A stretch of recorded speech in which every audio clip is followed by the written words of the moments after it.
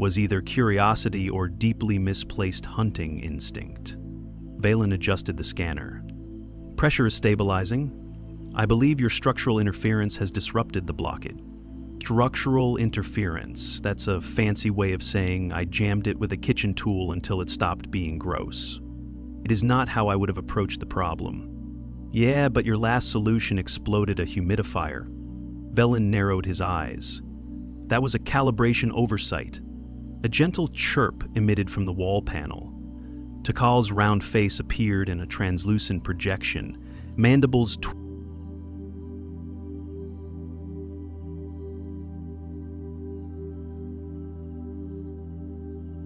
kitchen tool until it stopped being gross. It is not how I would have approached the problem. Yeah, but your last solution exploded a humidifier. Valen narrowed his eyes. That was a calibration oversight. A gentle chirp emitted from the wall panel. Takal's round face appeared in a translucent projection, mandibles twitching with what Larrick had come to interpret as bureaucratic urgency. Attention, you are summoned to the Habitation Oversight Hall for immediate review. Valen stood up sharply. Have we violated another regulation? No, Takal replied. You are being recognized. Larrick wiped algae off his hands with a rag that had once been a sock. Recognized for what? Your integration efforts and adaptive contributions have been deemed exemplary by the Cultural Integration Committee. You are to receive the Harmonious Coexistence emblem. Valen tilted his head. That is a rare commendation. It is typically reserved for interspecies diplomats or post-conflict reconstruction coordinators. I think they just really liked the fan bladder thing, Larrick muttered. More hour, formal attire recommended. The projection blinked out. Larrick looked down at his algae-streaked shirt. I don't own formal attire. Valen opened a drawer and pulled out a folded garment wrapped in sterile packaging. This was issued to you during orientation. You stored it beneath your unused manual. I thought it was a pillowcase. Of course you did. Exactly 61 minutes later, they stood in the oversight hall, which resembled the inside of a seashell carved from glass and lit with hundreds of floating bio-lanterns. The audience was made up almost entirely of alien students, faculty, and station staff. The other humans, only 5 now, since one had transferred to a lunar colony for personal reasons, were scattered in the crowd, waving awkwardly. A tall, bark-skinned administrator with antler-like sensory stalks raised a sigil and began the formal address. The speech, translated in real time by the station's acoustic mesh, rolled out in layered tones, in acknowledgement of unique contributions to the spirit of collaborative habitation. Larrick shifted in his borrowed tunic, which fit like it had been tailored for someone with an entirely different number of joints. Valen stood upright, hands folded neatly. Muffin was not invited, but a small live feed from their quarters displayed her curled in a sunbeam, oblivious to diplomacy. For demonstrating resilience, ingenuity, and against considerable odds, empathy. Larrick scratched his temple.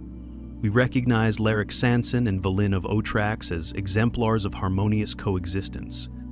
Polite bioluminescent flashes rippled through the crowd, the equivalent of applause in at least 9 species. Someone released a puff of celebratory vapor that briefly turned the air a pleasant shade of lavender. Valen turned toward Larrick. You should make a statement. I didn't prepare one. Then improvise. Larrick stepped forward and cleared his throat. I didn't think sharing a room with a guy who glows when he's anxious would get me an award, but here we are. A few ripples of laughter, or their equivalents, moved through the audience.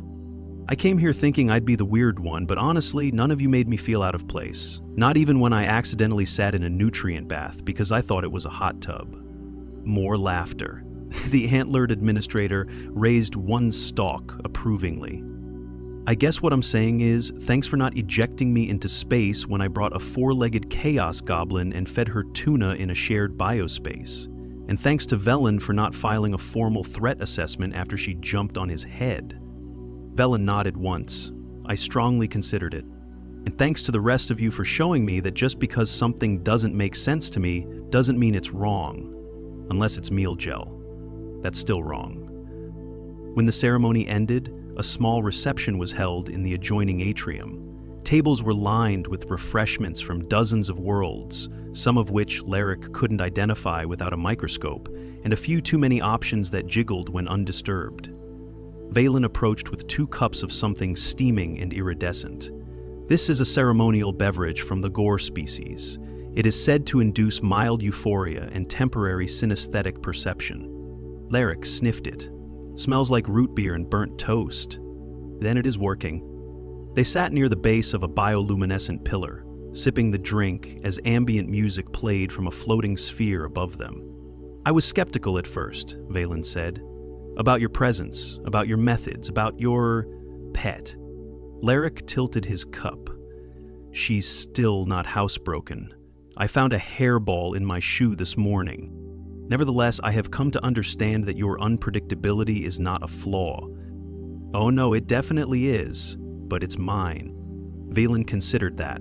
I will no longer reinforce my dome. You sure? She's been eyeing the top shelf again. I will take my chances. As the evening wore on, more students joined their table, an aquatic being in a hover tank, a hexapedal linguistics major who spoke only in sense, even a Tharnakian wearing a small fan charm in tribute to the showcase incident. Lerick leaned back, watching the soft lights pulse across the ceiling. He was far from home, surrounded by beings he didn't fully understand, many of whom still couldn't pronounce his name without assistance. And yet, it felt like the most human place he'd ever been. Later that night, back in their quarters, Velen adjusted the ambient temperature while Lerick changed into his sleep clothes. Muffin hopped onto the bed, circled twice, and settled with a heavy sigh. Velen glanced at her, then at Lerick. I have noticed that she prefers to sleep near you. She's a creature of loyalty and convenience. Also, I'm warm. I have recalibrated my assumptions, Velen said, about both of you. Careful, Lerick yawned. That's dangerously close to a compliment. Velen dimmed the lights. Do not let it go to your head. As they drifted off, the recycler gurgled once, then fell silent. Muffin stretched, blinked once at the ceiling, and went back to sleep. The predator had been domesticated, the alien had adjusted, the human had adapted. And for the first time since arriving, everything felt exactly as it should. Official report Earth military assessment. Classification most urgent.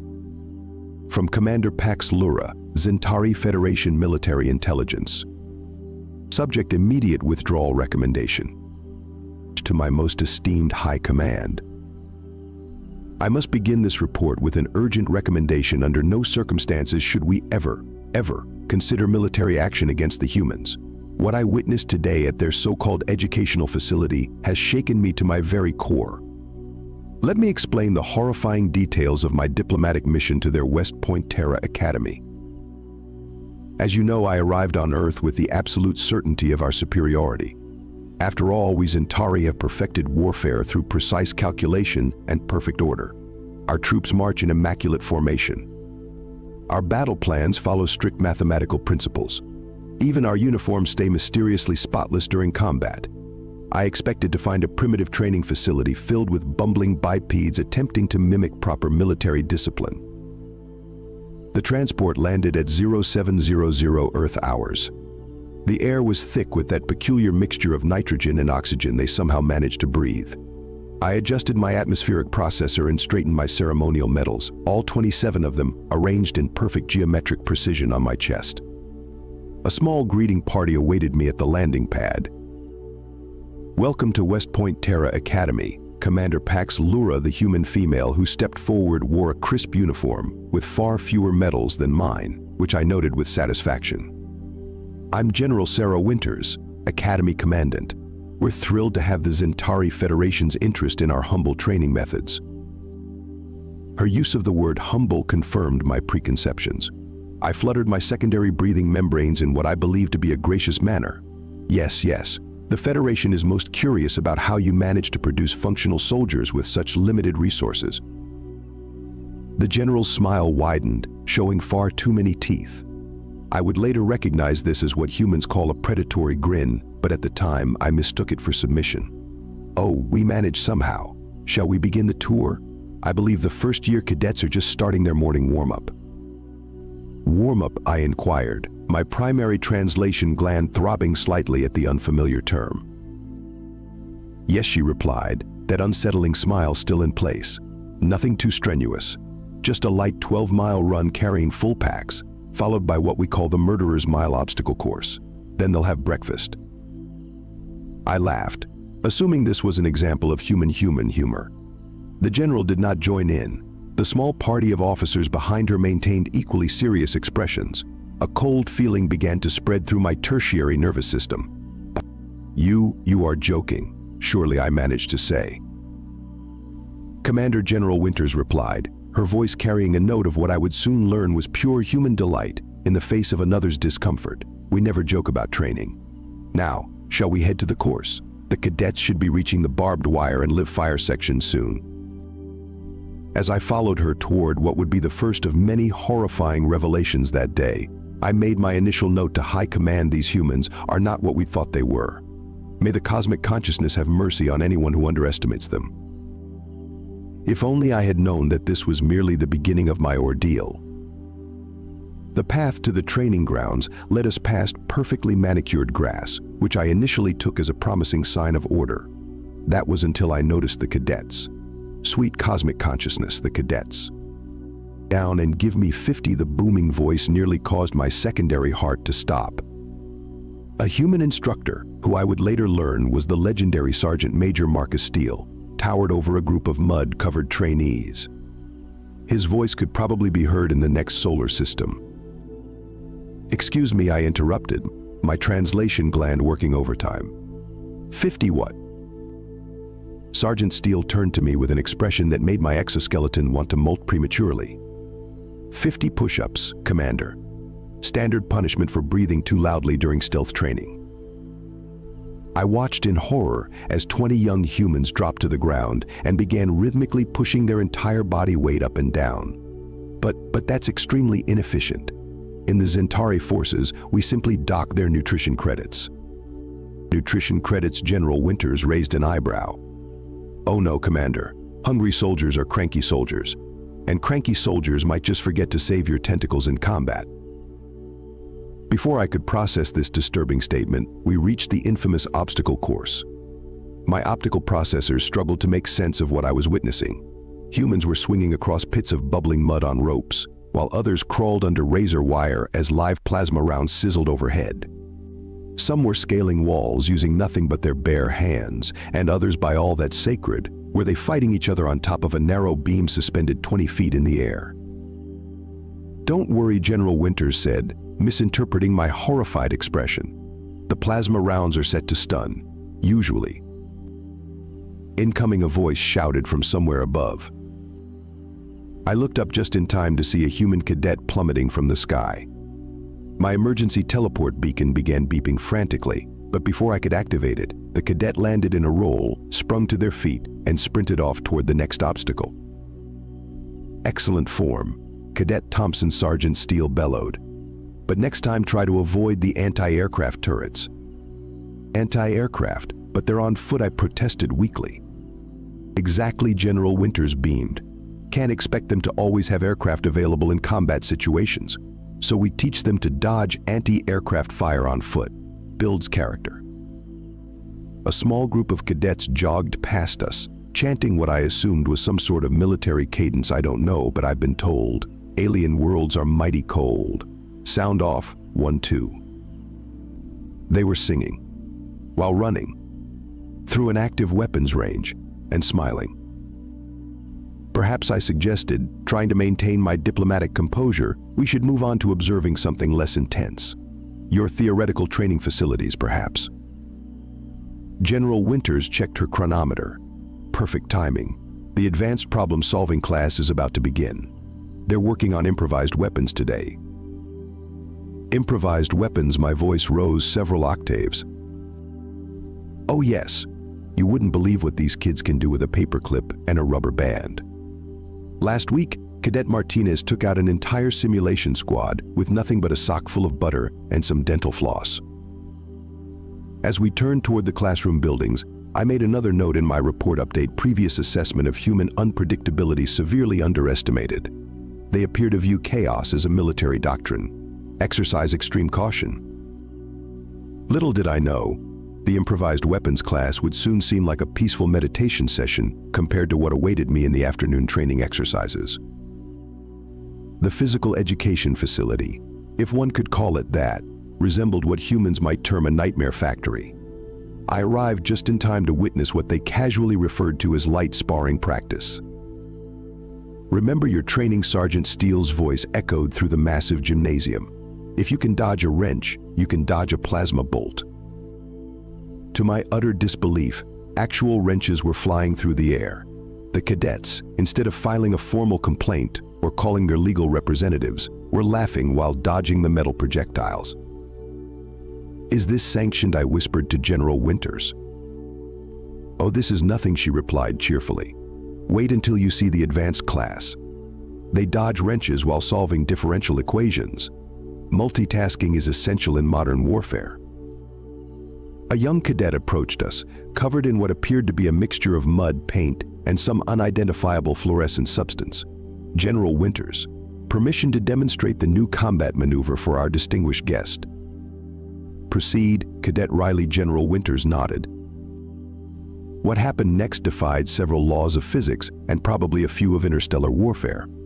Cadet Riley proceeded to perform what they called a parkour combat sequence, which involved running up a wall, backflipping over 3 training drones, disarming 2 practice opponents mid-flip, and landing in a perfect fighting stance while reciting the entire Earth Geneva Convention backwards. "Most impressive," I managed to say, while discreetly checking if my optical processors needed recalibration. "But surely this is an exceptional case." "Oh no," General Winters laughed. "Riley's still working on their form. You should see them when they're really trying." We moved on to what they called the endurance training area. I use quotation marks because in any civilized society, it would be classified as a torture chamber. Cadets were running on devices that simulated various planetary gravities, from Mercury to Jupiter, while others were swimming in pools filled with what appeared to be carbonated mud. "The mud bath is actually quite popular," General Winters explained. "Helps build resistance to environmental hazards. Plus, it's refreshing after the lava walking exercises." "The what exercises?" "Oh, don't worry, we use synthetic lava. Most of the time." Just then, a group of mud-covered cadets emerged from an underground tunnel, carrying what appeared to be giant logs on their shoulders. They were singing, again, something about a duck, an antimatter drive, and a bottle of hot sauce. "Ah, the Special Forces Training Group," General Winters beamed proudly. "They've been underground for 3 days, navigating by echolocation and living off of nothing but coffee beans and pure determination." "But why?" I asked, my professional composure finally cracking. "Why not?" responded a mud-covered cadet cheerfully as she jogged past, somehow maintaining perfect balance despite carrying a log twice her size. "It's Taco Tuesday in the mess hall. That's motivation enough." I watched in mounting horror as another group of cadets entered what they called the Motivation Enhancement Chamber through the observation window. I could see them facing off against training robots while the room itself randomly altered its gravity, temperature, and atmospheric composition. "Don't worry about the robots," General Winters said, noticing my expression. "They're programmed with a safety protocol that prevents them from causing permanent damage."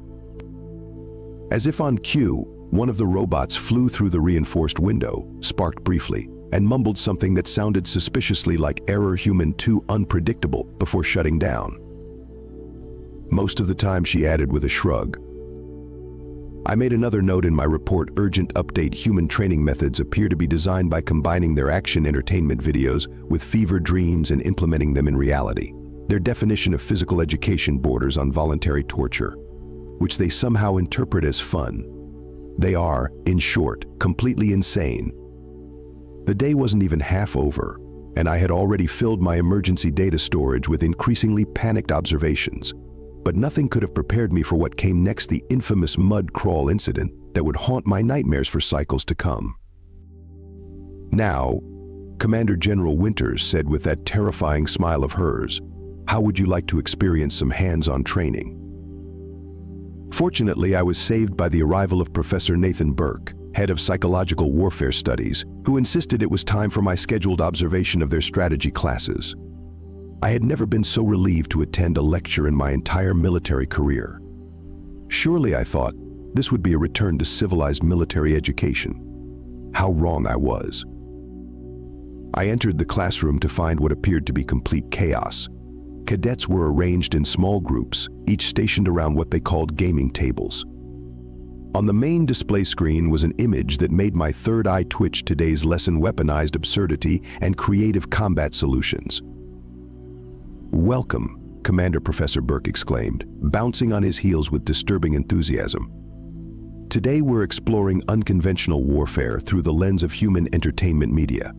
Cadet Wilson, please share your team's strategy for defending against a superior force using only items found in a typical human restaurant." A young cadet stood up, activated a holographic display, and began speaking with complete seriousness. "Sir, our team has developed a multi-phase defense strategy utilizing condiment-based area denial, improvised coffee maker explosives, and tactical application of banana peels.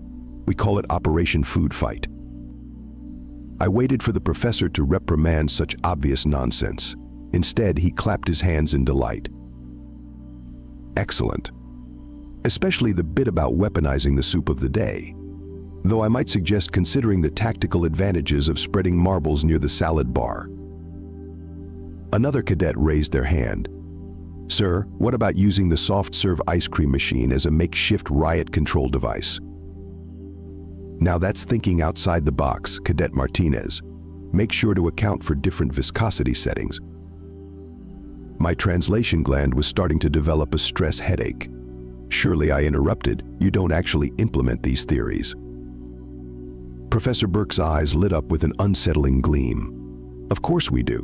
In fact, we're about to begin today's practical exercise. Everyone, to the paintball arena." The next 30 minutes were a blur of technicolor horror. What I witnessed in that arena defied every principle of conventional military doctrine. Cadets were using psychology misdirection and what they termed meme warfare to completely devastate their opponents.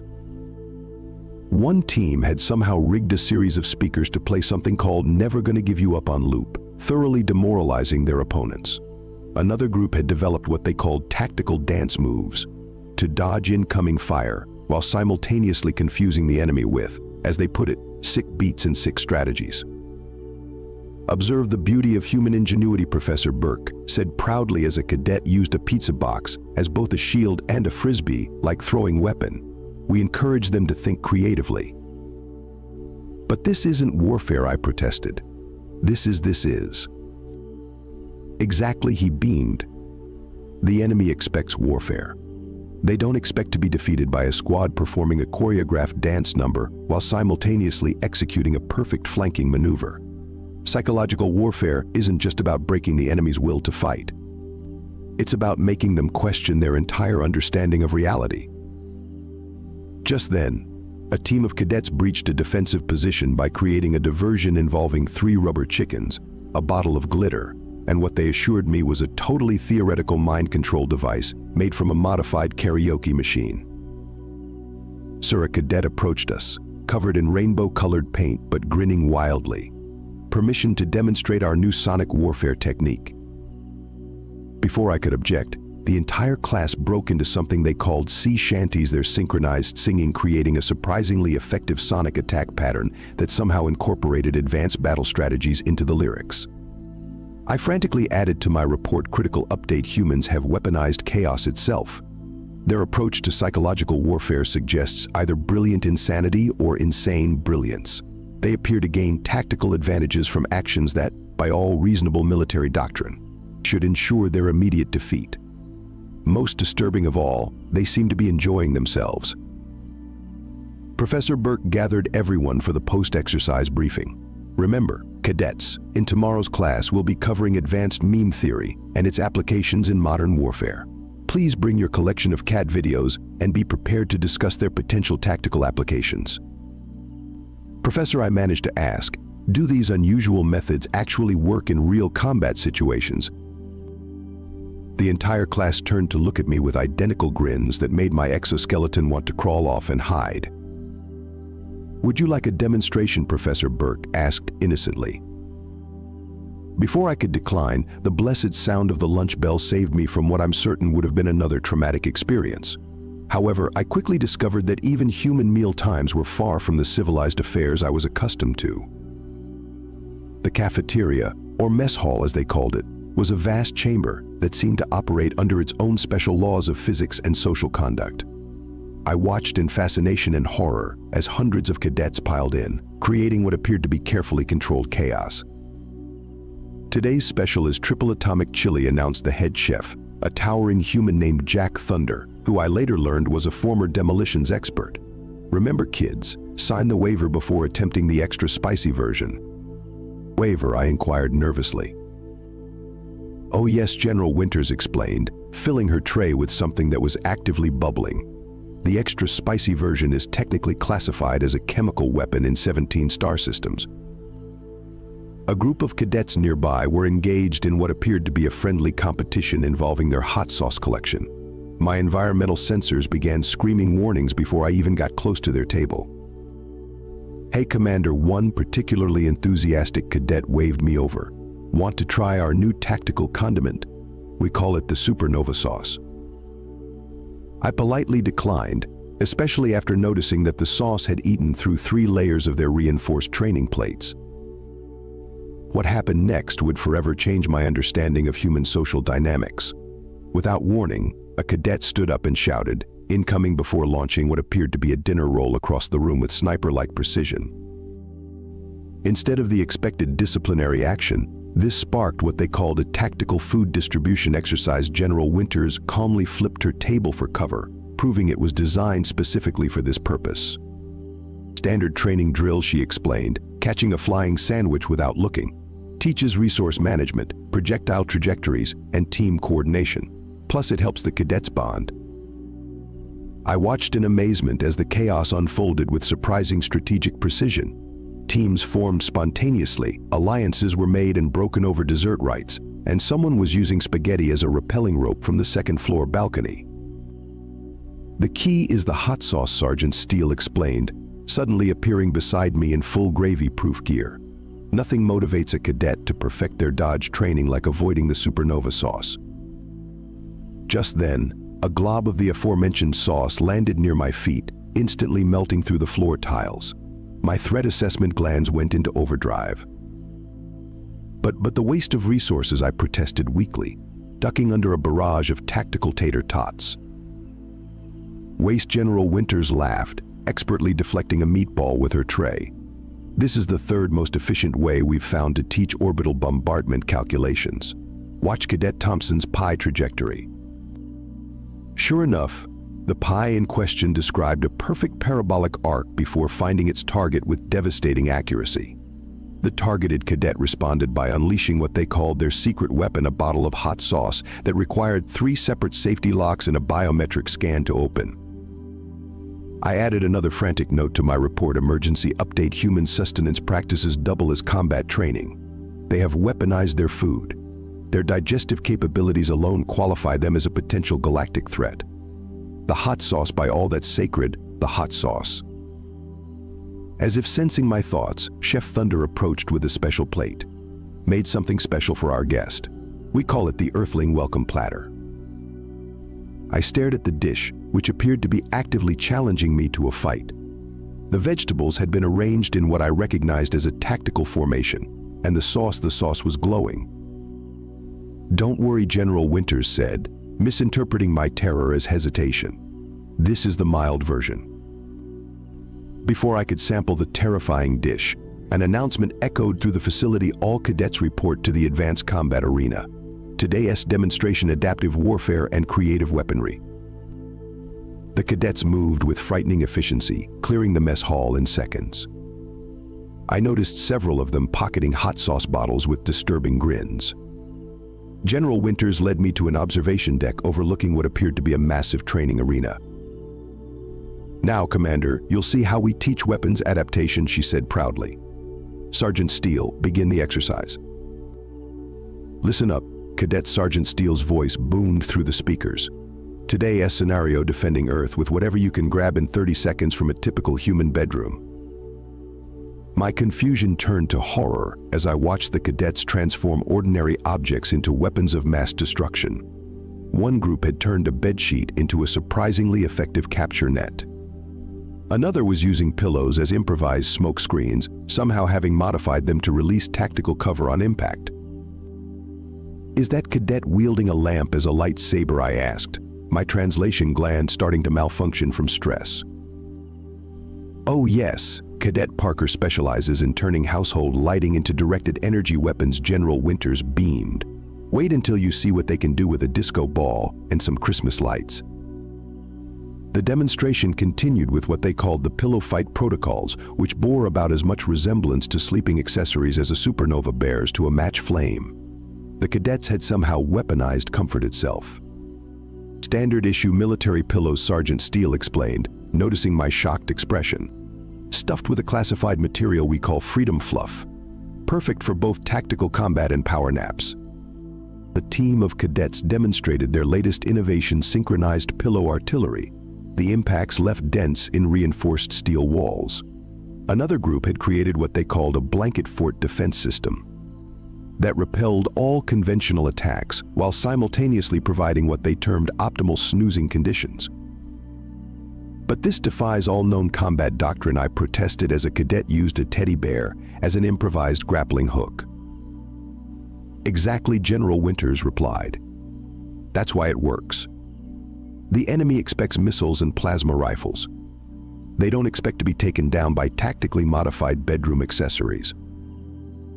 The final demonstration involved what they called extreme adaptive combat. The arena was flooded, electrified, and filled with various obstacles. The cadets were given random objects and told to complete their mission.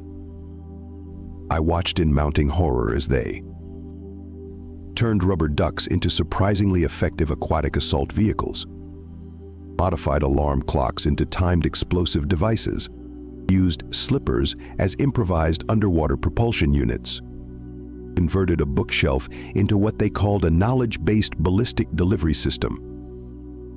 And now Sergeant Steele announced with obvious glee the grand finale.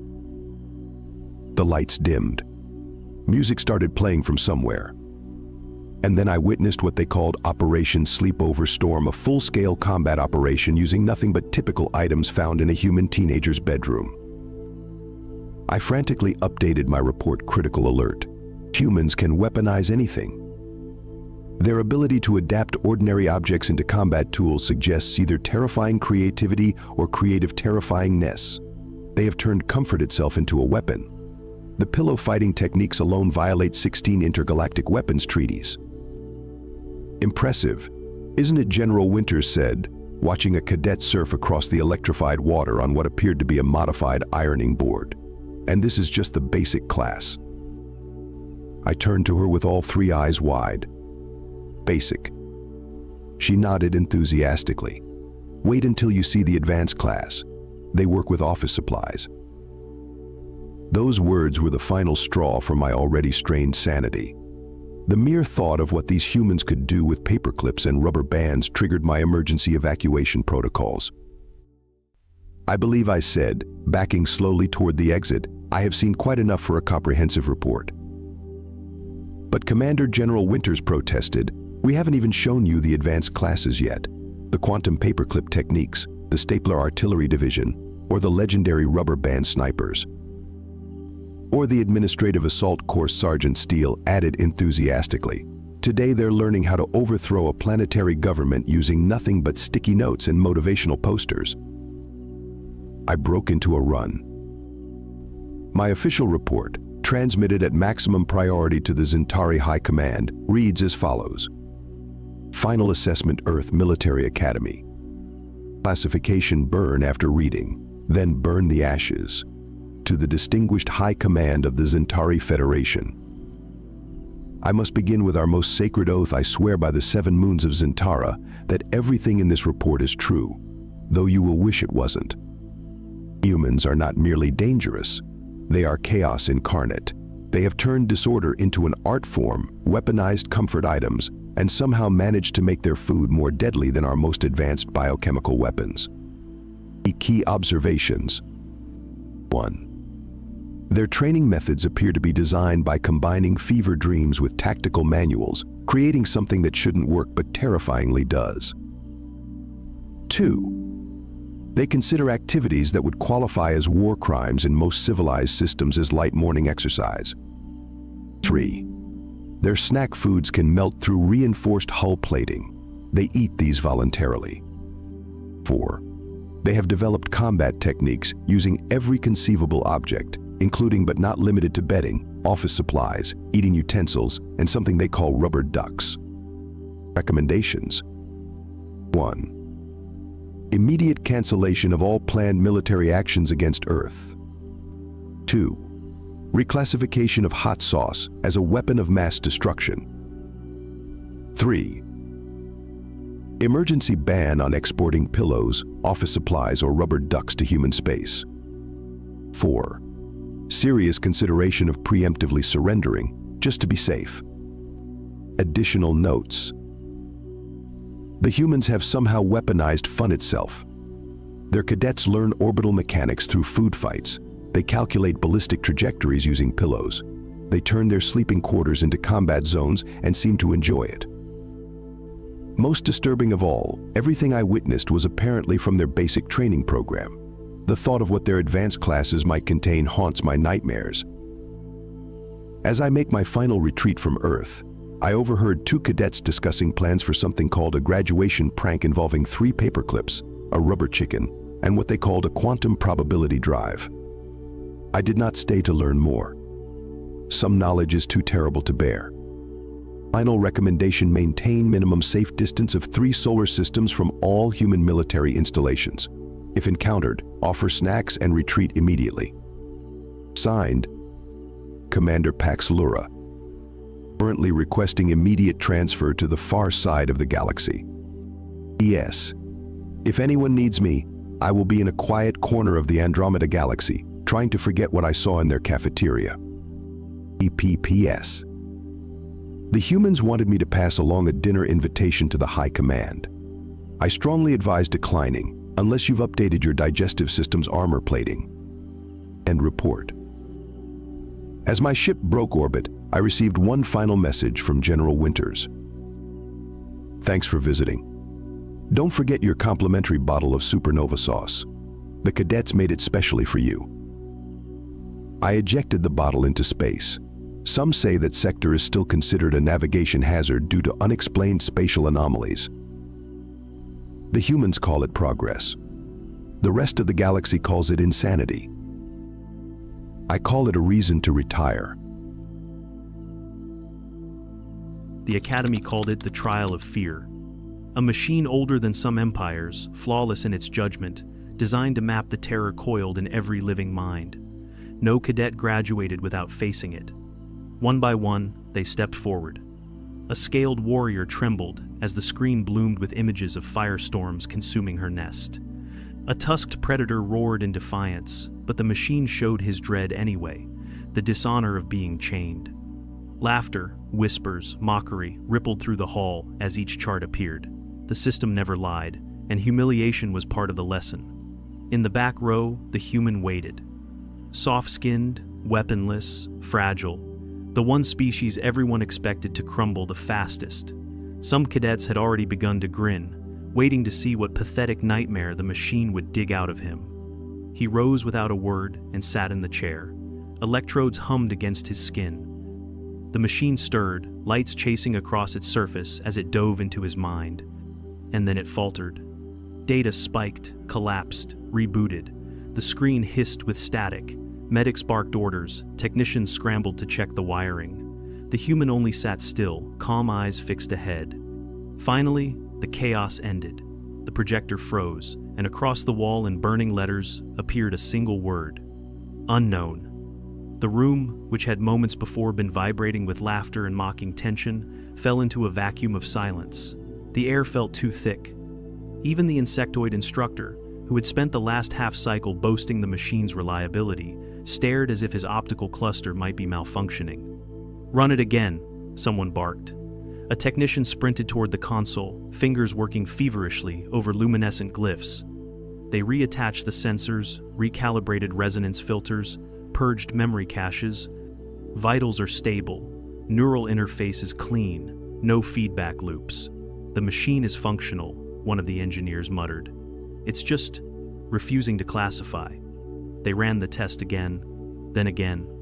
Each time, the same cascade: spike, crash, reboot, freeze, unknown. The human, still seated, looked neither confused nor smug.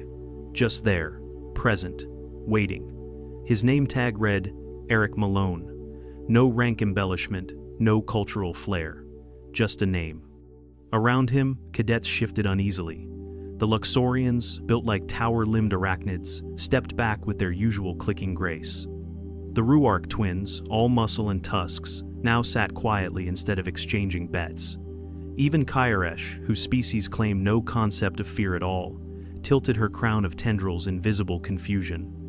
It wasn't just that the machine couldn't read the human. That might have been a fault, a calibration issue.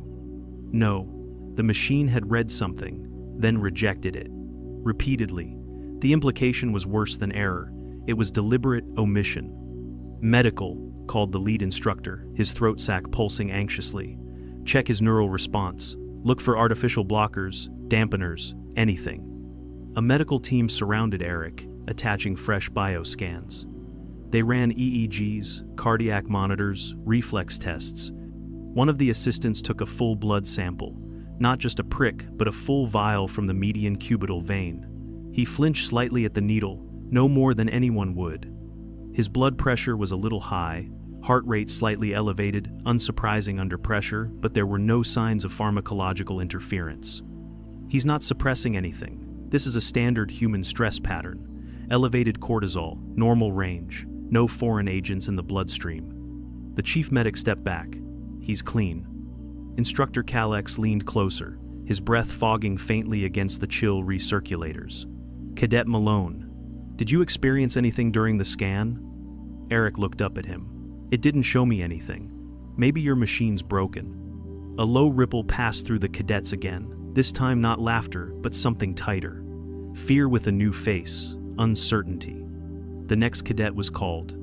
A Cylon from a water world. He hesitated at the chair, eyeing it like it might bite.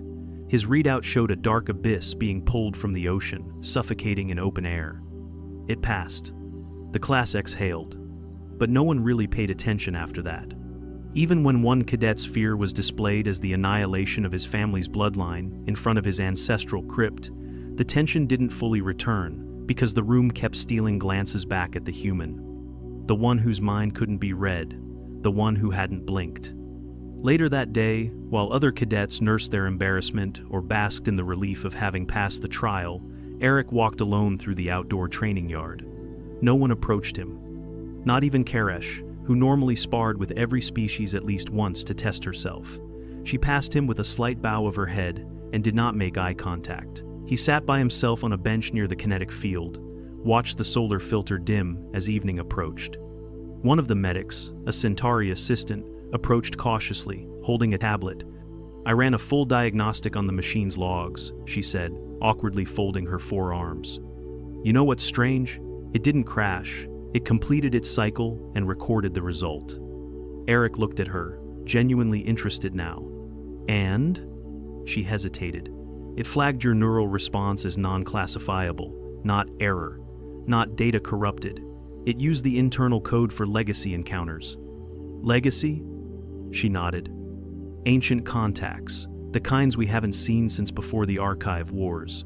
Beings whose fear patterns broke the framework, the only recorded classification that fits Island. Unquantifiable. Eric frowned. So, what does that mean? The medic stared at him. It means you might be the most terrifying thing in this academy. By the next cycle, word had spread. In the dining bay, the whisper followed every tray. The human cadet. The trial of fear. The verdict. Unknown. A term spoken in hushed tones, as if saying it aloud might attract its meaning. Instructors tried to downplay it. Official bulletins labeled it under review.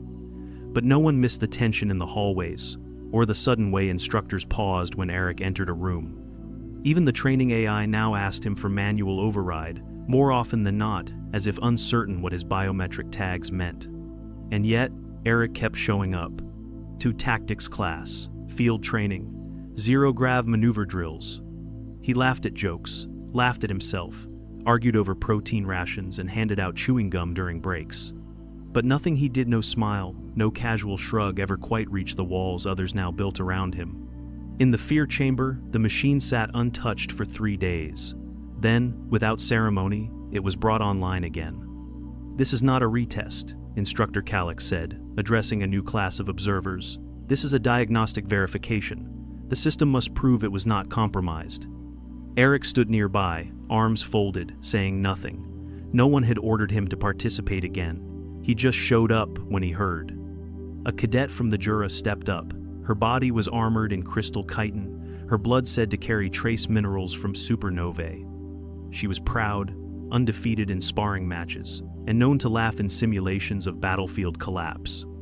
She sat. The machine hummed. Her chart painted the projection wall in stunning color. It showed a black void, not empty space, but a complete loss of connection, a death not of body, but of mind. A void where the Jura hive mind no longer reached her. Alone, in a universe where she could not feel the song of her kind. She collapsed, weeping the moment it ended. Calix gave no comfort. That was not the machine's purpose. Another cadet stepped forward, and another. One by one, the system displayed their most private, paralyzing nightmares. Each exposure was like a psychic wound turned public. Eric watched them all, silent, still. After the last cadet's vision ended, a cascade of withering vines choking out his life forest, Calix turned toward him. "You remain an anomaly, Cadet Malone." Eric raised an eyebrow. "Still no readout?" "No change," the instructor said. "Would you submit again?" There was no law that said he had to. He'd already passed the trial, however anomalously. But in a moment that stretched just a little too long, Eric nodded. "I'm not afraid of machines," he said, and sat back in the chair. No one exhaled. Electrodes connected, the lights dimmed. This time, the hum began sharply. The machine reacted even faster than before, reading, parsing, decoding. Then came the stutter. A flicker, a pulse, a sound like grinding metal beneath glass.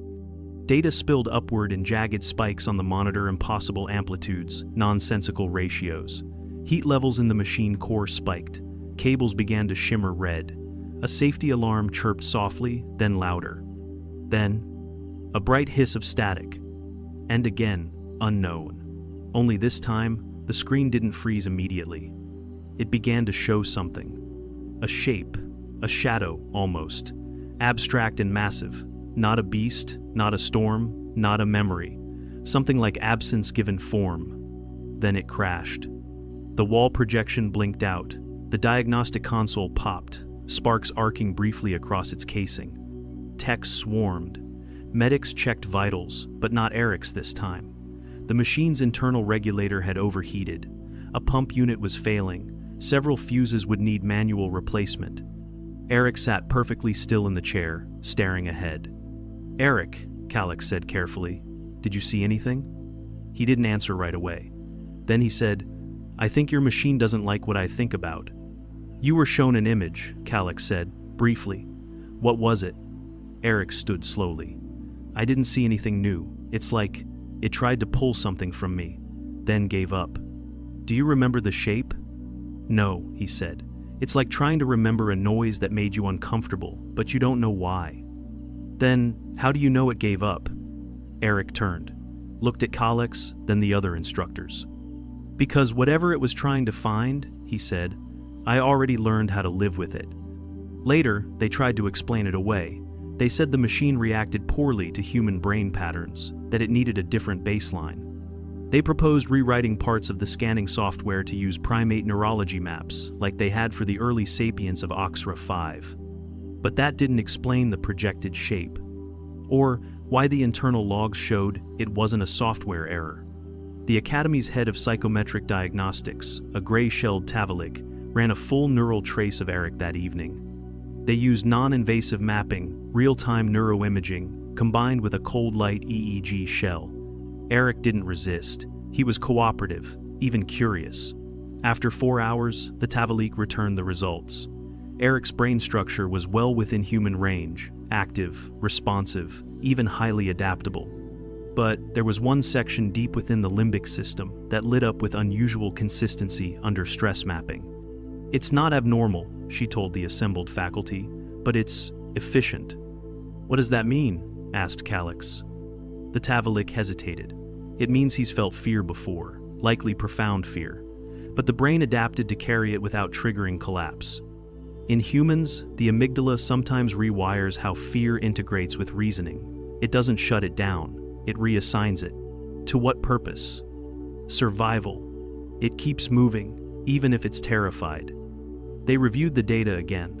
The diagnostic signature wasn't blank, it was layered, a maze.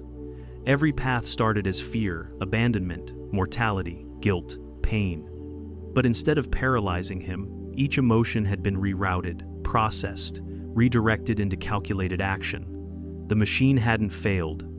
It had simply found no single dominant terror, no image strong enough to isolate. Because for Eric, fear was not a wall. It was part of the floor beneath him. The instructors debated whether to inform command. In the end, they agreed on silence. But the cadets weren't bound by protocol. By the end of that week, none dared to sit at his table. By the end of the next, some left offerings on his bunk, little tokens of wary respect. And by the third week, someone carved a single word onto the door of the simulation deck: unknown. It was no longer a classification. It was a warning. The academy stopped calling it a trial. Internally, instructors still referred to it as the neural fear diagnostic, but cadets whispered a different name now: the wall. Because when Eric Malone sat in that chair, the machine hit something it had never encountered, a surface it could not pass through, could not classify, could not break. And no one knew what lay on the other side. Classes continued. Instructors pushed harder, drills extended longer, and the cadets sweated through every circuit. But training felt different now, more brittle. Even predator-born species, those evolved from hunters, began practicing subtle avoidance patterns around Eric. Not overt, not dramatic, just enough that in combat formations, he always had space. When bunk schedules were shuffled, no one volunteered to room with him, yet somehow, no one dared complain either. Kairesh, the tendril-crowned fighter who had once prided herself on dismissing fear as a biological error, declined sparring with him. "He leaks silence," she told her cohort. "Even when he moves, it doesn't ripple." Rumors rippled instead. Some cadets said the human had no fear because his kind had killed it long ago, domesticated it like a beast, and taught it to obey. Others whispered that humanity's fear existed, but was shaped by something so vast, so alien, that even a machine built to read across time and culture could not name it. But the worst rumor, the one whispered behind closed doors, with antennae lowered and eyes darting, was that UNKNON was not a lack of fear. It was a warning from the machine itself. "Legacy contact code," one cadet murmured during a nocturnal training rotation. "It's used for threats that don't fit into civilization's framework. The last time that tag appeared." She didn't finish. She didn't have to. Everyone had seen the history modules, the Vanishers of Genthar, the anomaly on Relay Moon 4. Events where scanners failed, data collapsed, and something unknown burned across the stars until nothing was left. And now, a human shared their classification. Eric didn't respond to the rumors. He trained harder than most, showed up earlier, stayed longer. He was the only cadet who voluntarily signed up for thermal exposure rotation and chemical hazard conditioning in the same cycle.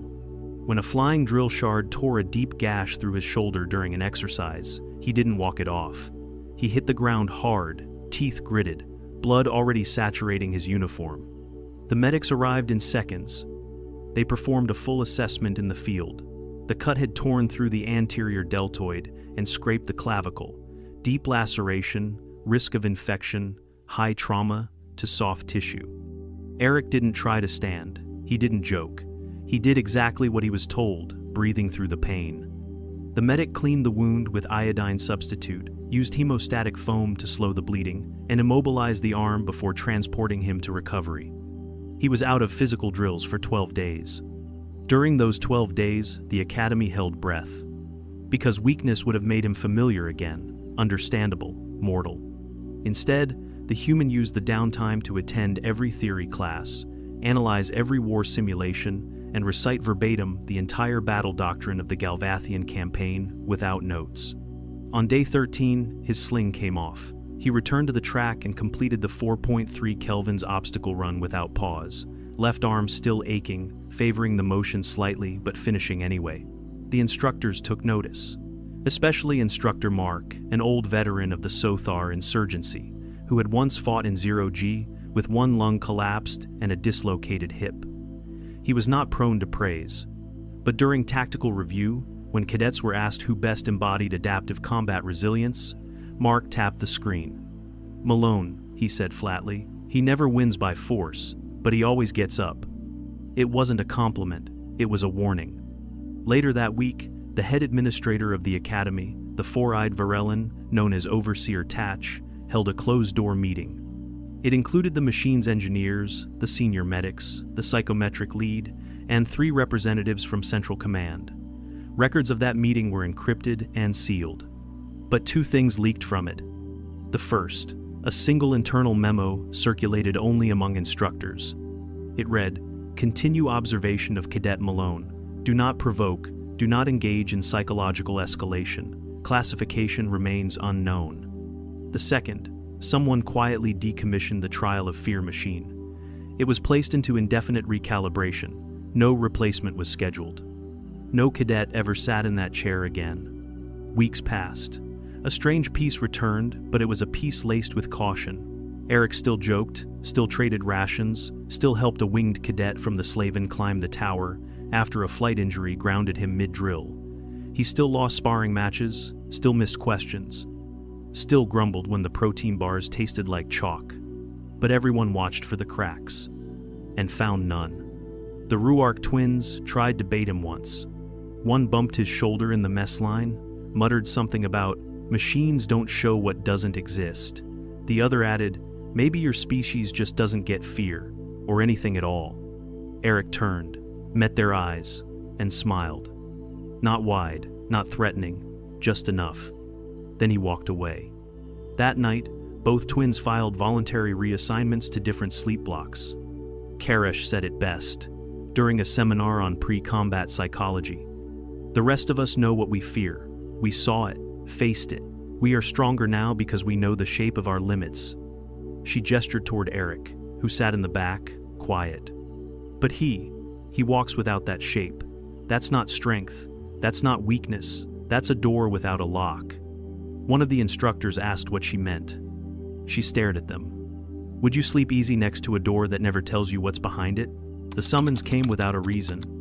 No citation, no disciplinary tag. Just an official call code ping on Eric Malone's comms tablet, blinking amber. "Report to Evaluation Bay Theta. 19th cycle. Internal clearance required." He showed up 10 minutes early.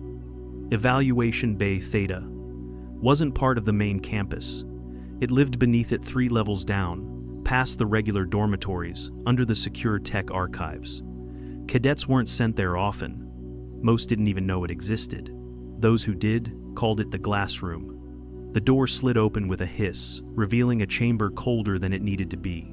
Transparent walls, sterile lighting, and a table that looked more like it belonged in a medical exam suite than a classroom. 3 figures waited inside. Commander Nils Human, gray-bearded, uniform immaculate, a rare sight at the academy, where instructors from Earth were posted sparingly. Inquisitor Tail, a Corellan whose skin flickered in subtle pulses of biolight. Their species had no visible mouth, but spoke with impeccable Terran standard through an implanted synthesizer. And lastly, Overseer Tatch himself. "Cadet Malone," said Nils, gesturing to the chair opposite them. "Please sit." Eric did, not casually, just quietly, alert. Tail placed a data cube onto the table. It illuminated automatically. Images scrolled across its surface scans of Eric's trial, logs from the machine, timestamps, core temperatures, power spikes, and finally, the word again, unknown. "We are not here to reprimand you," said Tail softly. "We are here to understand." "Is this a formal psych eval?" Eric asked. "No," said Tatch, his 4 eyes blinking independently. "This island, clarification.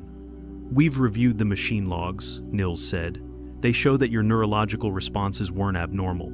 In fact, your mental resilience during the scan registered at 73% above baseline." Eric said nothing. "However," Tail continued, "there was a pattern in your limbic response that resembles a historical tag, one we haven't seen in generations." The Corellan leaned forward slightly. "Do you know what that tag is?" "I read the label," Eric said. "Legacy contact. Unknown. Not very helpful." "It's more than that," Nils said. "It's a classification reserved for species whose internal processing of threat does not result in observable fear. Maybe your machine just missed it."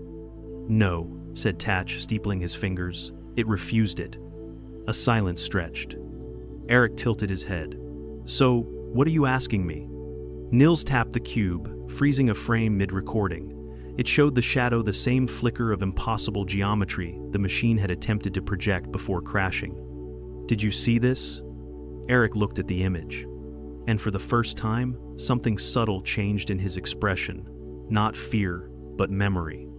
"I didn't see it then," he said, "but I've seen something like it, years ago." Tail leaned closer. "Where?" Eric didn't answer right away. Then, Station Helix 7, outer orbit. During my civvy years before enlistment. Hull breach in Sector 9. The crew locked down the corridor, thought everyone was clear. He paused. "I wasn't." Tatch opened a notepad, began to type. "You were in a decompression zone?" "Yeah." "How long?" 11 minutes. Even Tail blinked. "With no suit?" "There was partial atmosphere in the alcove, emergency gel mask, but the rest of the corridor vacuum. You should have gone into cardiac arrest within 3. "I didn't." "Explain," said Nils. Eric's hand tightened slightly on the edge of the chair. "I thought I was dead. I accepted it. And then, I didn't die. I stayed awake. I felt everything. The panic hit so hard I thought my brain would fry itself." "What did you do?" "I counted," he said, "backwards from 5,000. I figured if I got to 0, I'd either be dead or rescued." "And?" asked Tail. "I got to 94, he said. Then the rescue drone breached the secondary airlock. None of the officials spoke for a moment. "Neurological records from that event are sealed," said Nils. "Why?" Eric looked at him. "Because I told the medics I didn't remember anything. They didn't ask questions. I didn't offer details." "And what do you remember now?" Eric shrugged.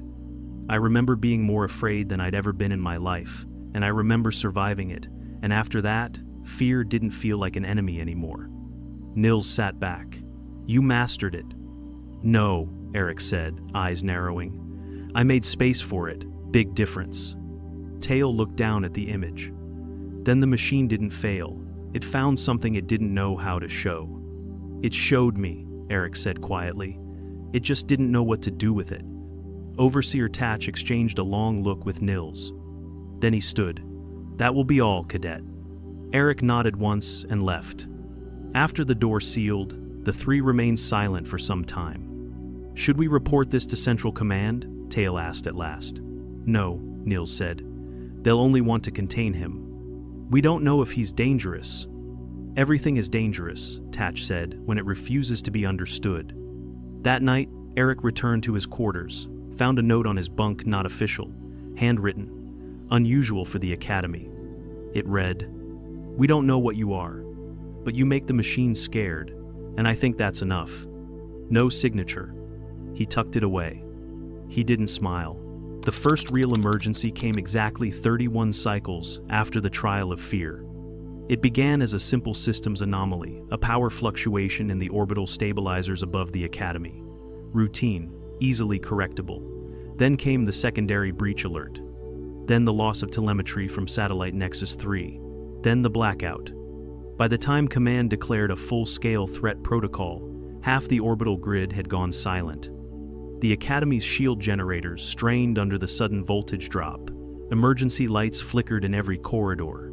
Gravity distorted for a moment, an eerie weightlessness that sent cadets scrambling to secure gear. Steady bulkheads, reassert footing. Then, the first impact hit. A soundless shudder ran through the foundations. Not a quake, not an atmospheric strike. An external kinetic event. "Status!" roared Calix, gripping a stanchion as the control deck trembled again. "What just hit us?" Incoming object, no transponder, no registry, size comparable to an assault-class dropship. "Not from our fleets," snapped the technician. "Hostile? It isn't broadcasting anything, just descending, fast." Within moments, the Academy shifted into full lockdown. Cadets were sorted, some evacuated to subterranean safe zones, others dispatched to defensive posts. Instructors took command of mobile response units. And Eric? He was in the east hangar when the sirens peaked. The lights were red, the floor shook, metal screamed as something pierced the outer atmospheric barrier. Instructors barked orders, rushing to mobilize the perimeter. Cadets were told to hold formation, not to engage. But Eric didn't wait. He pulled on a partial exoframe standard issue, unarmed, and sprinted toward the breach site without being told. When he reached it, the entry point was still smoking. The wall had ruptured inward, mangled steel splayed like flower petals in a storm. Debris was scattered across the floor. Sparks danced along torn conduit lines. At the center of the breach, something moved. A machine, not Academy-built, not even recognizable. It stood nearly 4 meters tall, bipedal but wrong. Its limbs reconfigured themselves every few seconds, fluid mechanics that made no physical sense. It emitted no signal, no heat, no data. But wherever it stepped, walls began to corrode. Metal rotted to powder under its feet. The first instructor on scene, a Slinari named Brenna, raised her weapon. "Identify yourself. This is a secure facility." The machine looked at her, and she collapsed. Instantly. No sound, no mark. Just dropped like a marionette, with its strings cut. That was when the other cadets began to panic. Orders failed, fire teams scrambled, but the machine, if it could be called that, didn't attack. It approached. Slow, unhurried, as if testing something. Eric stepped forward. Unarmed, still limping slightly from a healed injury, face expressionless. Someone shouted at him to fall back. He didn't. The thing paused. Its surface shimmered shadows, almost. Not camouflage, not light distortion, just wrong, like it wasn't entirely here. It faced him, and for a moment, the air changed. Not colder, not hotter, but quieter. Then it lunged. Eric moved. Not faster, not better, just at the right moment. He sidestepped the swipe, ducked low, reached for a fire suppression panel, ripped the hatch from the wall, and threw it into the machine's knee joint. It staggered, just a little. But it reacted. That was the break they needed. Cadets opened fire, not because it would work, but because he had moved first. Eric darted to the flank, found an auxiliary panel, bypassed the lockout, rerouted cooling flow to the hangar vents, and dumped super-chilled gas across the breach site. The machine flinched again, sensitive to temperature shift. Instructors flooded in, armed with heavy weapons this time. Within minutes, the tide shifted. And then, the machine simply collapsed. Not destroyed, just ended, like its purpose was finished. A week later, the analysis team had no explanation. The device hadn't transmitted anything before, during, or after its incursion. It left no power signature, no origin trace. Its inner architecture didn't match any known technology. The official report called it an anomalous test drone, but no one believed that, because Brenna never woke up, and because everyone saw who had acted first. Eric Malone. The one cadet who hadn't frozen, who hadn't waited for orders, who'd stood in front of something alien, unclassifiable, and uninvited and moved. Just like he had in the trial. The word came back. Unknown. Same designation, same classification, the same silence in the report margins. By the time graduation arrived, the Academy had made certain adjustments. There were no more trials. The machine was quietly dismantled, its components archived under top clearance code. No reason given. Eric received no special honors, no speech, no extra stripe, just a file noting extreme situational response effectiveness under anomalous conditions. He didn't need the recognition, because everyone had seen. Even the alien cadets who once mocked humanity's softness now stepped aside when he passed. Not out of reverence, not out of fear, but out of respect. He was still human, still joked about the food, still favored his right arm a bit when it rained, still helped carry packs when the newer cadets staggered under weight. But they never forgot. Not the machine, not the verdict. Because the worst kind of fear isn't the one you can see. It's the kind that doesn't stop you, that walks beside you, calm, quiet, and ready. And if there was one thing the galaxy learned from Cadet Eric Malone, it was that the most terrifying force in the universe might not be claws, fangs, or firestorms. It might be a soft-skinned mammal who had looked at death, counted backward from 5,000, and decided, not today. The Zalvath Dominion had conquered countless worlds. Their soldiers were bred for war, their technology centuries ahead of most species, and their campaigns had never known true resistance. When reports came of a small, defiant planet called Earth, High Command barely acknowledged it. The invasion was approved without concern. Humanity would fall like all the rest. Commander Vereshkal led the assault force, a regiment of elite shock troopers. His mission was simple: land, eliminate resistance, and secure the planet for integration into the Dominion. His fleet hovered in high orbit as drop ships descended into the atmosphere, targeting key locations. The first landing zone was a remote military base, isolated from major population centers. Easy prey. The drop pods struck the ground with precision, and within moments, Zalvath forces spread out, weapons raised. The base was quiet, too quiet.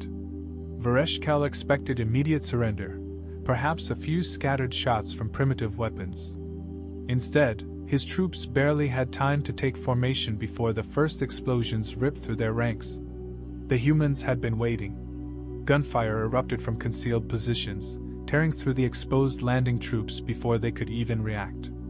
Vereshkal barked orders, trying to rally his soldiers into formation, but the humans fought with a precision and aggression he had never encountered. They didn't simply defend, they attacked. They moved fast, used cover expertly, and aimed to kill. Zalvath forces, accustomed to overwhelming lesser species with brute force, found themselves outmaneuvered at every turn. Reports flooded in, squad leaders were going silent, drop ships were being shot down, and their communications were being jammed. Vereshkal quickly realized this was no routine conquest.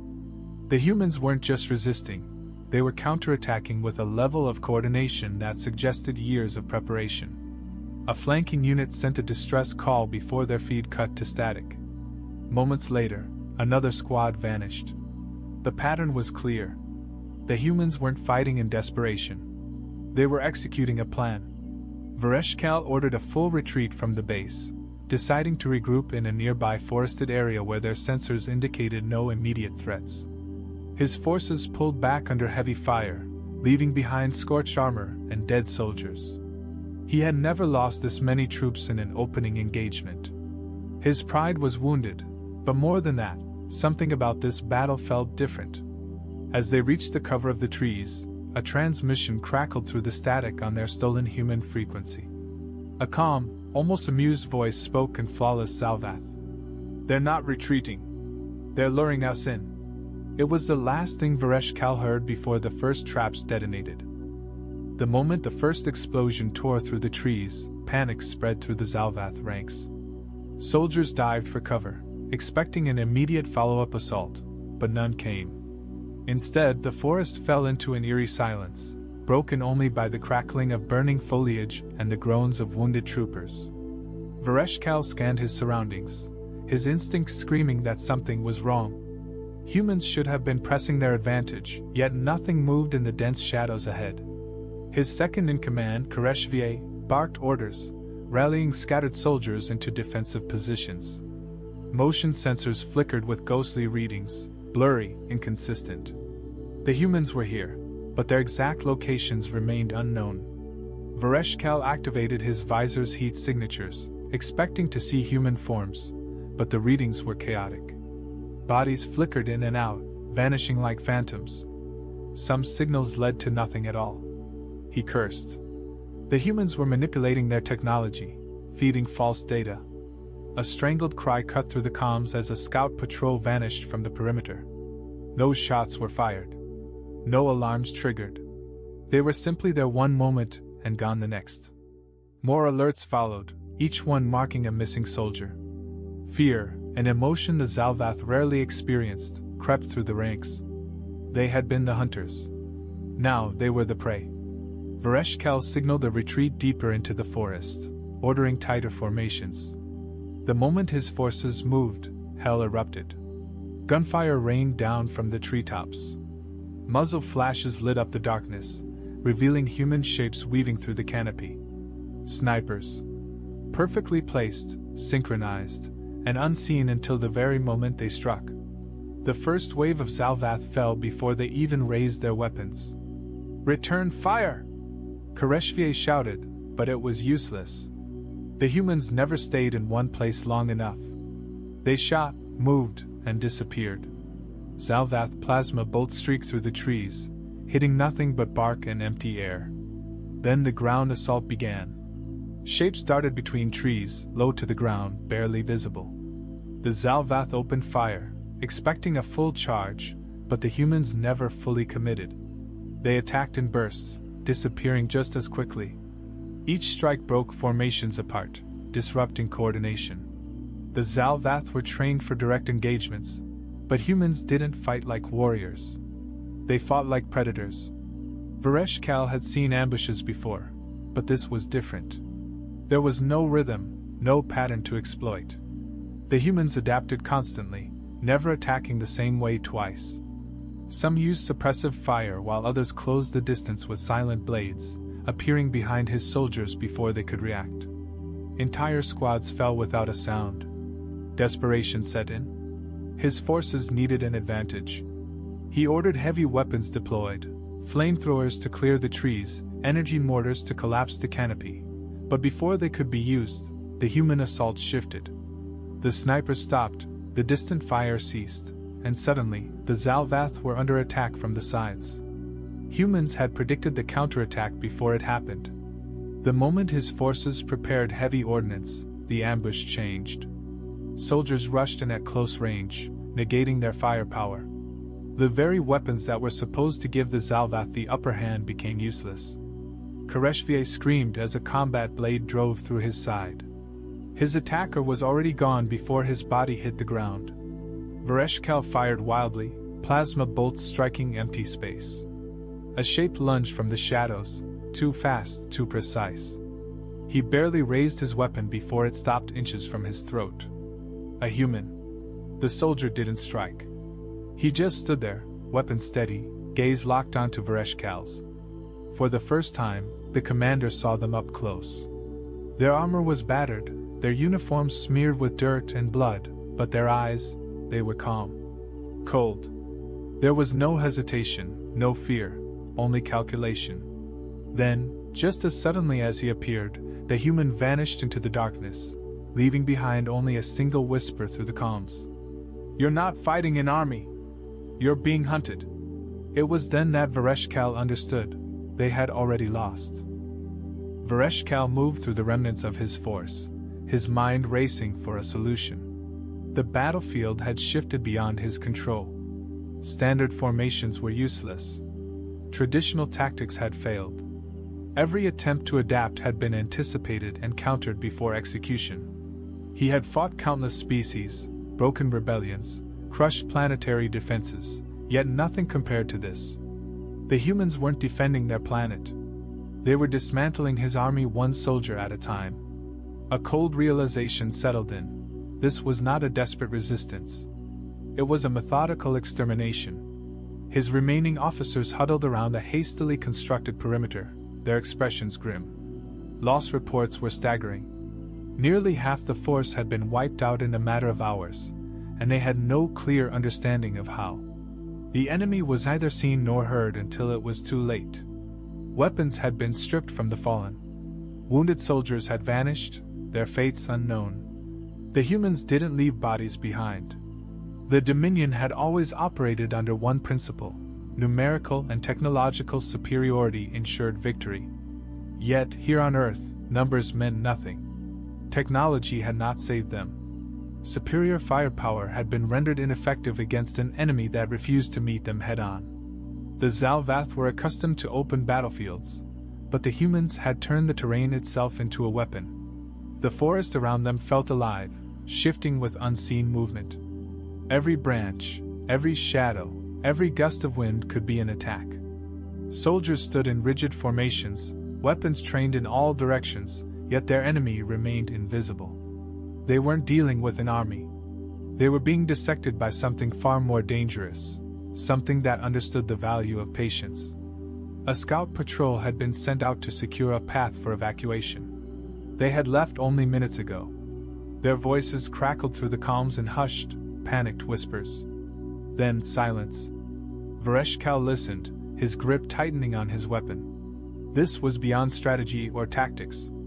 This was psychological warfare.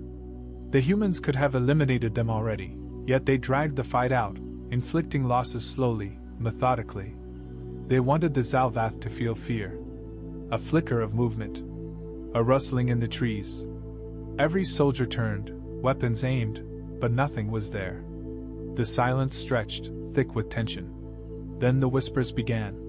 Not over comms. Not in their language. In Zalvath. Spoken aloud from the darkness. "You don't belong here." Vereshkal froze. The voice was calm, measured, the words enunciated perfectly. There was no accent, no hesitation. It was impossible. No species had ever learned their language this quickly. Yet the humans had. "Your weapons won't save you." The whispers came from different directions, overlapping, surrounding them. The soldiers shifted uneasily, fingers tightening on their triggers. Training dictated discipline, but this was beyond anything they had prepared for. "You thought this would be easy." A gunshot. A scream. A soldier collapsed, his visor shattered. Another shot, another soldier down. The squad opened fire in every direction, but the attackers were gone before their weapons discharged. The Zalvath fired wildly, plasma bolts scorching the trees, but they hit nothing. Every mistake cost you another life. Panic spread. Soldiers backed into one another, eyes darting in every direction. The Zalvath had never known what it meant to be afraid, but now they felt it clawing at them with every breath.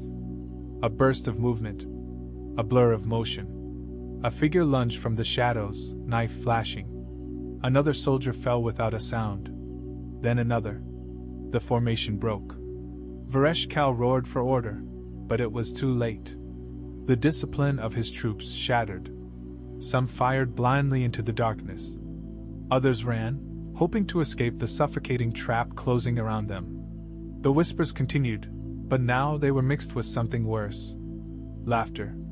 Cold, knowing, unhurried. The hunt was reaching its end. Vereshkal forced himself to think past the fear clawing at his mind. His forces were in complete disarray, their discipline shattered by an enemy they could not see. Every attempt to regroup ended in chaos. The humans struck with merciless efficiency, vanishing before counterattacks could be formed.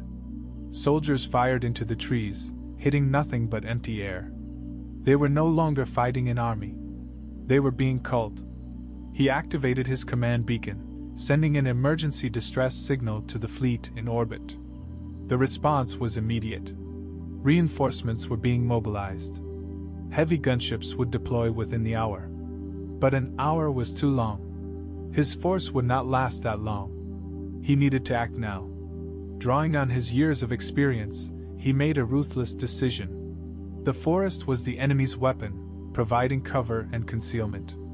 It had to be eliminated. He activated the incendiary charges carried by his troops, ordering them to set the entire area ablaze. Fires erupted, spreading rapidly as dry leaves and underbrush ignited. Thick smoke filled the air, rising in choking waves. The trees, once filled with unseen snipers and lurking shadows, became an inferno. For the first time, the humans were forced into the open. Silhouettes emerged through the smoke, darting between flames, avoiding direct paths. The Zalvath opened fire, plasma bolts cutting through the haze. Several targets fell, but it wasn't enough. The humans adapted instantly, shifting their tactics yet again. A sharp whistle cut through the chaos, followed by the deep thud of mortars. Explosions tore through the Zalvath ranks, sending bodies flying. The humans had anticipated the fire strategy and had prepared countermeasures. They had used the flames against them, directing the Zalvath into a kill zone. Vereshkal barely had time to process the mistake before the first wave of close-quarters attackers struck. They moved like ghosts, slipping through the gaps in the formation. Blades flashed, rifles fired at point-blank range. Zalvath warriors collapsed in rapid succession, unable to react in time. The commander raised his own weapon, firing at a shadow streaking toward him. The plasma bolt missed by a fraction. The human twisted midair, avoiding the shot, and landed in a crouch. A single motion and the human's knife was at his throat. The attack never came. The soldier paused, studying him.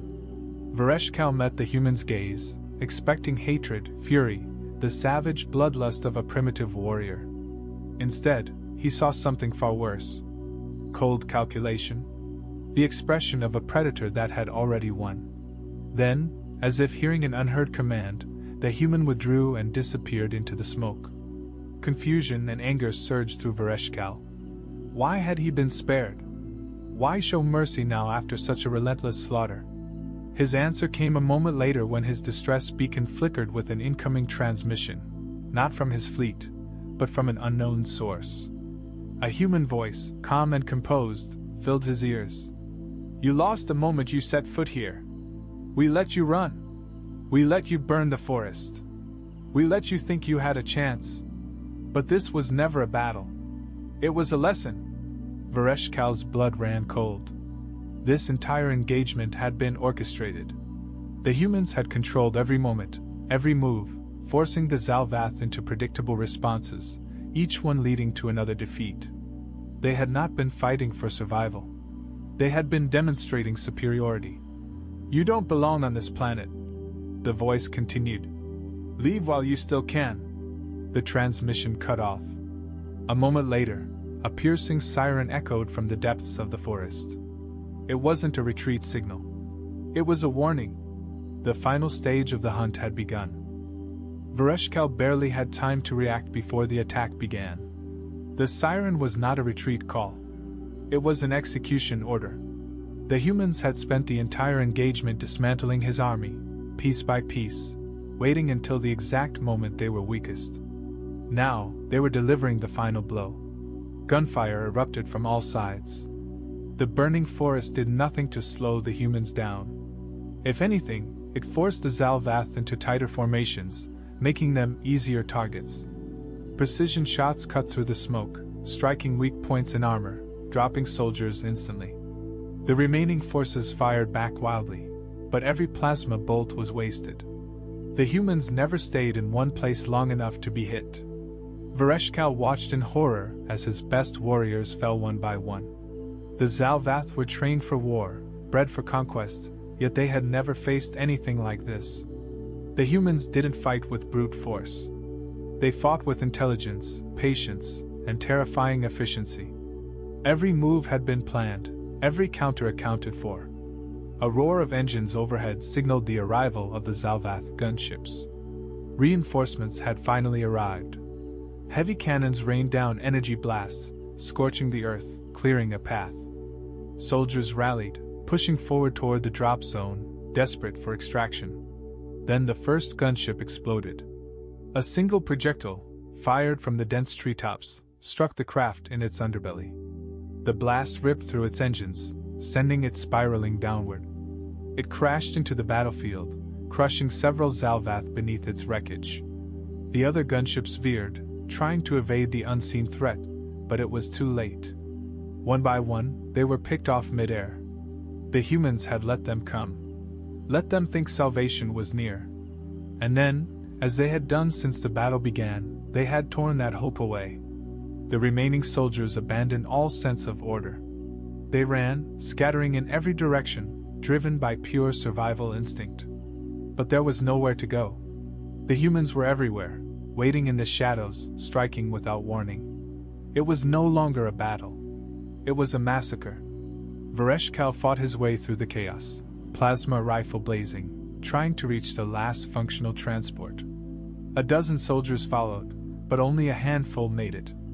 The rest were dragged down into the smoke, their screams cut short. He reached the ramp, turning back for one final glance at the battlefield. There was nothing left. The mighty Zalvath war machine had been reduced to ash. His fleet, his warriors, his command, all gone. Not by overwhelming force, but by something far worse. The humans had made them feel fear, had broken them before the final shot was fired. As the transport ascended, Vereshkal's communicator crackled. The same voice as before, calm, unwavering. Run back to your empire. Tell them what you saw. Tell them why this planet is off limits. And if you ever return, we won't just hunt you. A pause. We'll wipe you out. The transmission ended. Below, the battlefield burned, littered with the remains of his once proud force. And in the shadows, watching, waiting, the humans stood victorious. Not because they had superior numbers. Not because of their technology. But because they had been predators all along.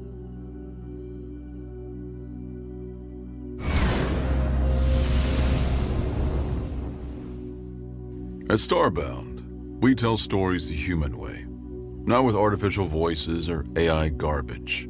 What's HFY without humanity? Subscribe to keep it that way. I'm Daniel Pierce, and I'm going to be your narrator. Now, let's begin. As a merchant who delighted in sharing often exaggerated tales of places he had heard of or visited, Severe could hardly contain his excitement when a chance encounter in a bar led to a meeting with a gullible Trazeer named Amo. Now, with his favorite drink in hand and his throat warmed, he was ready to retell his favorite story, a tale of a distant planet his fellow merchants loved to boast about, a death world beyond imagination. Home to a species so improbable, it was hard to believe they were real. Are you even listening, Amo? Because this is where it gets good. Severe leaned forward in his chair, the leather creaking under his weight as he positioned himself closer to his companion in their booth near the counter. His black eyes focused intently on Amo, who apparently had failed to read the room and decided to finish his bowl of soup, a local delicacy featuring glowing tentacles that seemed far from appealing, right when Severe was about to launch into his story. Severe's yellow head shook in disapproval, the movement causing his sensitive antennae to slap against the yellow skin of his face more than once. He winced at the minor discomfort and took another sip of his drink, the amber liquid burning pleasantly down his throat as his new friend continued slurping the last of the tentacles with apparent relish. I'm done, Severe. Please, tell me about the Death World, Amos said, shifting in his chair with an eagerness that made the seat groan in protest. His large blue eyes, each the size of a small fruit and possessing an unnerving ability to blink independently, contrasted strangely against his dark feathered bipedal body. The sight of Amo always took some getting used to. He wasn't an avian, despite what one might assume at first glance. No beak adorned his face, no majestic crest crowned his head, no wings extended from his back. He was simply a typical bipedal form covered entirely in feathers rather than fur, each plume a deep midnight blue. The overall effect was deeply unsettling, like looking at something that evolution had started but forgotten to finish.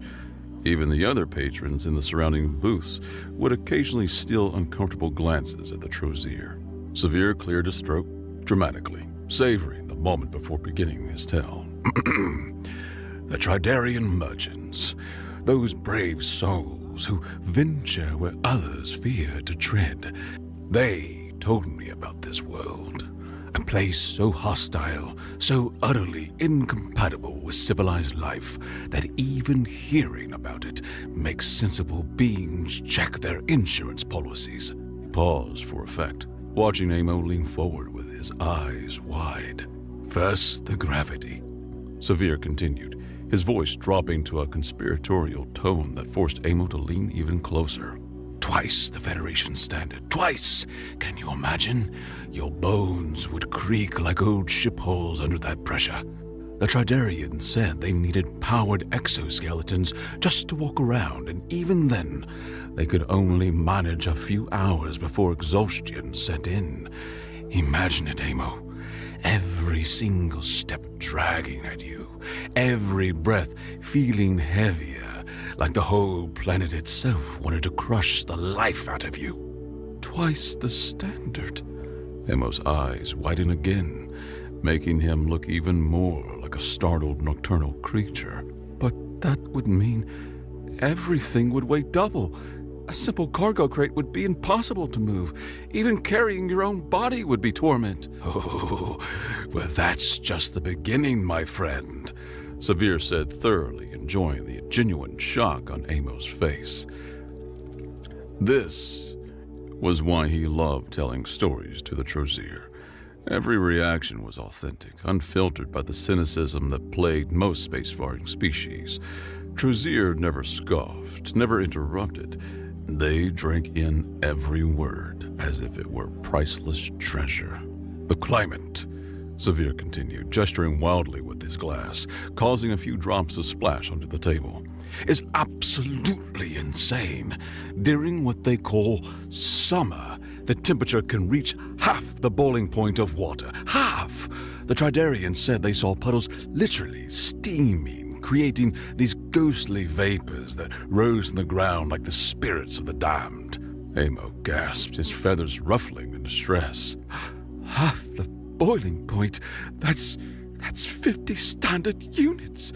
My species starts suffering heat stroke at 31. To think of walking under such a sun. And winter. Severe leaned back, taking another sip for dramatic effect. Winter makes the frozen waste of a few ice planets look like a tropical resort. There are places the temperature drops so low it could freeze Mercury. Liquid metal, Amo, turned solid by the cold alone. Ice so hard it cuts like glass. Winds sharp enough to flay skin from bone. Entire oceans vanish under ice sheets thicker than city towers. Really? Amo said, shaking his head in amazement. I wouldn't survive for a single day. How would anything live there naturally? Severe nearly finished his drink in a single gulp, the burning sensation preparing his throat for what he considered the best part of the story. But here's where it gets truly unbelievable. The beings who live on this planet, they are not just animals. They are sapiens. And their relationship with food? He paused, savoring the anticipation on Amo's face.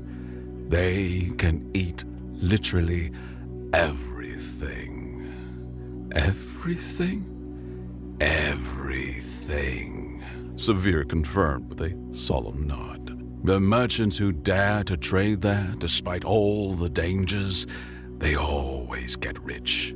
You know why? Because these creatures buy food from everywhere in the galaxy. They have no restrictions, no allergies, no incompatibilities. The Tridarians said they watched one of these beings eat a meal that contained ingredients from 5 different death worlds, including 3 items classified as toxic to 90% of known species. Severe's excitement grew as he continued, his voice rising with each revelation. Food from other death worlds. They import it as delicacies, meat from predators that would tear most of us apart, leaves from plants that secrete deadly neurotoxins, even mushrooms that grow in radioactive soil. Spices that would dissolve our tongues. They sprinkle it on their food for flavor. And they don't just survive it, Amo. They relish it.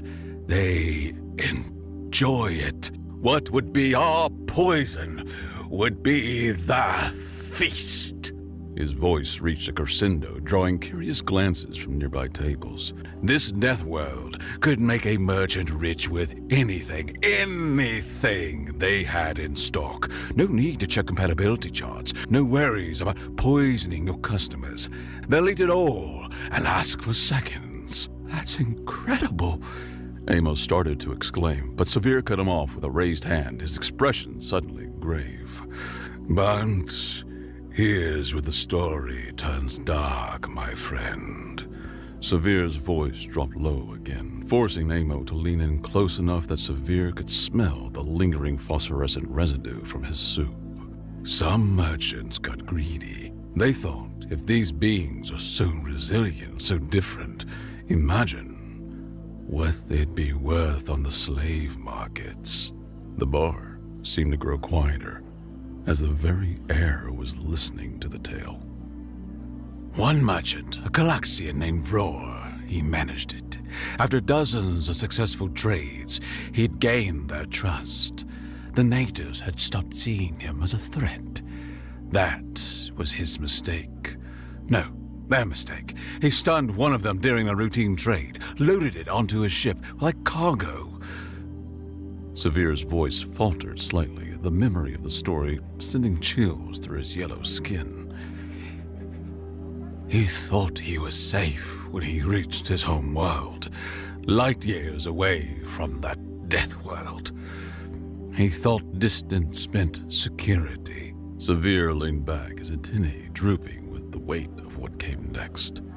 The Death Welders came for him. Not with a diplomatic protest, not with trade sanctions.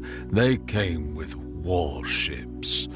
They violated 4 separate sovereignty treaties, ignored many more ceasefire demands, and when the Calaxian Defense Force tried to stop them, he shook his head slowly.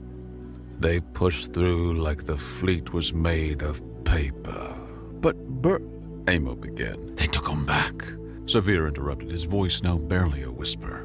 Dragged Roar back to the Death World. The rumors say he was put in one of their prisons, subjected to that crushing gravity every moment of every day. They say he lasted 3 years before his body simply gave up. His bones had been compressed, his organs rearranged by the constant pressure. When he died, he was half his original height. Amo's entire body trembled, his feathers standing on end like a frightened pet. No species would risk war for a single individual like that. It doesn't make sense. It doesn't make political sense. It doesn't... But even as he spoke, Amo's body language betrayed his words. He had pulled his arms close to his body, his feathers flat against his skin in a defensive posture that his species adopted when faced with apex predators. The silence that followed Severe's story lingered for a short while.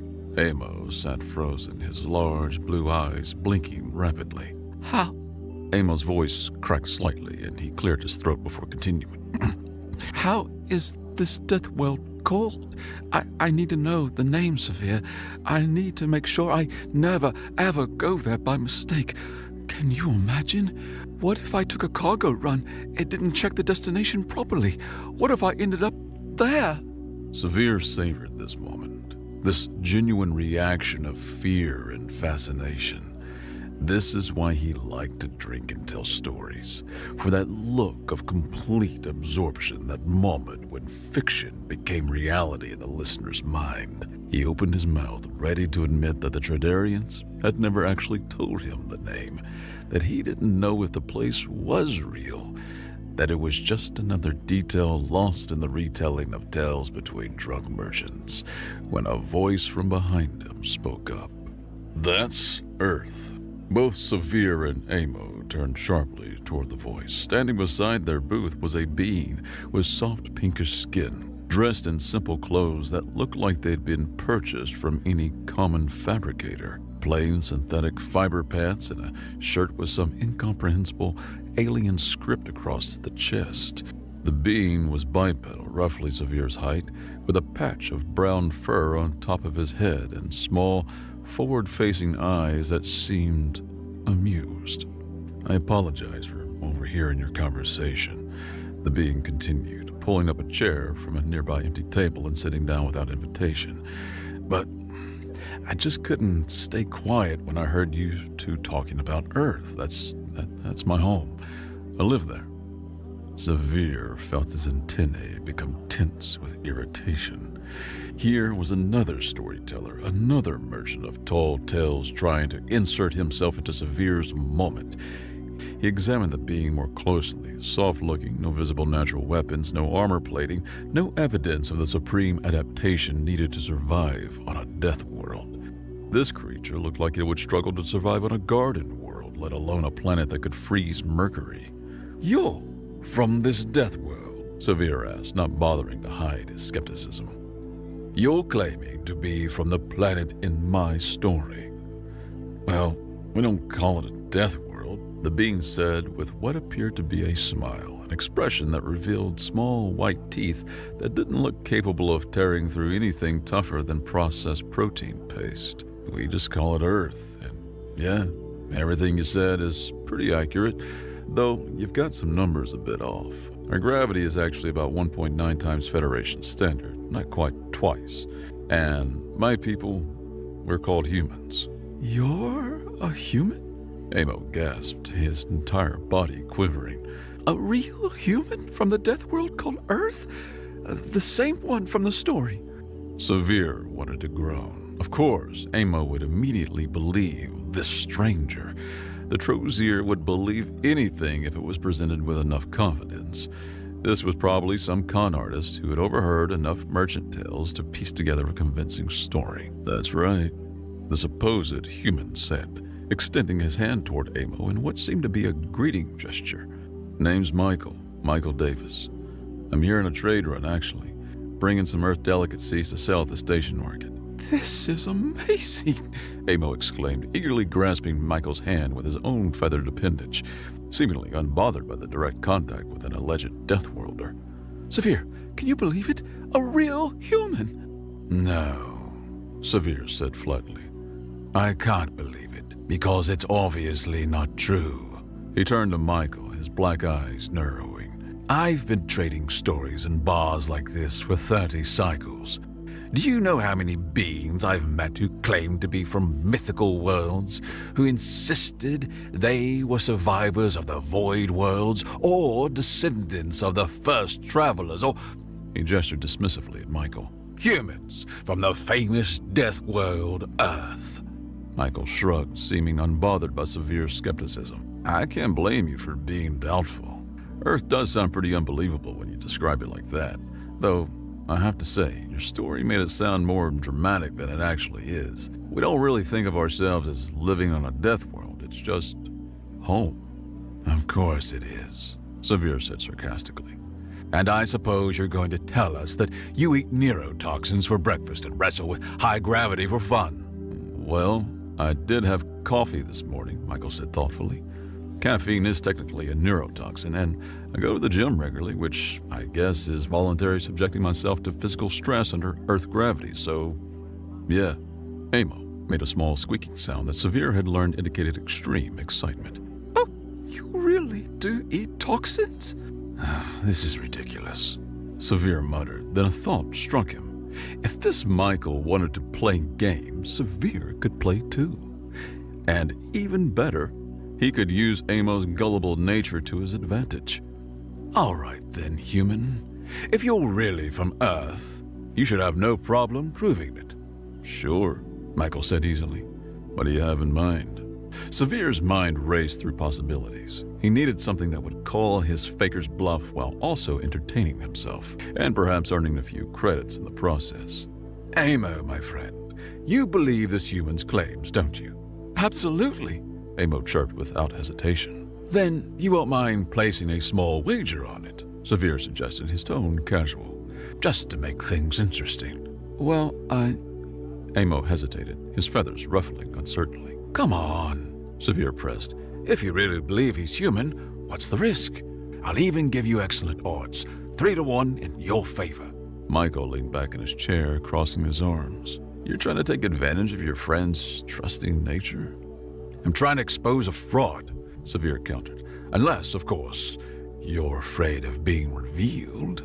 What's the test? Michael asked, his expression unreadable. Severe grabbed a menu from the table, flipping to the beverages section. His eyes scanned the list until he found what he was looking for, the section marked with multiple warning symbols. The drinks are required signed waivers and medical clearance for most species. If you're truly from a death world where beings can consume anything, Severe said, sliding the menu across the table, then you should have no problem drinking everything in the restricted section, all of them, together.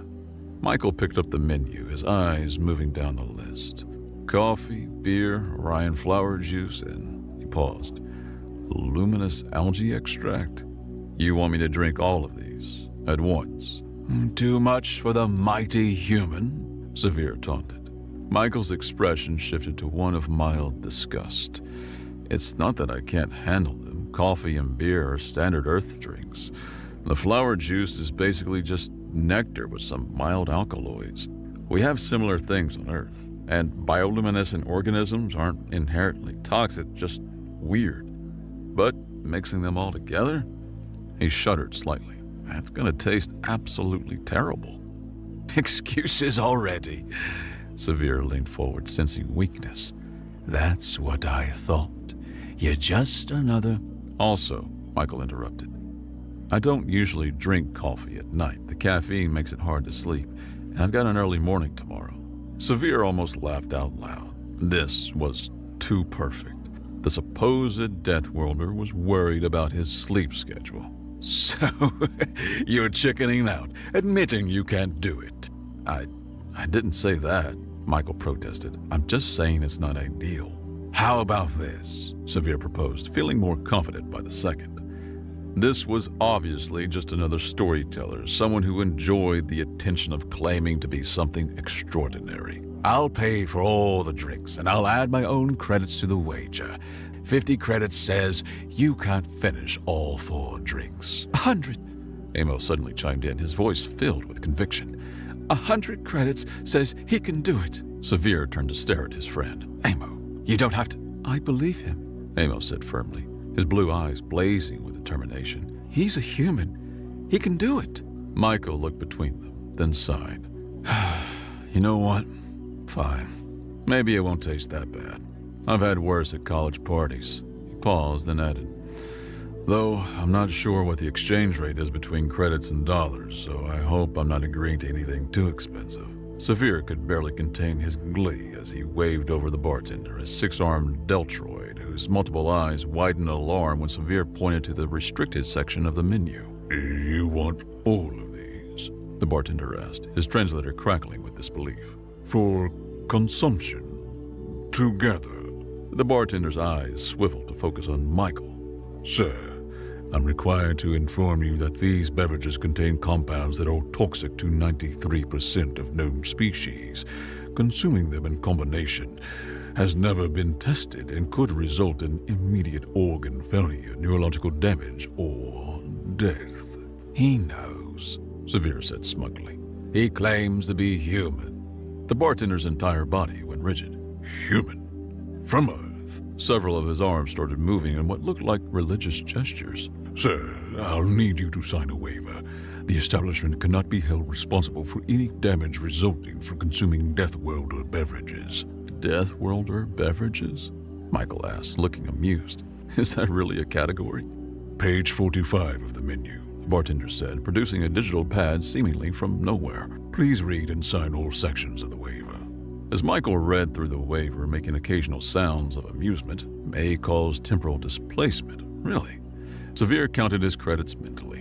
When this fake human backed out of seeing the legal documentation or collapsed after his first sip, Severe would not only win the bet, but also have a great story about exposing a fraud. The bartender returned with 4 containers, each glowing, steaming, or emanating unusual colors. The coffee was black as space itself, an oily sheen that reflected rainbow patterns. The beer fizzled violently, releasing small sparks of electricity with each bubble that burst. The Orion flower juice was a violent purple that seemed to shift to pink when viewed from different angles, and the luminous algae extract literally glowed with a toxic green light, casting eerie shadows on the table.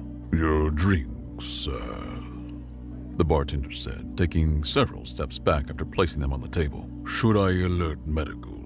"That won't be necessary," Michael said, picking up the coffee first. He sniffed it, wrinkled his nose, then took a large gulp.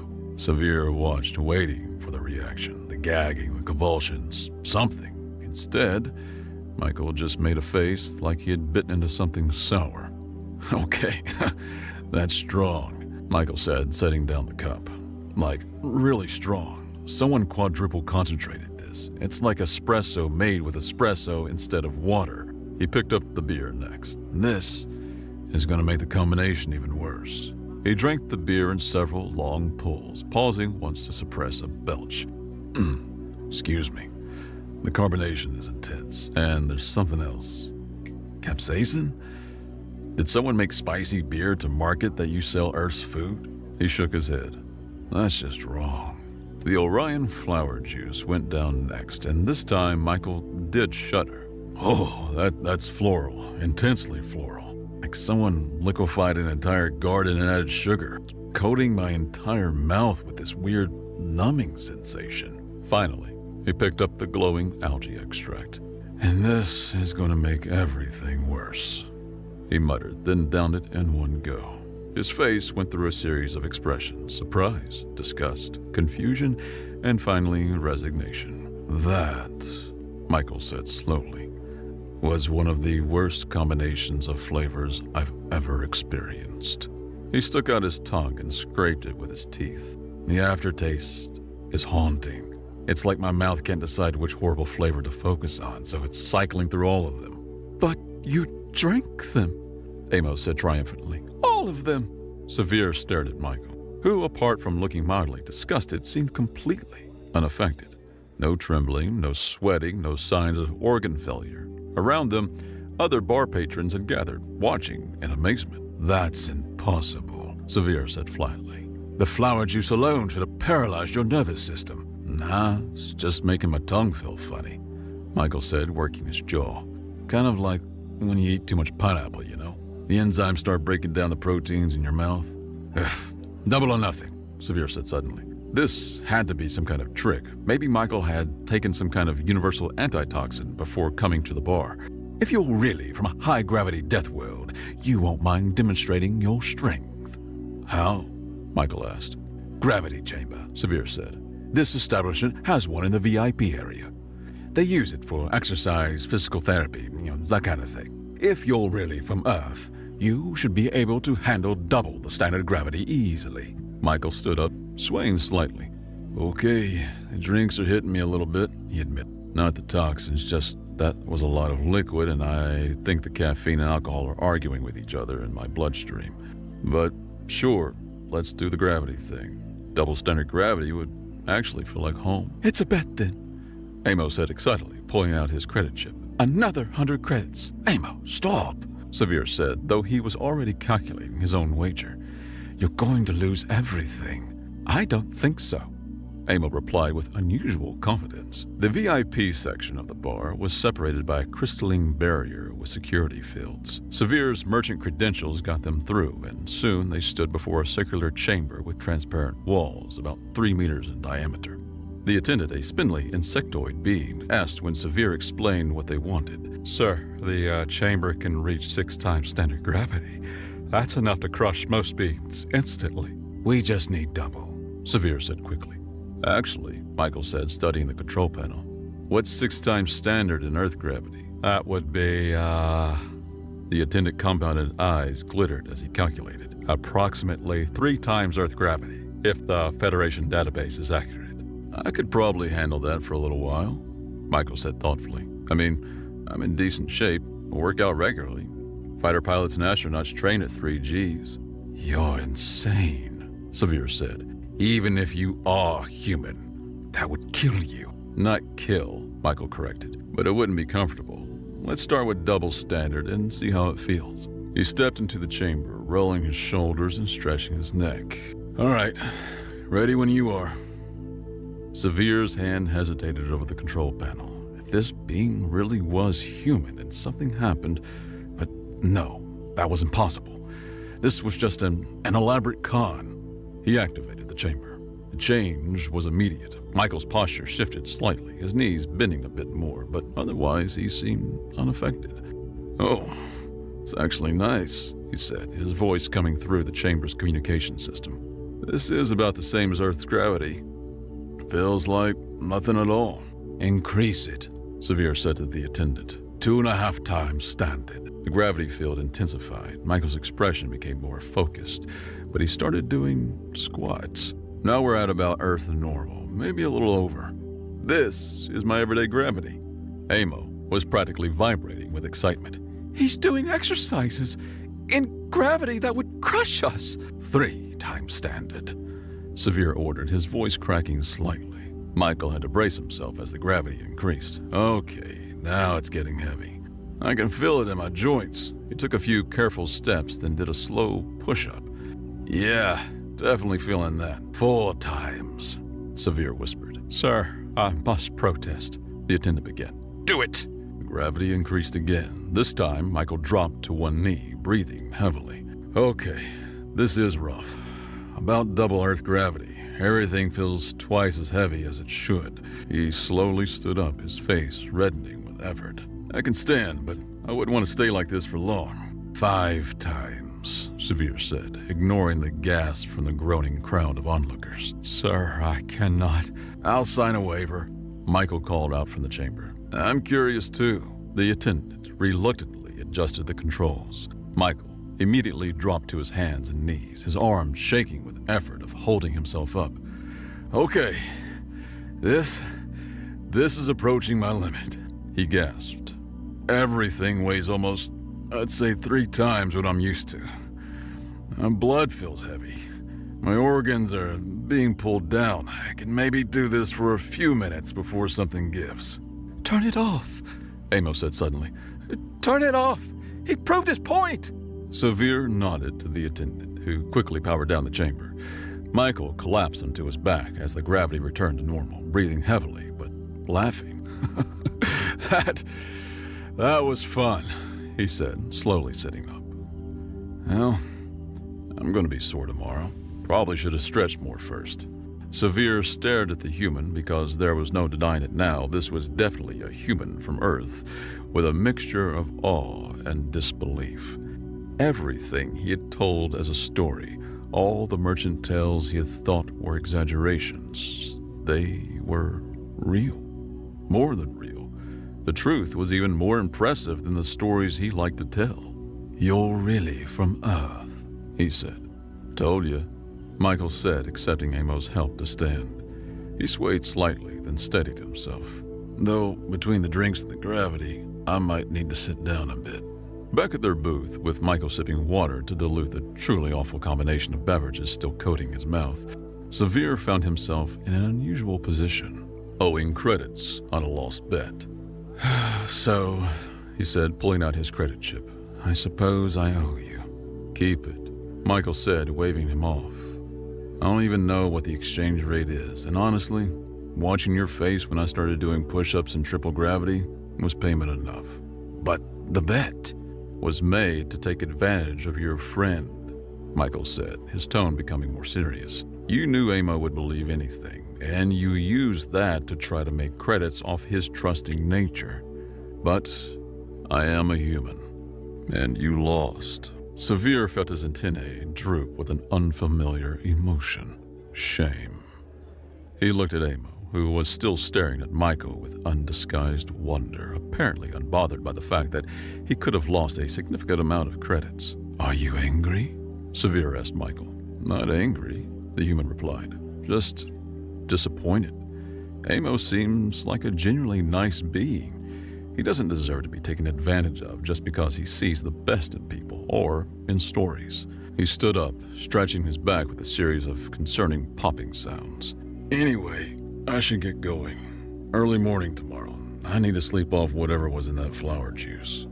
My tongue is still numb. As Michael walked away, Severe turned to Amo. I apologize, he said, the words feeling strange in his mouth. It's okay, Amo said brightly. I knew you didn't believe your own story, or that he was really a human. You knew? Of course. You do it every time we meet. But I don't mind, because your stories are entertaining, and sometimes they turn out to be true. Amos' feathers ruffled with pleasure. Like today.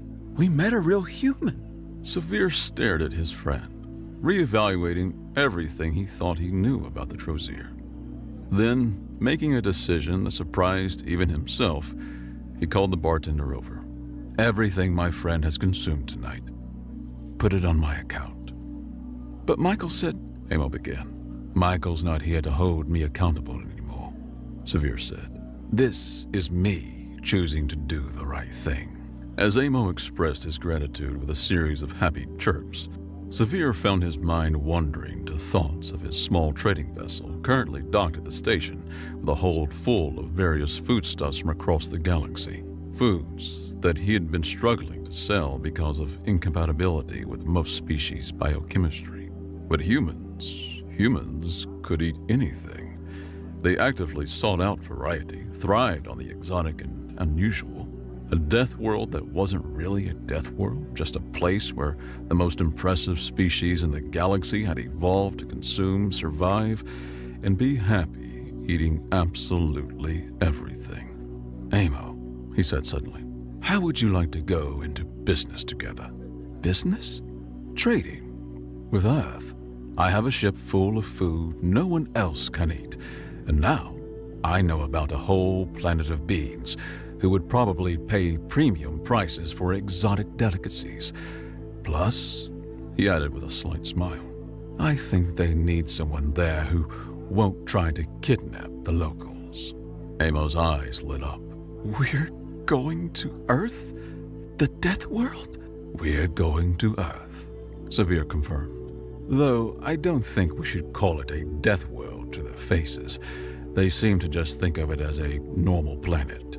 As they shook on their new partnership, Severe's smooth hand grasping Amo's feathered one, Severe reflected on how one chance encounter had changed his perspective entirely.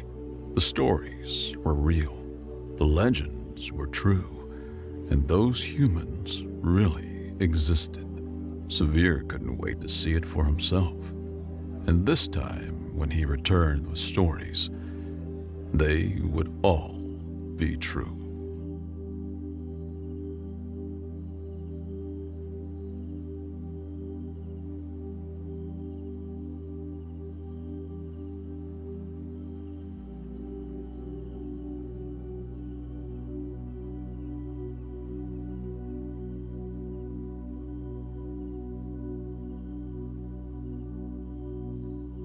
Outside of the galaxy locally referred to as Milky Way.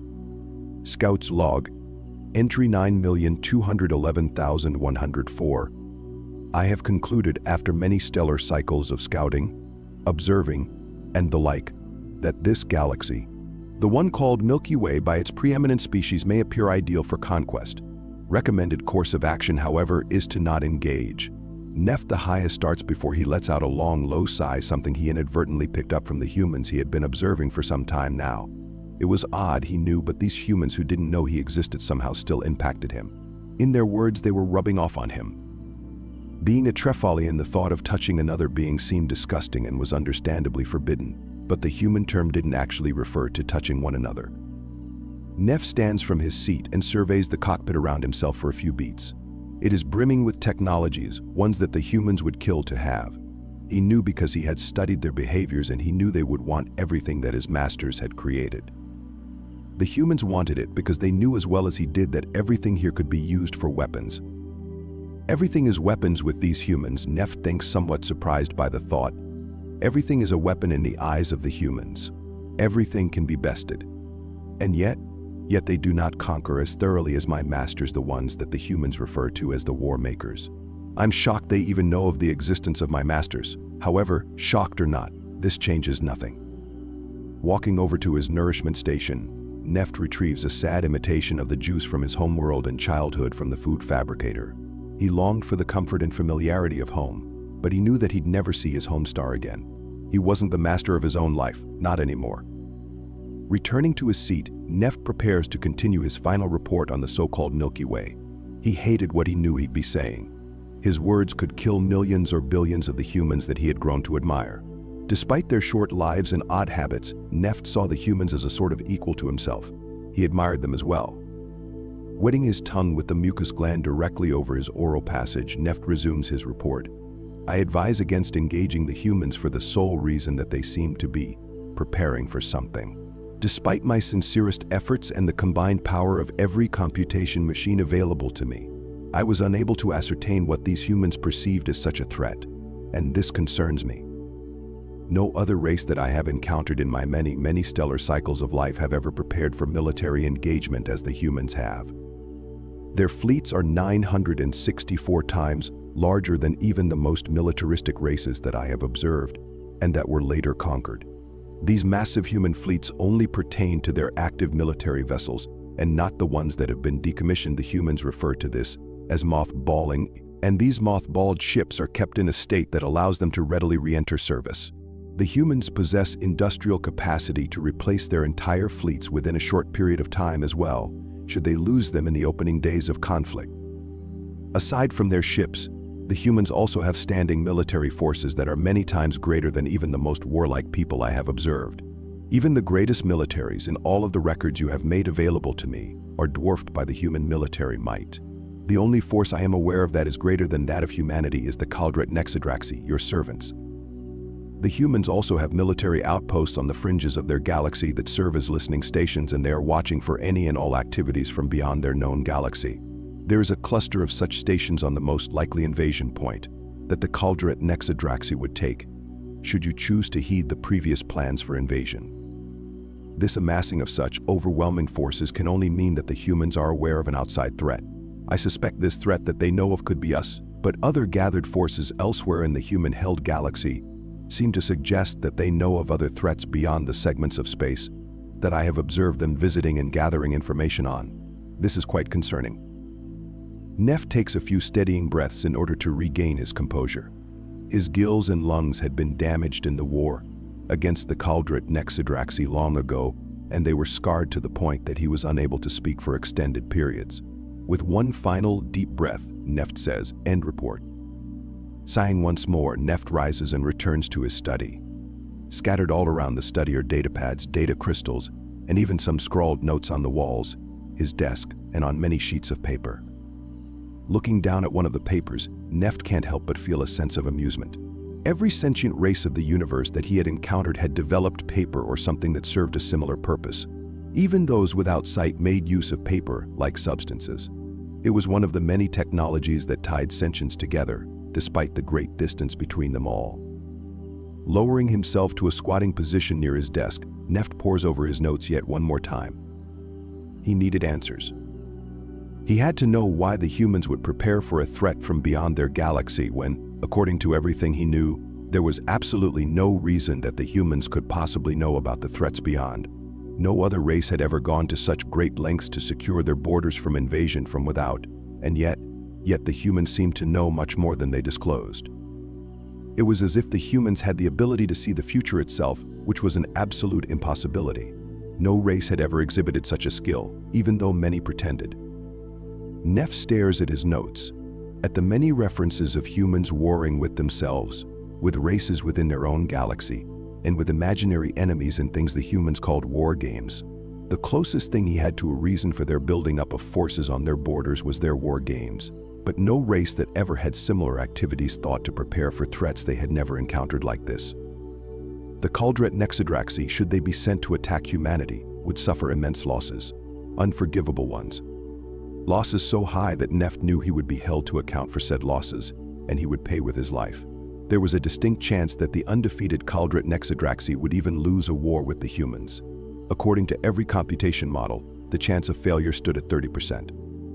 No other race in the history of Neft's masters had ever had even a 1% chance of success in a war. That's what made Neft so nervous. The reason why the humans only stood a 30% chance of repelling an attack was because they were presently divided. There was something they called a ceasefire between the unified coalition and a disorderly amalgamation of human-controlled planets and systems opposite that organized coalition. The disorderly planets had once been unified under the name Alexandrians, but that had been a lifetime ago for the humans. Yet even divided, those disorganized worlds would not bend the knee to their apparent betters. None of this made sense. Looking to another set of notes, Neft wheezes and then injects himself with another Noth Korea treatment to remain awake and lucid enough to continue his work. His hearts race as the medicine reaches them and his mental fog lifts somewhat. Scanning the notes, he dwells on how the humans seemed to be on a war footing, even when there was no war to be had. It was as if the humans were worshippers of war, yet Neft knew they were not. Not in the same manner as the conquered before them. Humans were different. And different was an impossibility. None of the conquered had ever been different. There was never a race doing a new thing. The humans even have a sentence they use from a historical text. They call it a praise, and it states that there is nothing new under the sun. And yet the humans defy even this logic and appear to be something new. New was a threat. New was the very reason why Neft knew the humans had to be subjugated as his own race had been. These humans were special enough that his masters needed them. Studying his notes further, Neft reflects on the treatment of the conquered races of humanity. The many alien races that they had warred with, and then, once the war was over, the humans integrated the defeated aliens into their own society. For the most part, this incorporation was done without threat or bondage, which was also a new thing that Neft failed to comprehend. The humans had old documents, ones written many generations beforehand, that spoke of all men being created equal, and the humans seemed to think, for the most part, that this applied to the other races in their galaxy as well. Even the lowest sentient species were treated well, the very species that Neft's masters would have totally and completely eradicated. None of what the humans did made sense. Neft finds himself mumbling as he reads, considering the threat that the humans pose. I would be a fool to advise an attack, and yet I feel obliged to do so. There is a beep, and then the ship's AI, Neft calls it Beeper, says, Scout Neft the Highest, I must advise you to rest. You have not given your mind or body a chance to recover in 20 cycles. I cannot. Neft snaps as he studies his notes with greater attention in an act of defiance. He did not appreciate the AI or its constant nagging. The AI did not understand just what kind of mystery these humans were. No self-respecting Trefalian could leave such a mystery unsolved, even if their health and even their very lives were at risk. You must, Beeper urges. Were you a human, this would be your 20th year without sleep. Even your own people rested in their first days of discovery. Neft holds up a cool, damp arm. They were not discovering the humans. Now silence. Very well, Beeper gives in, followed by a quiet beep. Neft knew that he was exhausted. He knew that this could end up being his final mission because his very body was giving out. However, answers had to come. His life was a small price to pay for these answers. Should another Trefalian come to finish what he started, he wanted them to know as much as was possible. The human enigma needed to be addressed. The human enigma had to be conquered. Shaking in awe and anxiety, Neft cries out, we must make them subjects of my masters. They must bow before them as my people have. The humans cannot continue like this. It is lunacy. No other race would consider actions as these. Slamming his arms against his desk, Neft smashes it to pieces and sends all the research that had been carefully laid out into the air. In a rage, he shouts, Beeper, resume my report now. Very well, Beeper sounds, I am recording now. Staring out into the void beyond his window, Neft looks toward the Milky Way, toward the home of the humans. Shaking still, now in a rage, he says, Amendment to Scout's log. Entry 9,211,104. It is highly advisable that the humans be brought under the complete and total control of my masters. We must learn what secrets they hold and learn of who they are preparing to war against. Conquest is preferred, but extinction will be required if that is not achievable. It is advisable that the Kaldrat Nexadraxi be sent in immediately. It is advisable that their complete force should be concentrated on a small region of human-controlled space to ensure their success. The usual broad conquest cannot succeed, and my computer models support this.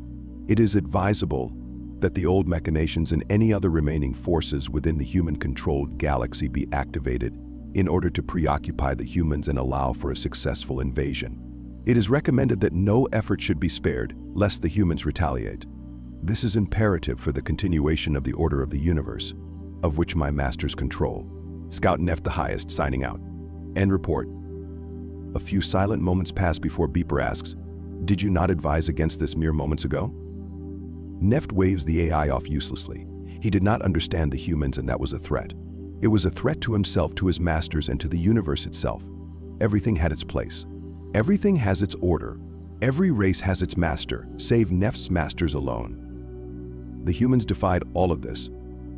And like the wayward children they were, they had to be brought back into order. No rebellion could be allowed, especially not on a scale like this. Seething, Neft feels hot mucus slipping over his mouth and chin in a manner no Trifalian had felt in hundreds of human centuries. It was something that only happened to the greatest of warriors before battle. It was a warning to any and all who stood against them that they would die. The rebellious humans would either join the fold under Neft's masters, or they would fall. Nothing else could be allowed because the enigmatic humans could not be understood. Surrendering to his body's needs, Neft collapses. Moments later, he breathes his last breath as his heart fails. Neft's final thoughts did not dwell on his home, nor on his slain family.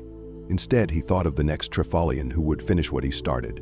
Who would understand the humans that Neft failed to? Thank you for listening to this story.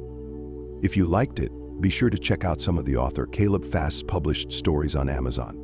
I've linked to his best-selling story in the description and comments section. Also, please be sure to like, comment, and subscribe. I will see you in the next one.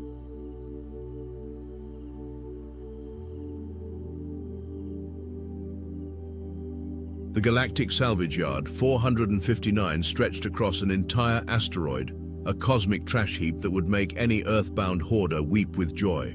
Countless derelict ships, broken-down equipment, and mysterious alien contraptions littered the rocky surface, all arranged in neat rows that somehow made the chaos look almost intentional.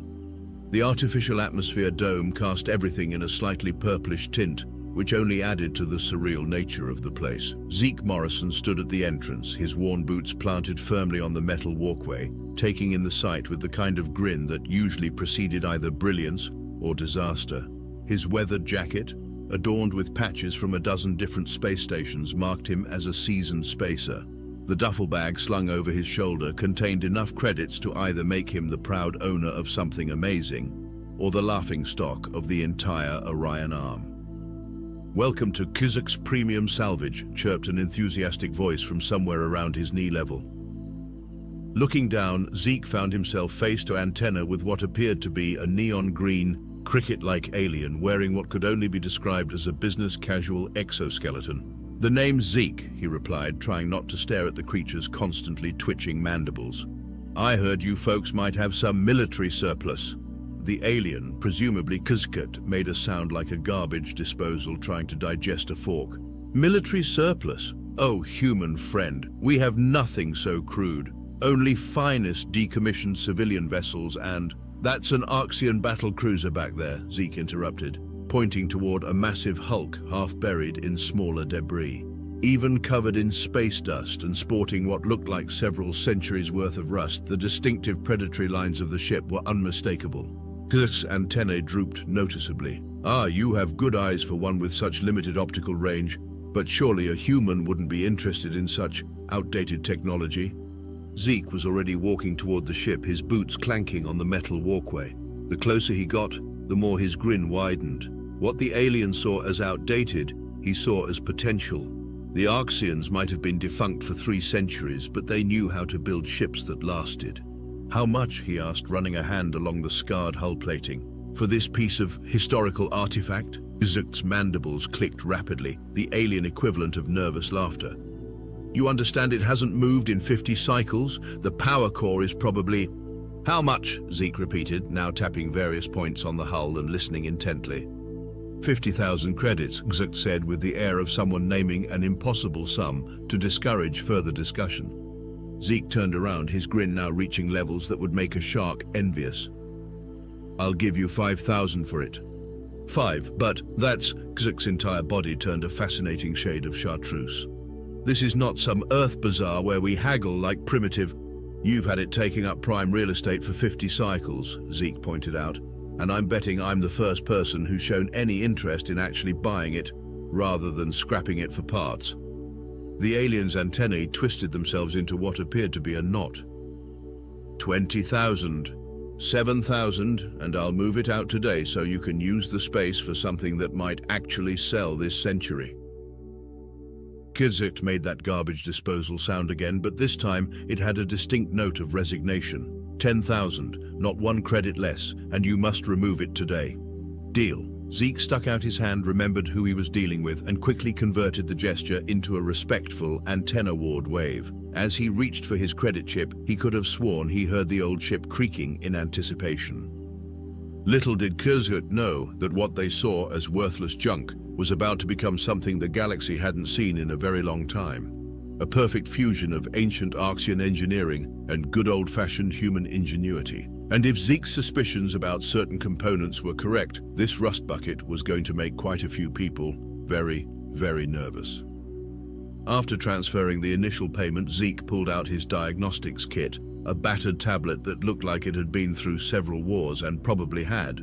He pressed his palm against the ship's access panel, and to Kazak's visible surprise, it hummed to life, casting a faint blue glow. Impossible, the alien chittered. The power systems have been dead for... Arxian quantum batteries, Zeke interrupted, his eyes scanning the readings. They last practically forever. Just need a bit of biomechanical feedback to wake them up. He paused, squinting at a particularly interesting data stream. Well, would you look at that? What is wrong? Kazak skittered nervously. Wrong! Nothing's wrong, just discovering that this beauty has a Mark 7 hyperdrive core, fully intact. Zeke whistled low. That alone is worth about 50,000 credits to the right buyer. Kazak's exoskeleton made a sound like cracking ice. Perhaps we should renegotiate. Contracts already signed and filed with the station authority, Zeke said cheerfully, moving deeper into the ship. His handheld scanner beeped excitedly as he passed through what appeared to be a standard cargo hold, but was reading as having military-grade shield generators hidden behind the panels. The ship was a treasure trove of hidden technology. Behind every rusty panel and beneath every layer of dust lay systems that would make modern military engineers weep with joy. The Arxians hadn't just built this ship to last, they'd built it to deceive. Every weapon system was disguised as something innocent. Every military-grade component masked by layers of civilian hardware. Hey, Kazak, Zeke called out, his voice echoing from deep within the ship. You sure this was just a regular cruiser? Because these readings suggest otherwise? All documentation indicates civilian vessel, Kazak insisted, though their antennae were now twisted into what looked like a double helix of anxiety. Previous owner very clear about this. Previous owner, Zeke muttered, brushing dust off a panel to reveal a symbol he recognized from his military history studies, the mark of the Arxian Special Operations Division. Right.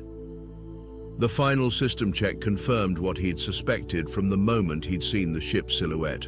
This wasn't just some forgotten relic. It was a ghost ship, one of the legendary stealth vessels that had helped the Arxians dominate 3 sectors before their mysterious disappearance. The fact that it was sitting in a junkyard was either the biggest oversight in galactic history or someone's idea of a very elaborate joke. As Zeke finalized the transfer of ownership, he couldn't help but notice how Kazak seemed increasingly eager to complete the transaction and usher him away. The alien probably thought they were getting rid of worthless junk. Instead, they'd just sold him one of the most sophisticated weapons platforms ever created, for the price of a used shuttle. Station Gamma 9's maintenance bay wasn't exactly the prestigious shipyard this vessel deserved, but it was private, and more importantly, it didn't ask questions. Zeke had managed to dock his new acquisition in the furthest corner of the facility, where the lighting was conveniently spotty and the security cameras had a peculiar habit of looking the other way. Home sweet home, he muttered, setting up his portable workshop with practiced efficiency. Tools ranging from standard hydrospanners to highly illegal alien tech diagnostics equipment emerged from his seemingly bottomless toolbox. Each piece had a story, most of which would probably get him arrested in at least 3 sectors. The first week was devoted purely to cleaning. Centuries of cosmic dust had accumulated in every crevice, creating a uniquely disgusting paste when mixed with the ancient lubricants. Zeke found himself wearing a breather mask not just for safety, but to avoid tasting what 300 years of space grime smelled like. If the Arxians were so advanced, he grumbled, scraping something particularly nasty off a power coupling, you'd think they'd have invented self-cleaning ships. His words echoed through the empty corridors, accompanied by the steady drip of cleaning solution and the occasional spark from aging systems coming back to life. It was during the second week, while tracing what he thought was a routine power line, that Zeke made his first major discovery. The line didn't end at the auxiliary power grid as the schematics suggested. Instead, it disappeared into a hidden compartment behind the bridge's main console. Well, well, well, he whispered, carefully removing the false panel. What other secrets are you hiding? Beautiful. The compartment contained a sphere about the size of a human head, its surface covered in intricate patterns that seemed to shift and change when viewed from different angles. Zeke recognized it immediately from black market tech discussions, an Arxian quantum AI core, the holy grail of artificial intelligence technology. No wonder they hid you, he breathed, carefully disconnecting the sphere from its housing. Modern AI cores were impressive, but they were crude implements compared to this piece of engineering. The Arxians had somehow managed to encode consciousness itself into quantum states, creating AIs that were indistinguishable from organic intelligence. Setting up a proper power connection took 3 days of careful work. Zeke had to fabricate several adapter pieces just to make modern power cells compatible with the ancient technology. Each connection had to be perfect. One wrong move and he'd fry components that were literally irreplaceable. Moment of truth, he announced to the empty ship on the 4th day. His finger hovered over the activation switch, a bead of sweat rolling down his temple. Please don't explode, please don't explode, please don't explode. He pressed the switch. For a moment, nothing happened. Then, with a sound like a distant wind chime, the sphere began to glow. Patterns of light danced across its surface, accelerating until they were almost too fast to follow. The ship's main lights flickered, dimmed, and suddenly blazed to full brightness. System initialization in progress, announced a voice that somehow managed to sound both ancient and crystal clear. Quantum matrix realigning, neural pathways regenerating, primary consciousness emerging. Zeke held his breath as status reports flashed across his diagnostic screen. The AI was rebuilding itself, integrating 3 centuries of dormancy into its consciousness. This was the crucial moment. AIs that spent too long powered down sometimes came back wrong. Integration complete, the voice announced, then with a distinctly different tone that managed to convey both curiosity and amusement. Well, this is unexpected. I appear to have been asleep for quite some time, and you're certainly not an Arxian. No, Zeke agreed, grinning. Name's Zeke Morrison. I found you in a junkyard. There was a pause that felt distinctly judgmental. A junkyard, the AI repeated flatly. I, one of the most advanced combat vessels ever created, was in a junkyard. If it makes you feel any better, it was a really nice junkyard, very clean, professional. The AI made a sound that might have been a sigh. I suppose I should be grateful, though I must admit, I'm curious about what a human plans to do with an Arxian stealth warship. Zeke's grin widened. How do you feel about making the galaxy's biggest powers very, very nervous? Interesting, the AI replied, and Zeke could have sworn the sphere pulsed with a brighter light. Tell me more about this plan of yours, Zeke Morrison. And perhaps while we talk, you can help me run a full systems diagnostic. I suspect I'm not operating at peak efficiency after my extended rest. Buddy, Zeke said, already reaching for his tools. This is the beginning of a beautiful friendship. Over the next few days, Zeke and the AI, who had introduced itself as Protocol 7, but you can call me Pro, systematically explored the ship's hidden capabilities. Each discovery made Zeke increasingly grateful that he'd grabbed this particular piece of junk before someone else realized what it was. So let me get this straight, Zeke said, staring at the holographic display showing the ship's weapon systems. Those aren't cargo bay doors at all, are they? Correct. Pro replied, sounding almost smug. They're quantum torpedo launchers, disguised to look like standard cargo doors. The Arxians were quite proud of that particular bit of deception. Zeke whistled low. And I'm guessing those atmospheric processors along the hull. Phase cannons, Pro confirmed, capable of punching through capital ship shields like they're tissue paper. Though I should note they'll need significant recalibration after 3 centuries of disuse.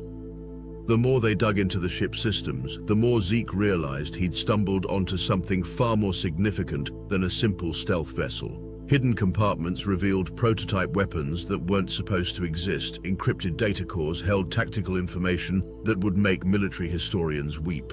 Pro, Zeke said slowly, examining a particularly interesting set of schematics. What exactly was this ship's mission? Because this is way beyond standard military tech, even for the Arxians. There was a pause, longer than usual for the AI's quick responses. This vessel was unique. We were part of Project Eclipse, an initiative so classified that most of the Arxian High Command didn't know about it. We were designed to be the perfect infiltrator, capable of slipping into enemy territory undetected and unleashing devastating attacks from within. That explains the stealth systems, Zeke muttered, then frowned. But why hide it in plain sight? Why not destroy it when the Arxians fell? Because, Zeke Morrison, Pro said quietly, we didn't fall, we disappeared, by choice. The revelation hung in the air like a physical presence. Zeke's mind raced with the implications. The Arxians' mysterious vanishment was one of the galaxy's greatest unsolved mysteries. One day they were a dominant power, the next they were just gone. Right, Zeke said finally, shaking his head. Well, that's a mystery for another day. Right now we need to focus on getting you combat ready again. He pulled out his tablet, starting to sketch modifications. I've got some ideas about integrating modern tech with your systems. Nothing major, just some upgrades to help you interface with current networks, and he trailed off as he noticed Pro's holographic display showing what looked suspiciously like amusement. What? I find it fascinating, Pro said, how quickly humans adapt to extraordinary situations. Most species would be paralyzed by the revelations I just shared. You're already planning upgrades. Hey, mysterious disappearances and ancient secrets are great and all, Zeke replied, grinning, but they don't help us shoot bad guys. Speaking of which, how do you feel about quantum entangled targeting systems? I've got a guy who can get us some experimental models cheap. Integrating untested modern technology with my ancient and highly sophisticated systems. Pro's tone was arch. That sounds incredibly dangerous and likely to result in catastrophic failure. So, you're in? Obviously. Begin installation whenever you're ready, though I should warn you, the last time someone tried to modify my weapon systems without proper authorization, the security countermeasures were rather extreme. Zeke's hands froze above the control panel. And with proper authorization? Well, Pro said, its voice carrying a distinct note of mischief, I suppose as the ship's new owner, you have full authorization. I probably should have mentioned that earlier. You're kind of a jerk for an ancient AI, you know that. I prefer to think of it as having a refined sense of humor. Now, about those targeting systems. The trouble started exactly 6 days after Zeke got the quantum targeting systems online. He was in the middle of calibrating the last phase cannon when Pro's voice cut through his concentration. We have company, the AI announced. 3 Kraxan merchant vessels just docked at the station. Their energy signatures suggest they're heavily armed for merchants. Zeke looked up from his work, frowning. Kraxans, this far from their trade routes. Indeed, and you might find it interesting to know that they've just transmitted a rather large payment to our friend Kuzuk's accounts. Well, that's not suspicious at all, Zeke muttered, reaching for his sidearm. He'd barely strapped it on when the maintenance bay's comm system crackled to life. Human Zeke Morrison, a gravelly voice announced, managing to make his name sound like something found growing under a rock. We represent the Kraxan Merchant Consortium. You have something that belongs to us. Pro's holographic display flickered with what Zeke had come to recognize as amusement. Fascinating. I don't recall being Kraxan property. Let me guess, Zeke called back. You've got some very official-looking documentation claiming ownership of this ship, probably dated just before I bought it.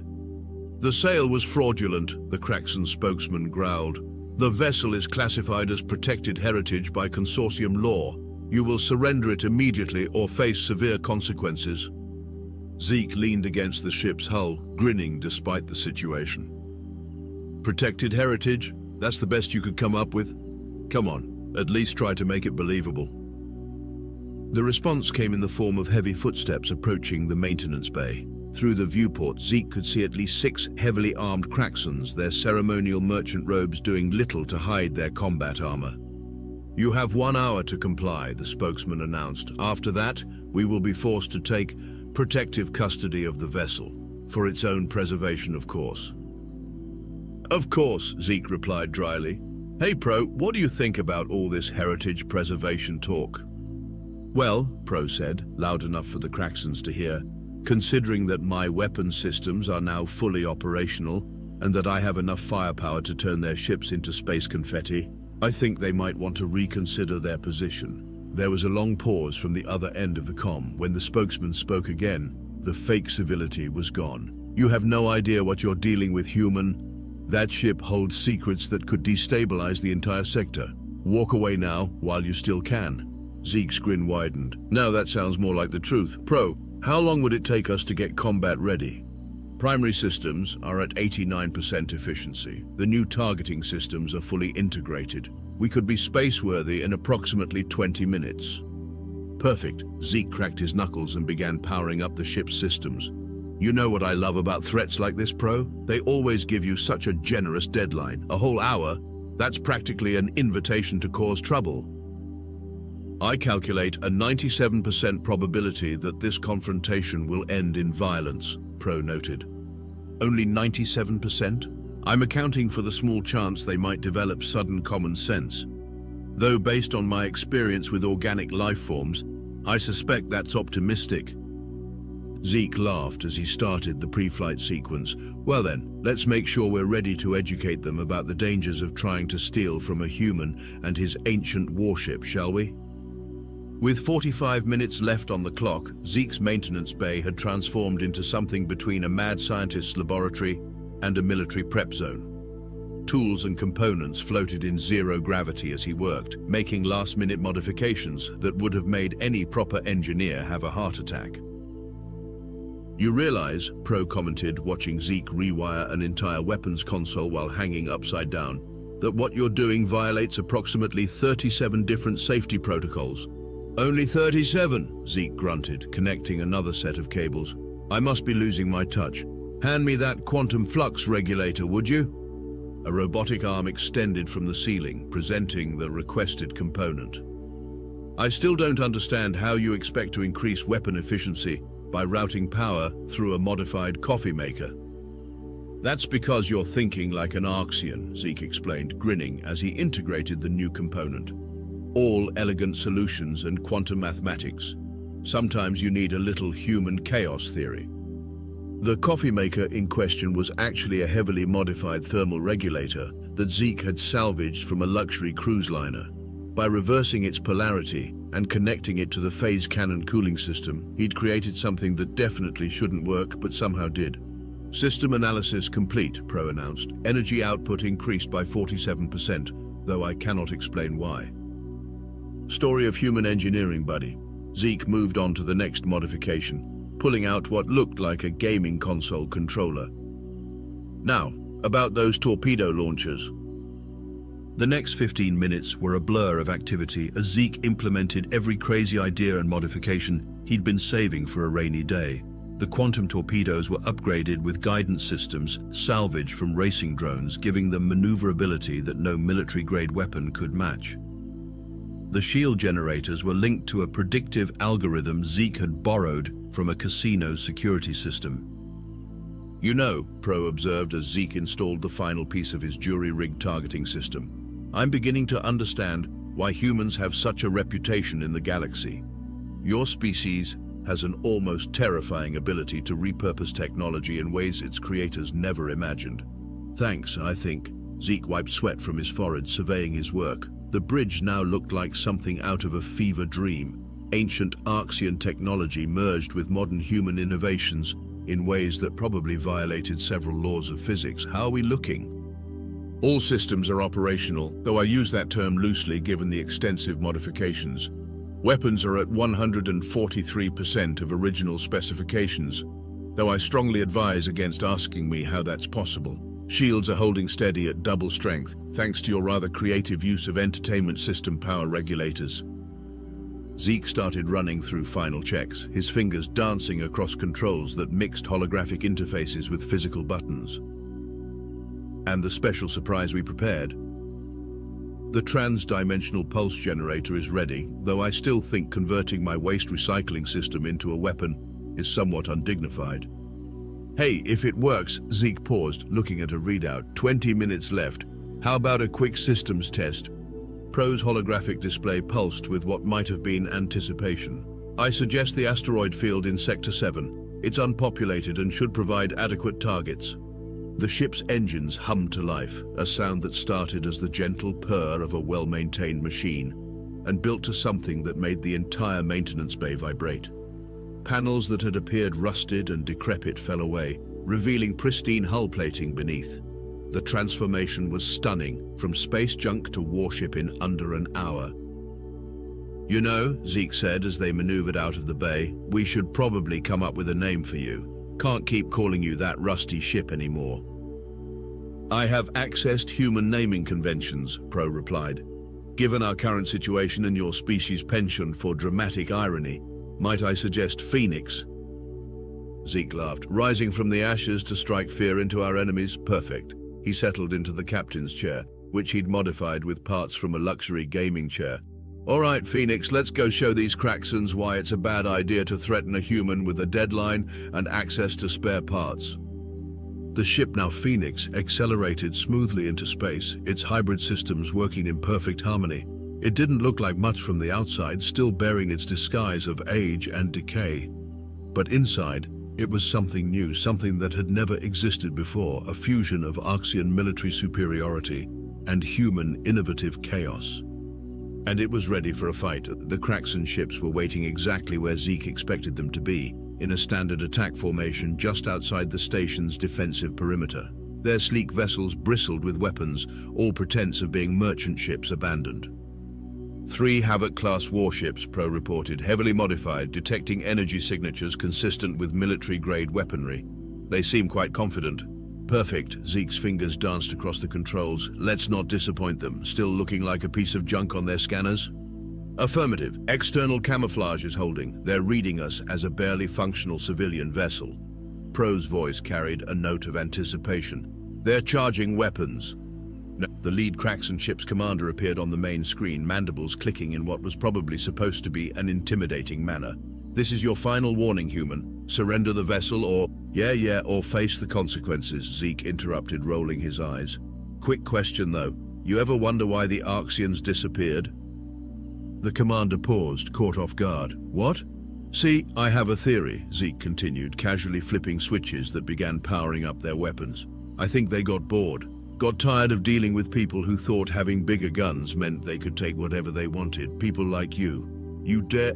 Computer, initiate combat protocol Zeta 9, Zeke announced, grinning. Let's show them what this junkyard special can do. Phoenix came alive. The rusty exterior rippled and fell away like a snake shedding its skin, revealing gleaming hull plating underneath. Weapon ports that had appeared welded shut smoothly opened, deploying an array of cannons that definitely weren't in any standard registry. Oh look, Pro commented dryly. They're surprised. The Craxans opened fire first, a barrage of plasma torpedoes streaking through space. They were met by Phoenix's shield system, the one Zeke had modified with casino security algorithms. The shields didn't just block the torpedoes, they predicted their trajectories and created focus barrier points exactly where they were needed, using minimal energy. Return fire, Zeke ordered. Let's test those racing drone upgrades. The quantum torpedoes launched from Phoenix's cargo doors moved like nothing the Craxans had ever seen. Instead of traveling in straight lines, they weaved and juked, following paths that seemed to defy physics. 2 found their mark before the enemy ships could adjust their targeting, blasting through shields that had been calibrated for conventional weapons. Direct hits, Pro reported. Their shield generators are struggling to compensate for our quantum conventional hybrid warheads. Also, they appear to be swearing quite creatively in 7 different languages. The Craxan ships broke formation, trying to surround Phoenix. It might have worked against a normal vessel, but this was no normal ship. Zeke's modified targeting system, controlled by what looked suspiciously like a video game controller, allowed him to track all 3 ships simultaneously. "Time to show them our special surprise," Zeke announced. "Pro, power up the trans-dimensional pulse generator." "Charging the recycling system," Pro replied, managing to sound both resigned and amused, "though I still think this is undignified." The lead Kraxon ship launched another salvo, this time accompanied by some sort of electronic warfare pulse. Zeke actually laughed as their systems shrugged it off. "Nice try," he called over the comm, "but you're about 3 centuries behind on your hacking techniques. Pro, give them a taste of their own medicine." Phoenix's AI launched a counterattack through channels the Kraxons didn't even know existed. Their ship's systems began acting erratically, weapons powering down, shields flickering, and in one particularly amusing case, their emergency entertainment system began broadcasting ancient human cat videos. "The trans-dimensional pulse is ready," Pro announced, "though I feel compelled to remind you that we haven't actually tested this modification." No time like the present, Zeke hit the activation sequence. The modified waste recycling system, combined with elements of Arxian quantum technology and what might have been parts from a microwave oven, released a pulse of energy that rippled through space in ways that made physics professors wake up screaming. It didn't damage the Kraxon ships, it just made their fancy targeting systems completely useless, convinced their sensors they were simultaneously in 12 different locations, and possibly turned all their coffee into tea. What did you do to our ships?" the Kraxon commander demanded, his voice a mix of rage and bewilderment. "Would you believe I'm not entirely sure?" Zeke replied cheerfully. "That's the fun thing about human modifications. Sometimes we surprise ourselves. Now, about that protected heritage claim." The Kraxon ships were already backing away, their crews probably realizing that they were dealing with something far beyond their experience. A hybrid vessel combining the most advanced military technology of the past with the most insane innovations of the present, controlled by a human crazy enough to make it all work. "This isn't over," the commander growled, though his mandibles were twitching nervously. "Actually," Zeke said, his finger hovering over another button, "I think it is. Pro, show them targeting solution Alpha." Phoenix's weapons locked onto all 3 ships simultaneously, the targeting displays showing precision that shouldn't have been possible. The message was clear. The next exchange wouldn't be a demonstration. "You have 30 seconds to leave," Zeke announced, "and I'm not as generous with deadlines as you are." They left in 20.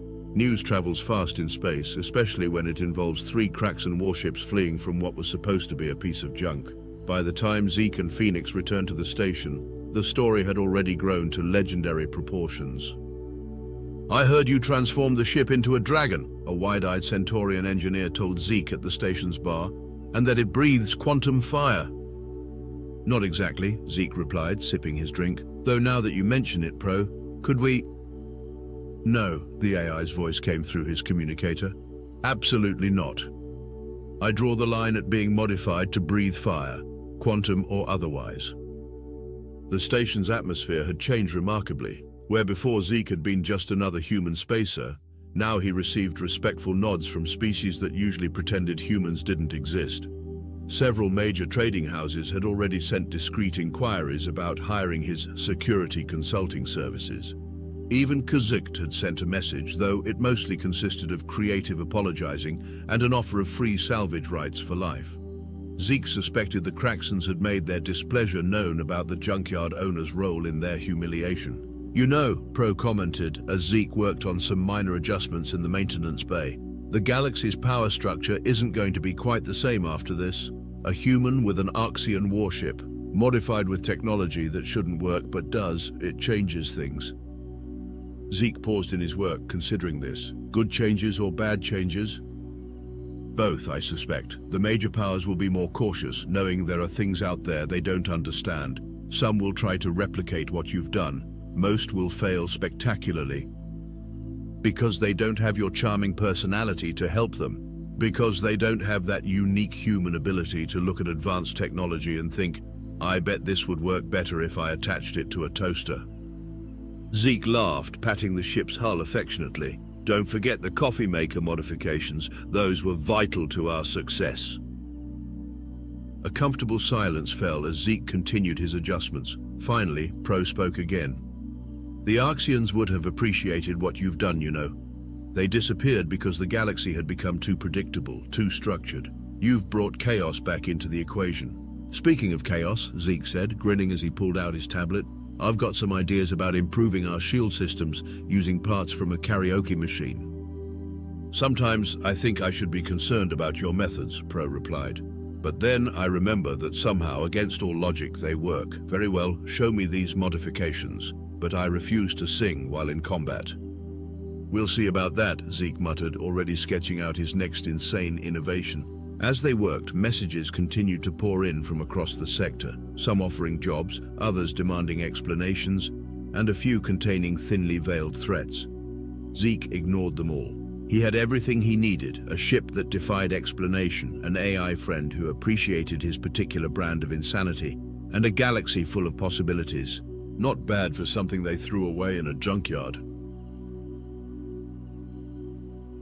Threshold, suiting up in a partial biosuit, not full armor, but enough to prevent contamination. He still wasn't moving easily. The ribs made bending awkward.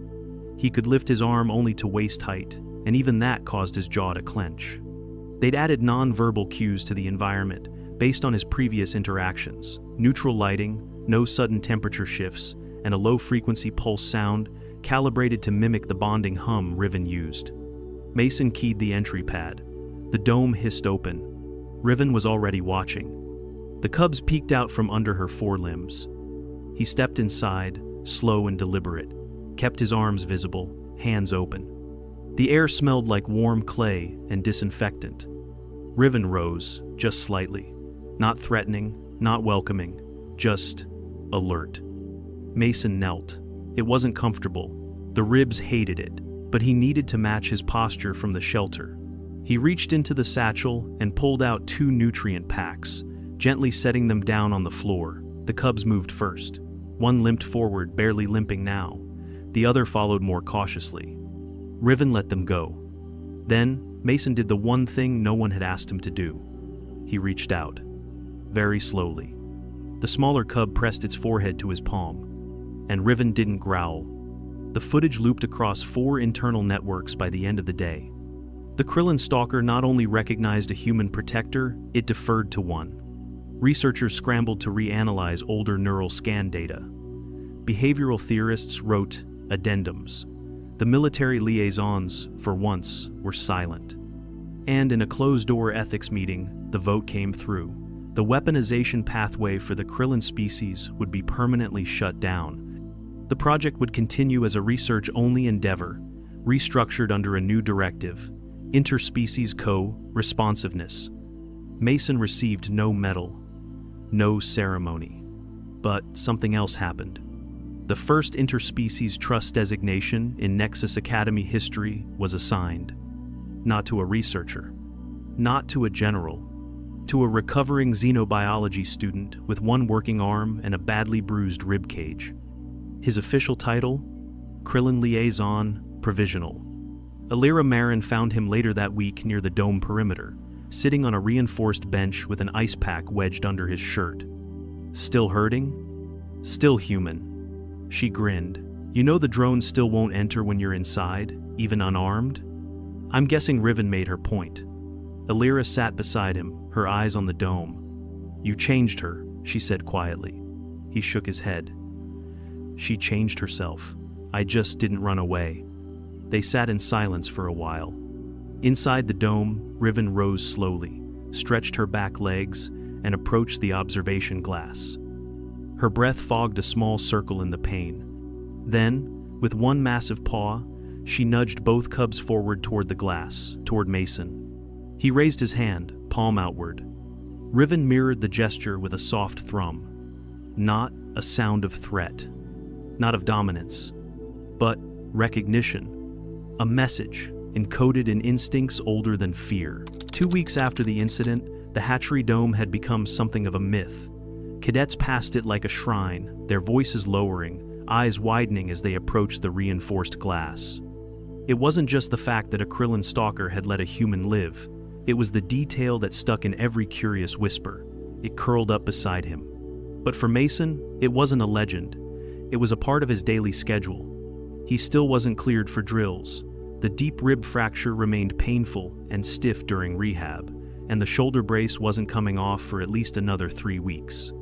His strength was returning slowly, measured in small victories, raising his arm above chest level, walking a full loop around the dome without stopping. Every visit to Riven's enclosure began the same. He'd enter calmly, set the nutrient packs out, kneel if his ribs allowed it, and wait. No sudden movements. No attempt to touch unless one of the cubs came first. Riven had established her terms early: approach with humility or stay behind the glass. And Mason had respected that. On the 17th day, after containment was re-established, Riven did something different. Mason had just finished replacing a scratched thermal mat when she approached him, silently. The cubs were sleeping near the artificial sunlight well, and for once, she didn't glance at them. She dropped something at his feet. It was a fragment of dense bark, roughly shaped, smoothed at the edges by her own teeth. When Mason picked it up, he realized it wasn't just a random piece of forest scrap.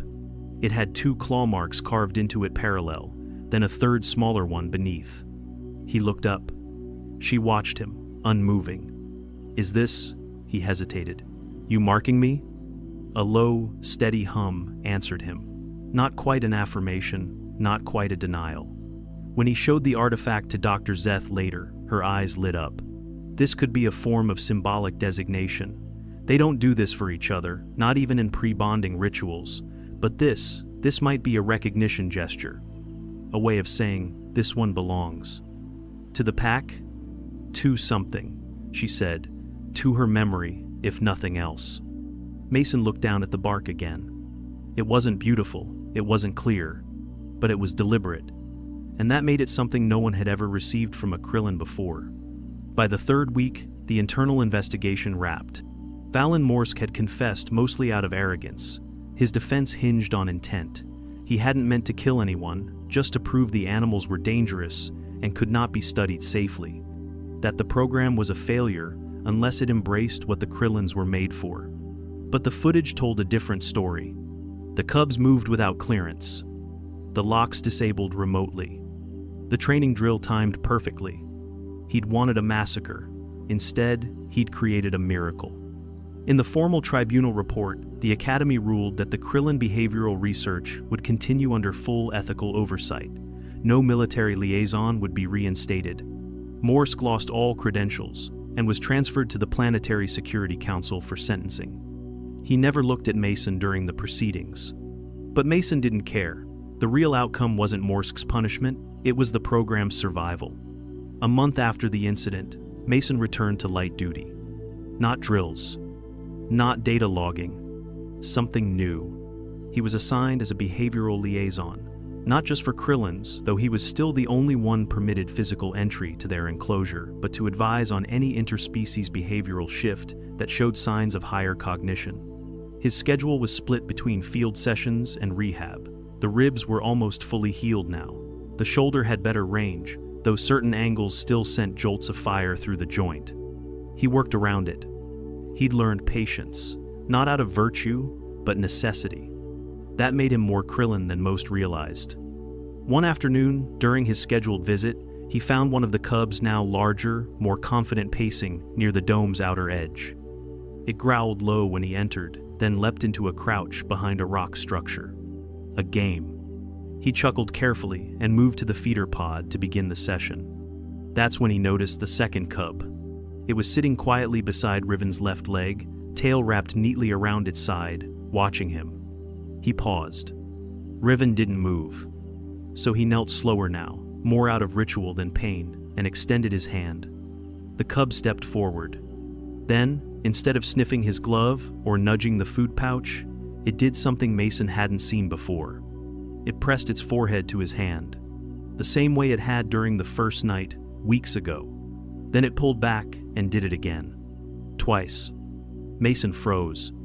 He looked at Riven. She was watching, but not correcting. The cub repeated the gesture once more. 3 contacts. A mark. Recognition. Then it scampered off toward its sibling with a sharp chirp. Mason stood, heart heavy in his chest. They remembered. Not the food. Not the dome. Not the accident. But him. They remembered the shelter, the warmth, the hand that didn't hurt. And somehow, in their own primal way, they had decided it mattered. Later that week, a notice was posted across the internal Nexus network. The Krillin Empathy Override was now being studied as an emergent emotional logic system, not a mechanical safeguard. New training protocols were being developed. A collaboration between human caretakers and juvenile Krillin handlers was proposed. Mason's name was listed as primary advisor. He didn't comment on it. He didn't attend the panel review either. He was in the dome, sitting against the same overturned crate he'd used weeks ago, now cleaned and secured, reading a transcript aloud to the cubs, both dozing at his feet, their scaled bodies rising and falling gently. Riven rested nearby. She didn't hum. She didn't growl. She simply watched. When he finished the passage, Mason leaned back, his shoulder flaring slightly. "You still don't trust them, do you?" he asked softly, eyes half closed. "The others." Riven blinked once. "They're trying, though." Another blink. "But I get it. You didn't choose them." She shifted barely and turned her head. "You chose me. Or maybe I chose you." One of the cubs twitched in sleep. Mason looked down at the smooth bark fragment in his lap. 3 claw marks. 3. Recognition. Bond. Memory. He didn't need more than that. Not medals. Not acclaim.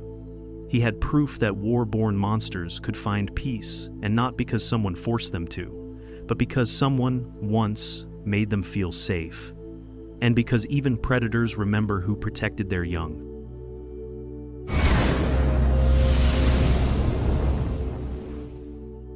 Prefect Theron had spent a lifetime designing the perfect predator, only to forget the one piece of biological code that overrode all others: loyalty.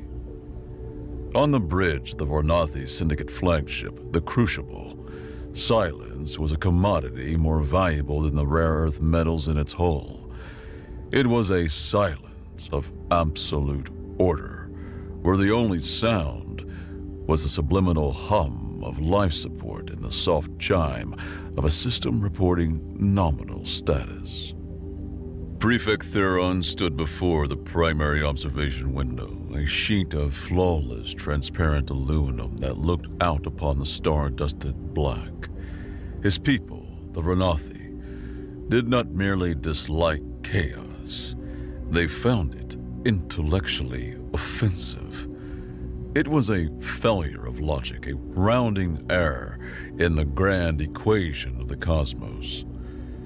And Theron's life's work was the ultimate expression of that philosophy, the creation of perfect, predictable order from the messy, contemptible chaos of biology.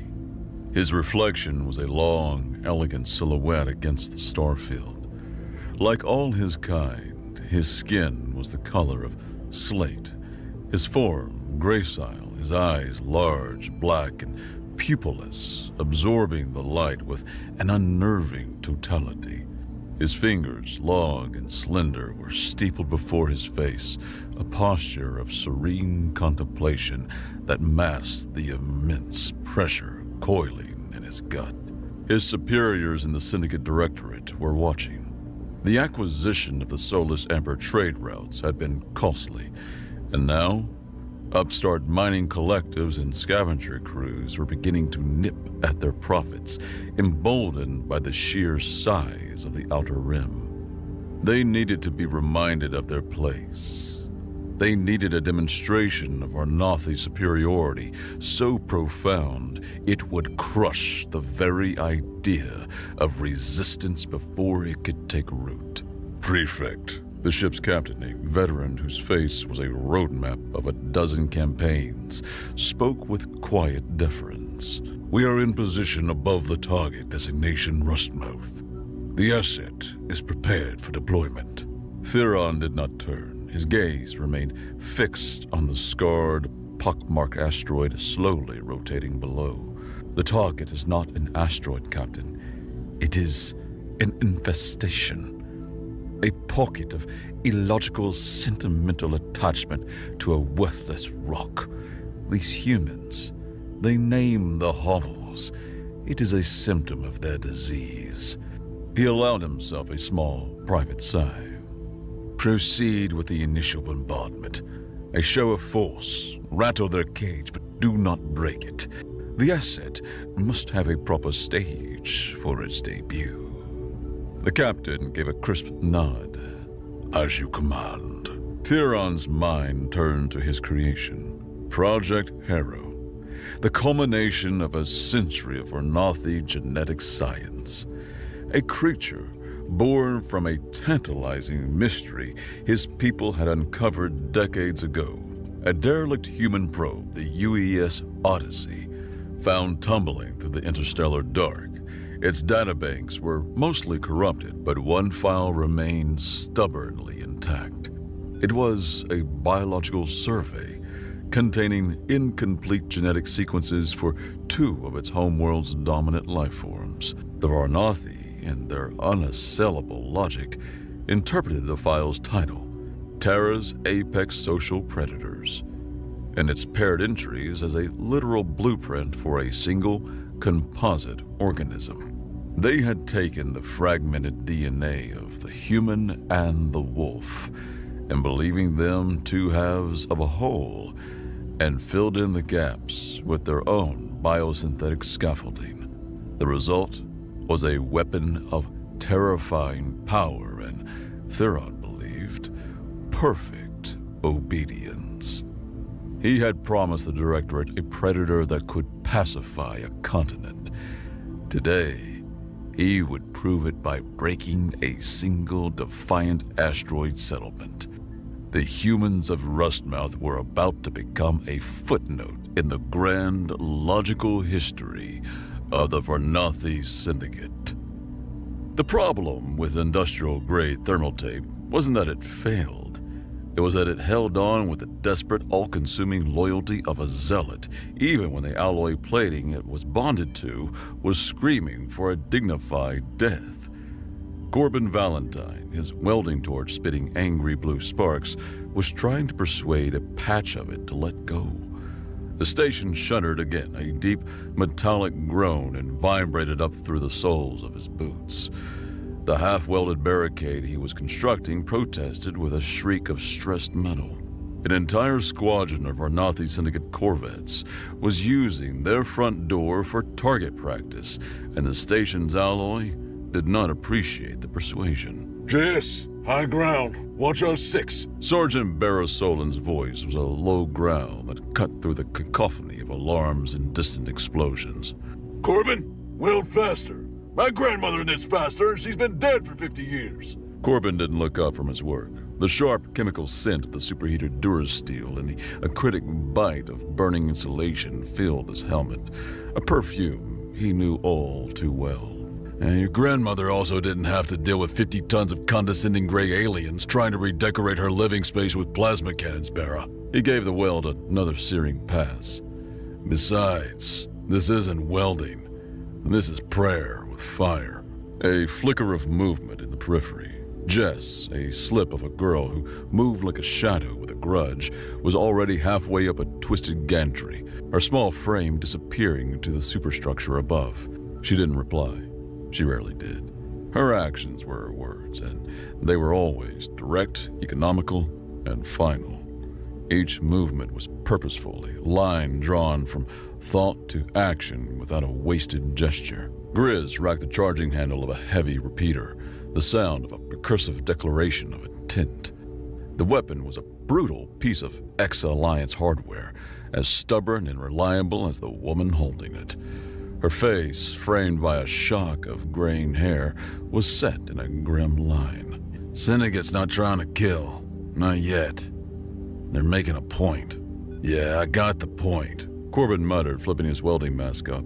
He squinted at the main plaza of Rustmouth, the hollowed-out asteroid they called home. Through the shimmering containment field of the main viewport, he could see the sleek, gunmetal gray shapes of the Varnathi ships. And the point is, they're rich, we're not, and they think our recent success in the soulless amber trade is a disruptive market anomaly.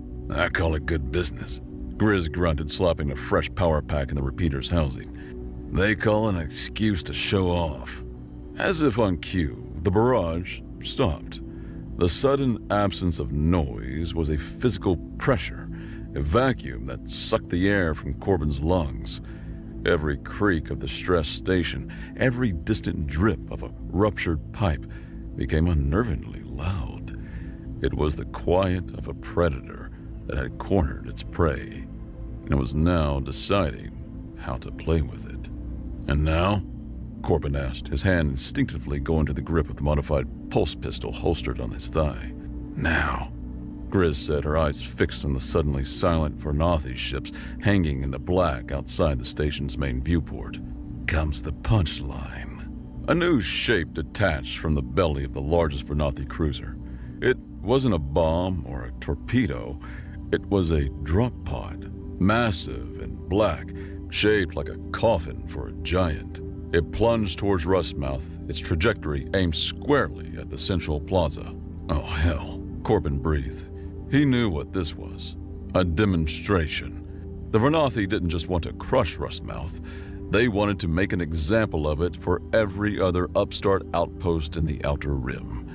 They wanted to film the execution. The pod hit with the force of a tectonic event. The entire asteroid station screamed, Duracrete cracking and lights flickering violently. It didn't explode, it just arrived. A monument to overwhelming force, planted right in the heart of their home. The silence returned, thick with dust and dread. The drop pod sat in the center of the plaza, a silent, monolithic threat. Small drones, no bigger than a human fist, detached from the Varnathi ships and swarmed in through the shattered viewports, their single, glowing red lenses focused on the pod. Broadcast drones. They were here to make sure the whole sector got a front row seat. Whatever's in there, Corbin said, his voice low. They want everyone to see it. And let's give them a good show. Grizz replied, her knuckles white on the grip of her repeater. With a long, drawn-out hiss of depressurizing gas, the front of the pod split open, unfolding like the petals of some monstrous metal flower. For a moment, there was only darkness within. Then, 2 points of light ignited deep inside, burning with a cold blue fire. A low growl rumbled out, a sound that felt less like hearing and more like a physical vibration in the bones. It emerged from the darkness, and Corbin felt his blood run cold. It was a nightmare given form, a quadrupedal beast of a size that defied old terrestrial biology, easily as large as a heavy armored personnel carrier. 10 tons of biosynthetic material, its hide a layered composite of black plating that seemed to drink the ambient light, shifting and resettling over a musculature that glowed with a soft light, internal luminescence like embers deep in a forge. Its armor was thick and overlapping, like tectonic plates of polished obsidian.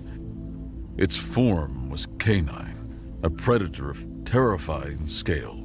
Its head was long and woven, but its eyes, those 2 points of cold blue fire, held a terrifying, calculating intelligence. This was no dumb animal.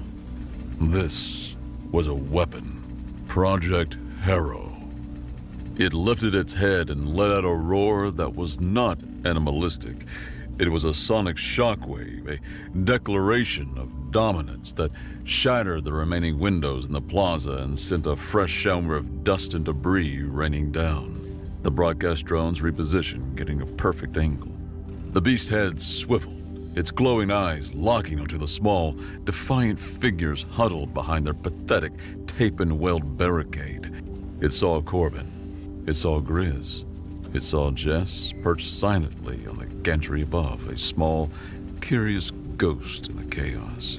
"Well, Sparky," Corbin murmured to himself, raising his pistol, "this has been a suboptimal day."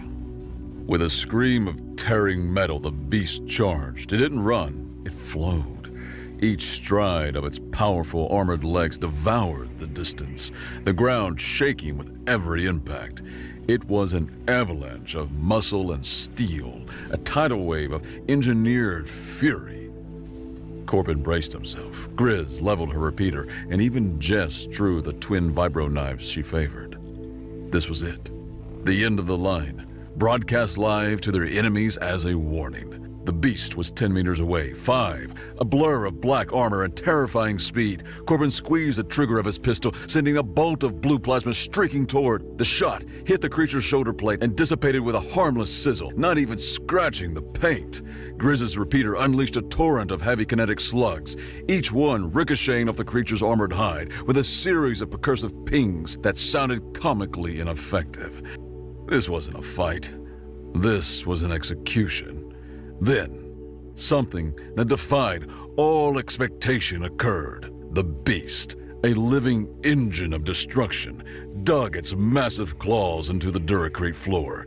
It skidded to a halt, just 2 meters from the barricade. The shriek of metal on stone, deafening. It stood there, panting, its breath coming in hot, vaporous clouds. Its head lowered, its nostrils, flared and wide, twitched. It was processing something. A storm of scents was hitting it. The sharp scent of discharged slugs from Grizz's rifle, the hot metal air from Corbin's plasma shot, the dusty redolence of the station, the coppery scent of human sweat and fear. But beneath all that, carried on the recycled air, was something else. Something older, deeper. A scent pattern that resonated not in its memory, but in the very core of its genetically coded being. It was the scent of humanity. Unfiltered, primal, the scent of its makers. The scent of its true alphas. The beast's glowing blue eyes, which had been burning with cold, predatory fire, flickered. A new light entered them. Not hate, not hunger. Confusion. Recognition. It looked at Corbin, whose heart was trying to hammer its way out of its ribcage. It looked at Grizz, whose finger was still frozen on the trigger of her weapon. It looked at Jess, who had not moved a muscle, her expression one of tense, unwavering curiosity. Then, with a movement that was shockingly slow and deliberate for a creature of such power, it bent its powerful forelegs. The joints hissed, the armor plate shifted, and to the utter, jaw-dropping shock of the 3 humans and the silent, abject horror of the Varnathi watching from their orbiting command ship, Project Harrow knelt. It lowered its massive head until its snout was nearly touching the floor, a posture of absolute instinctual submission. It had been unleashed as the ultimate predator to intimidate a galaxy. Instead, it found its pack. On the pristine, minimalist bridge of the Crucible, Prefect Theron watched the live feed on the main view screen.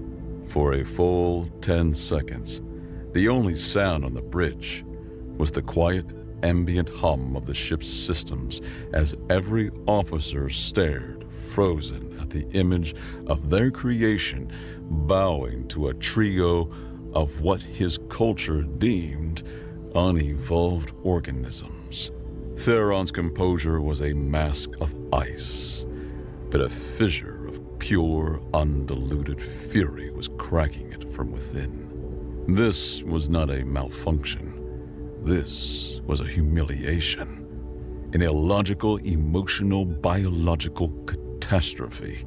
His perfect weapon, the culmination of all his work, was acting like a misbehaving pet. Terminate the broadcast, he said. His voice was dangerously calm, each word a chip of ice.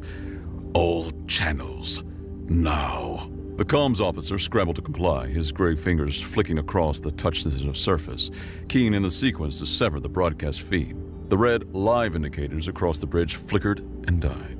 Theron turned his head slowly, his gaze falling upon the ship's captain. This demonstration, he stated, his voice dropping to a whisper that was more menacing than any shout, is now a sterilization operation. I want my asset back, and I want the human contaminants purged. The captain, a veteran, hesitated for a fraction of a second. Prefect, our orders were for a non-lethal demonstration. Your orders have changed, Captain, Theron interrupted, rising from his command chair. He walked to the view screen, placing a hand on the cool glass right over the image of the kneeling beast. This display of sentimentality is a flaw in the asset's programming, an unforeseen variable introduced by the source material. It cannot be allowed to propagate. No trace of his failure can be permitted to exist. Deploy the commando teams. Retrieve the asset. Eliminate all witnesses. He tapped the screen. And bring me the humans, alive if possible. I wish to dissect the nature of this anomaly personally. His professional pride, the very core of his Varnathi identity, had been wounded. He would not just erase his failure. He would dissect it, understand it, and ensure it never happened again. The humans of Rustmouth were no longer a nuisance. They were a research project. Back in the plaza, the three humans stared, mouths agaped. The silence was broken by Jess, who gracefully dropped from the gantry, landing as silently as a cat. She walked forward past the barricade, her steps slow but sure. Jess, get back here! Corbin hissed, his voice tight with disbelief and fear. She ignored him. She approached the colossal, kneeling beast, stopping just before its lowered head. She reached out a small, grimy hand and placed it on the creature's armored snout, right between its glowing eyes. The beast did not flinch. Instead, a low, guttural rumble vibrated from his chest. Not a growl, but a purr. A sound of contentment, so deep it shook the floor. It nudged its head gently into her palm, a gesture of profound affection. Grizz lowered her repeater, an expression of dawning incredulous awe on her face. Well, I'm B, she breathed. It's a giant armored space puppy. The tender moment was shattered by the hiss of rappelling lines and the clatter of armored boots. Varnathi commandos, clad in sleek black combat shells and armed with pulse carbines, began descending into the plaza from breaches in the ceiling. They moved with cold, synchronized purpose, each member of the fire team covering another's advance. Spoke too soon, Corbin gritted out. Company's here. Grizz snapped back into tactical mode. She pointed a decisive finger at the beast, which was now lifting its head, a low growl of rising anger directed at the newcomers. All right, big guy, she barked, her voice ringing with command authority. New name's Wrecker. You see those shiny black suits? They're not us. She jabbed her finger toward the commandos. Sick 'em. It was as if a switch had been flipped. The beast, Wrecker, surged to its feet with a deafening metallic roar. The sound was different from its first cry of dominance. This was a deep, guttural sound of protective fury. Its pack was being threatened. It launched itself at the nearest squad of Varnathi commandos. It was no longer a patient, stalking predator. It was a whirlwind of claws and armor plate. A commando raised his carbine, but Wrecker's armored forelegs smashed him into the wall with the force of a freight train. Another was snatched up in its immense jaws and tossed like a child's toy in a far bulkhead. plasma fire sparked and deflected off its hide, and it tore through their ranks a living, breathing anti-infantry weapon system that had just chosen a side. "Okay," Corbin said, shouldering his own pulse rifle. "New plan. I'm starting to like the new plan." He glanced at Grizz. "To the ship?" Grizz grinned, a fierce, wolfish expression. "To the ship." Their retreat became a storm of calculated violence.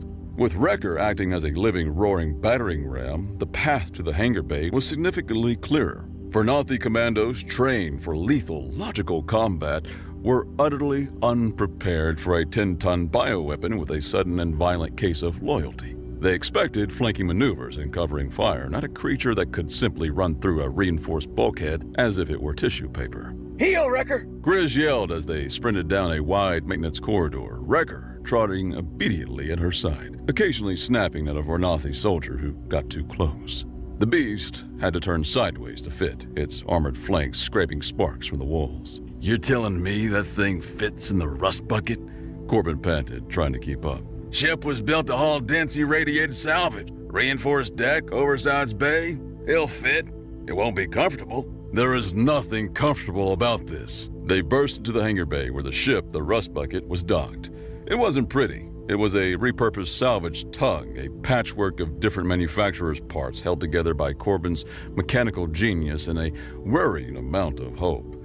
But it was tough, and its cargo bay was, as Grizz said, oversized and reinforced. "Jess, prep the pre-flight. I'll lower the ramp." Corbin yelled, sprinting to the ship's external access panel.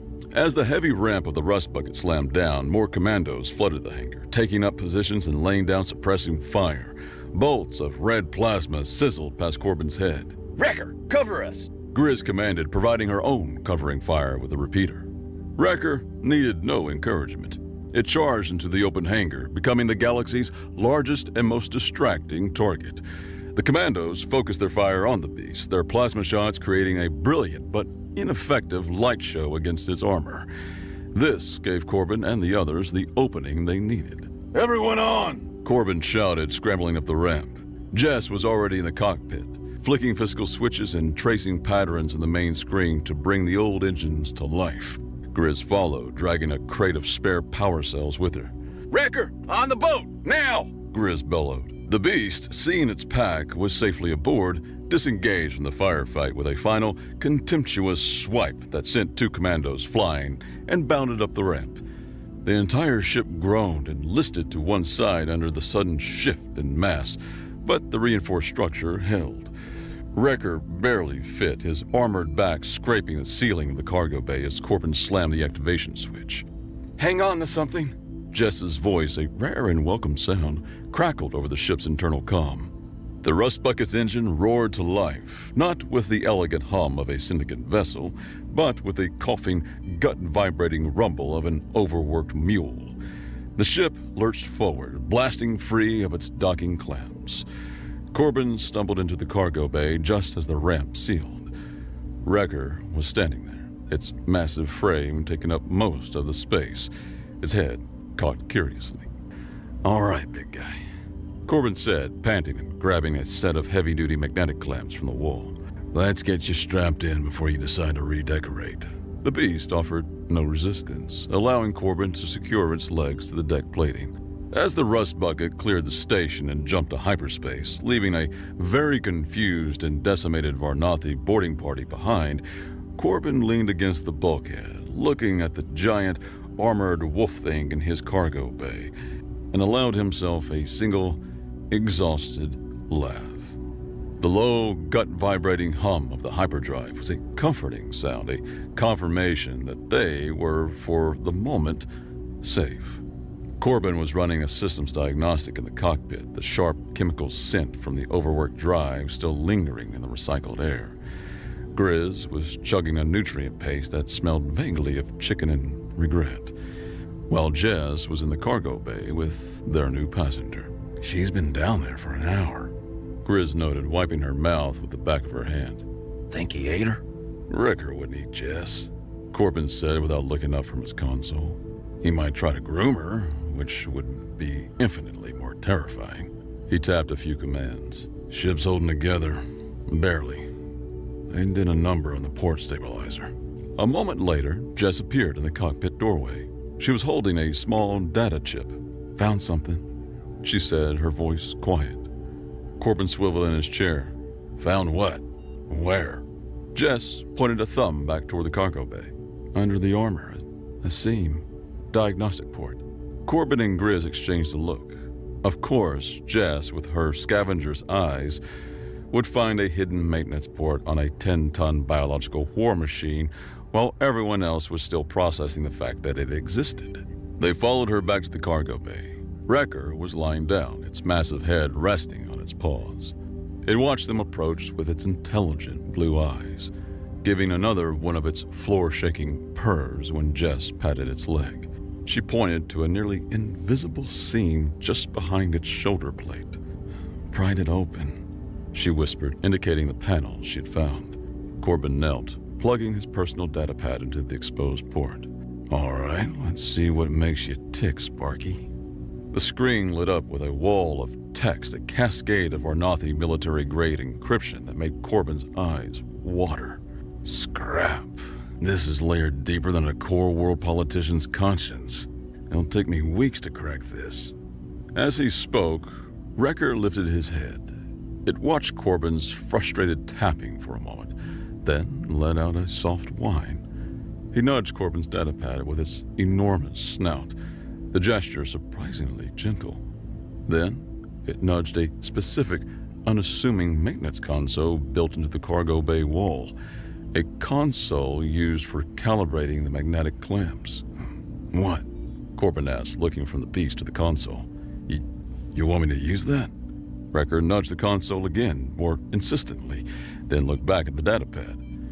Grizz folded her arms. "It's a pack animal, Corbin. It's trying to help." "It's not a dog. It's a whatever it is," Corbin muttered, but he unplugged his datapad and connected it to the indicated console. He ran a diagnostic. The console wasn't just for the clamps, it was a redundant systems hub tied into the ship's main computer. And for some reason, the Varnathi port was reacting to it. A new window opened on his datapad, a back door into the encryption. "No way," Corbin breathed. "It's using the ship's architecture as a skeleton key." He started typing furiously as the data streams began to flow, corrupted and fragmented, but readable. He pulled up the first coherent file. It was a header, simple and stark. Project Harrow, Source Data, Archival Probe UES Odyssey, Human Origin. Another file, a classification manifest from the human probe, flickered onto the screen.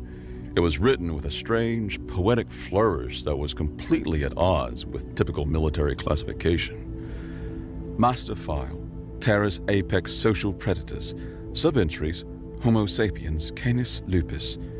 Archivist note. Let the record show that while we stand on two legs and they on four, we are bound by the same ancient pact. The warmth of fire, the loyalty of the pack, the thrill of the hunt. In our arrogance, we call them beast and ourselves man, but the wolf that runs in the dark of the wood runs also in the dark of our own hearts. They are our shadow kin, our other half, the song of the wild that we have almost forgotten how to sing. Corbin stared at the screen. Grizz leaned over his shoulder, reading. Apex, social predators, one file? The final fragment was a Varnathi project note, cold and clinical. Genetic interpretation, single organism, incomplete sequences for both sub-entries, missing data compensated with Varnathi biosynthetic scaffold, intelligence and pack loyalty of human combined with predatory instinct of wolf. The horrifying, hilarious, galaxy-altering truth crashed down on them. The Varnathi, in their cold, emotionless logic, had found a derelict human probe. They found a file created by some long-dead, overly dramatic archivist and taken it literally. They thought humans and wolves were two parts of the same creature. With incomplete DNA for both, they had simply filled in the blanks. They had built their ultimate weapon, using a human and a wolf as the blueprint, believing it was one organism. Corbin looked from the datapad to the giant, armored wolf creature that had knelt before them. The creature that was, genetically speaking, their weird, monstrous cousin. Oh, Corbin said, a slow grin spreading across his face. Oh, you magnificent, logical morons. The Hunter needed a tune-up first. The rust bucket was bleeding coolant from a plasma score along its port engine, and the stabilizer was still shot to hell. Pushing the hyperdrive in this condition was suicide. We need parts, Corbin announced, pulling up a regional map. And there's only one place in this sector that'll have what we need without asking questions a priest would blush at. He tapped the designation on the map, a small, pockmarked moon orbiting a dying gas giant. Its official designation was XT-734. Everyone in the rim just called it the Grinder.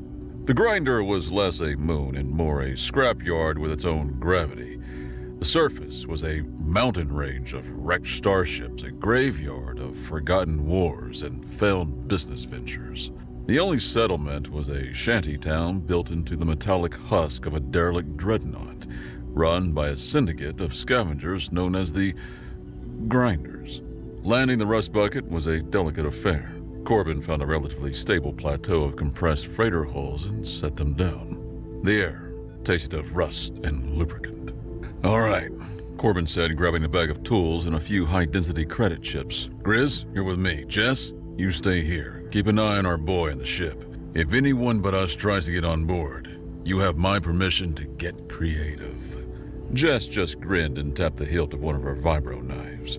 It was all the confirmation he needed.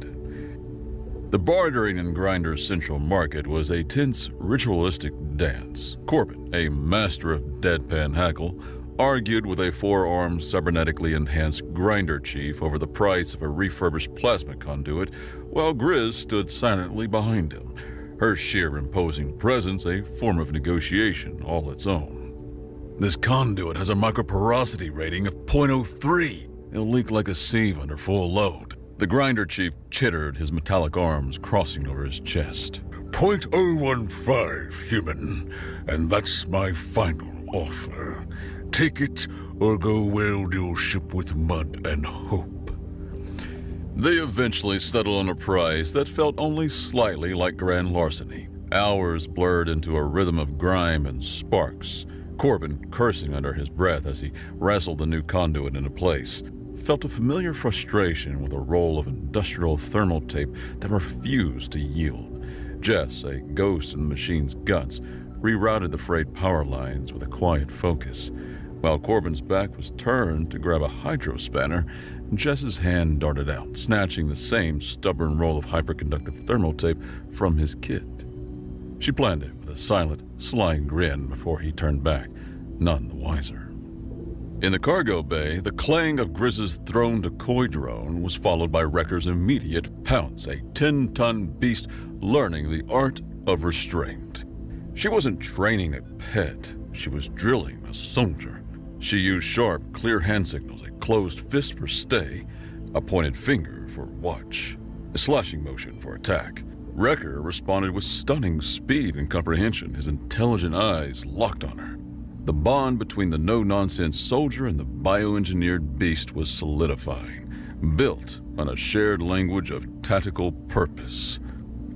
He's a fast learner, Grizz said, giving Wrecker's armored flank an approving slap as Corbin emerged from the engine room covered in grease. They better be, Corbin replied, wiping his forehead, as we're about to go kick the hornet's nest. Prefect Theron is a creature of ego, Corbin explained, pacing the rust bucket's small bridge.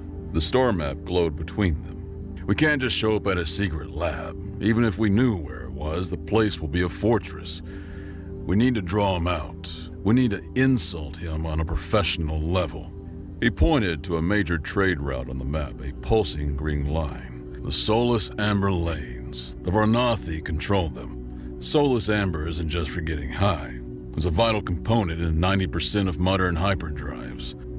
If the Varnathi lose control of these lanes, their entire fleet becomes a collection of very expensive paperweights.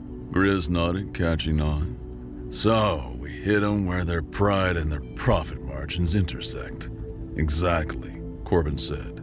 We're gonna hijack one of their high-value amber freighters. But we're not just going to steal the spice. He grinned. We're gonna steal their secrets, and we're gonna do it with Wrecker, making sure everyone sees it. Their target was a lumbering, heavily automated Varnathi freighter, the Gilded Hand. It was slow, arrogant, and flying with a skeleton crew. The rust bucket dropped out of hyperspace directly in its path. The attack was brutally direct. Grizz took out the freighter's engines with a precise volley, and Corbin brought them in close. Wrecker, you're up! Grizz shouted into the comm. The cargo bay doors slid open. Wrecker took a running leap across the void, a living, boarding torpedo that slammed onto the Gilded Hand's hull with a deafening screech. He tore his way to the bridge, and the terrified Varnathi crew surrendered instantly. While Grizz and Jess secured the spice, Corbin went straight for the bridge's secure data terminal. He plugged in his datapad and, using the exploit they discovered, downloaded a secure Varnathi fleet data slate. This was the real prize. Back on the rust bucket, Corbin went to work. The data slate was a treasure trove. It contained master encryption keys, fleet movements, and, most importantly, a list of coordinates for several deep space Varnathi black sites. One of these has to be Theron's lab, Corbin said, projecting the list onto the star map. There were 5 possible locations, all in uncharted hostile territory. But which one? Attacking the wrong one will get us killed. As he spoke, Wrecker, who had been lying quietly in the cargo bay, grew agitated. He padded onto the bridge, a low whine rumbling in his chest. He walked to the glowing star map and stared at it, his head cocked. Then he lifted a claw and scratched at one specific blinking coordinate in a dark, nebular cluster. "Hey, easy on the console," Corbin started, but then he froze. Wrecker whined again, scratching the same point, more insistently this time. He looked at Corbin, then back at the coordinate, a look of profound recognition in his intelligent eyes. Corbin's eyes widened. "That's it," he breathed. "The slate gave us the possibilities. He's giving us the answer." He looked at the others, a wild, reckless sense of purpose igniting in his chest. They weren't guessing anymore. The hunter had the scent of its master. They leaked footage of their tamed monster and the hijacked spice to every news broker in the Outer Rim. The message was clear. The Varnathi's ultimate weapon was now working for a trio of human upstarts. Theron would be professionally and personally humiliated. He would have no choice but to come for them. Prefect Theron did not take the news well. The image of his creation, posing like a trophy hunter's prize next to a human soldier, was an insult of such magnitude that it transcended mere professional failure. It was a personal, visceral affront to his logic, his genius, and his species' perceived superiority. "He is mocking me," Theron whispered to his captain, his black eyes fixed on the image of Wrecker. "That human, Valentine, he has broadcast my failure to the entire sector. He is using my own creation to dismantle my reputation." He grew perfectly, terrifyingly still. "This is no longer about retrieval. This is about intellectual extermination." He turned, his face a mask of cold fury. "He has our black site coordinates. I know which one he will choose. The asset will lead him there. Prepare the Crucible for immediate departure. Plot a course for Thanatos Nebula." "Sir," the captain said, "we'll be jumping into an unscouted sector." "The sector is not empty," Theron corrected him. "My primary research facility is there, and now so is my prey." He allowed himself a thin, cruel smile. "The human thinks he has set a trap. He has merely chosen the location of his own dissection." On the rust bucket, an alarm blared. Massive energy signature dropping out of hyperspace, Grizz announced from the sensor station. It's a big one, Corbin. Cruiser class. Vernathi. Corbin looked at the screen where friendly ships were marked as green icons and the enemy was a large, advancing red triangle. A single, enormous ship icon appeared, right where Wrecker had indicated, right where Theron's mobile lab, the Crucible, would be. He took the bait, Corbin said, a thrill running through him. All hands, battle stations, full power to forward shields. Jess, already in the pilot seat, pushed the throttle forward. The rust bucket, patched up and battle-ready, accelerated, flying not away from the giant Vernathi warship, but straight towards it. They're not changing course, the Vernathi tactical officer reported, his voice laced with confusion. They're accelerating on a direct collision course. Prefect Theron watched the tiny blip of the rust bucket on the main screen. Arrogance. A fatal human flaw. He turned to his weapons officer. Target their engines. Disable them. I want that ship intact. On the rust bucket, the ride was getting bumpy as the first volley of warning shots from the Crucible bracketed them. They're trying to cripple us, Grizz yelled over the noise. I know, Corbin shouted back, his eyes glued to the schematics of the Crucible from the stolen slate. Jess, see that dorsal heat vent? Sector 7. Jess's hands moved over her console, highlighting the area. She gave a short nod. On my mark, I need you to hit it with a full burst from the forward cannons. It'll cause a feedback loop and temporarily disable the atmospheric shielding for the main hangar bay. For about 5 seconds. Grizz's eyes widened. You want to fly into the hangar? I don't want to fly into it, Corbin said with a manic grin. I want to park in it. He looked at Jess. Ready? She gave him a thumbs up. Mark! The rust bucket shuddered as its forward cannons fired. The plasma bolt struck the heat vent, and on the Vernathi bridge an alarm blared. Atmospheric shield in the main hangar's flickering, Prefect! With a deafening shriek of protesting metal, the reinforced chassis of the salvaged tug slammed into the now vulnerable hangar bay opening. The impact shuddered through the Crucible's frame, the force of the ramming action cracking primary support struts and severing main power conduits deep within the ship's structure near the reactor housing. The rust bucket slid halfway into the massive hangar before grinding to a halt, wedged tight. Corbin was already up, grabbing his pulse rifle. Welcome to the party, pal!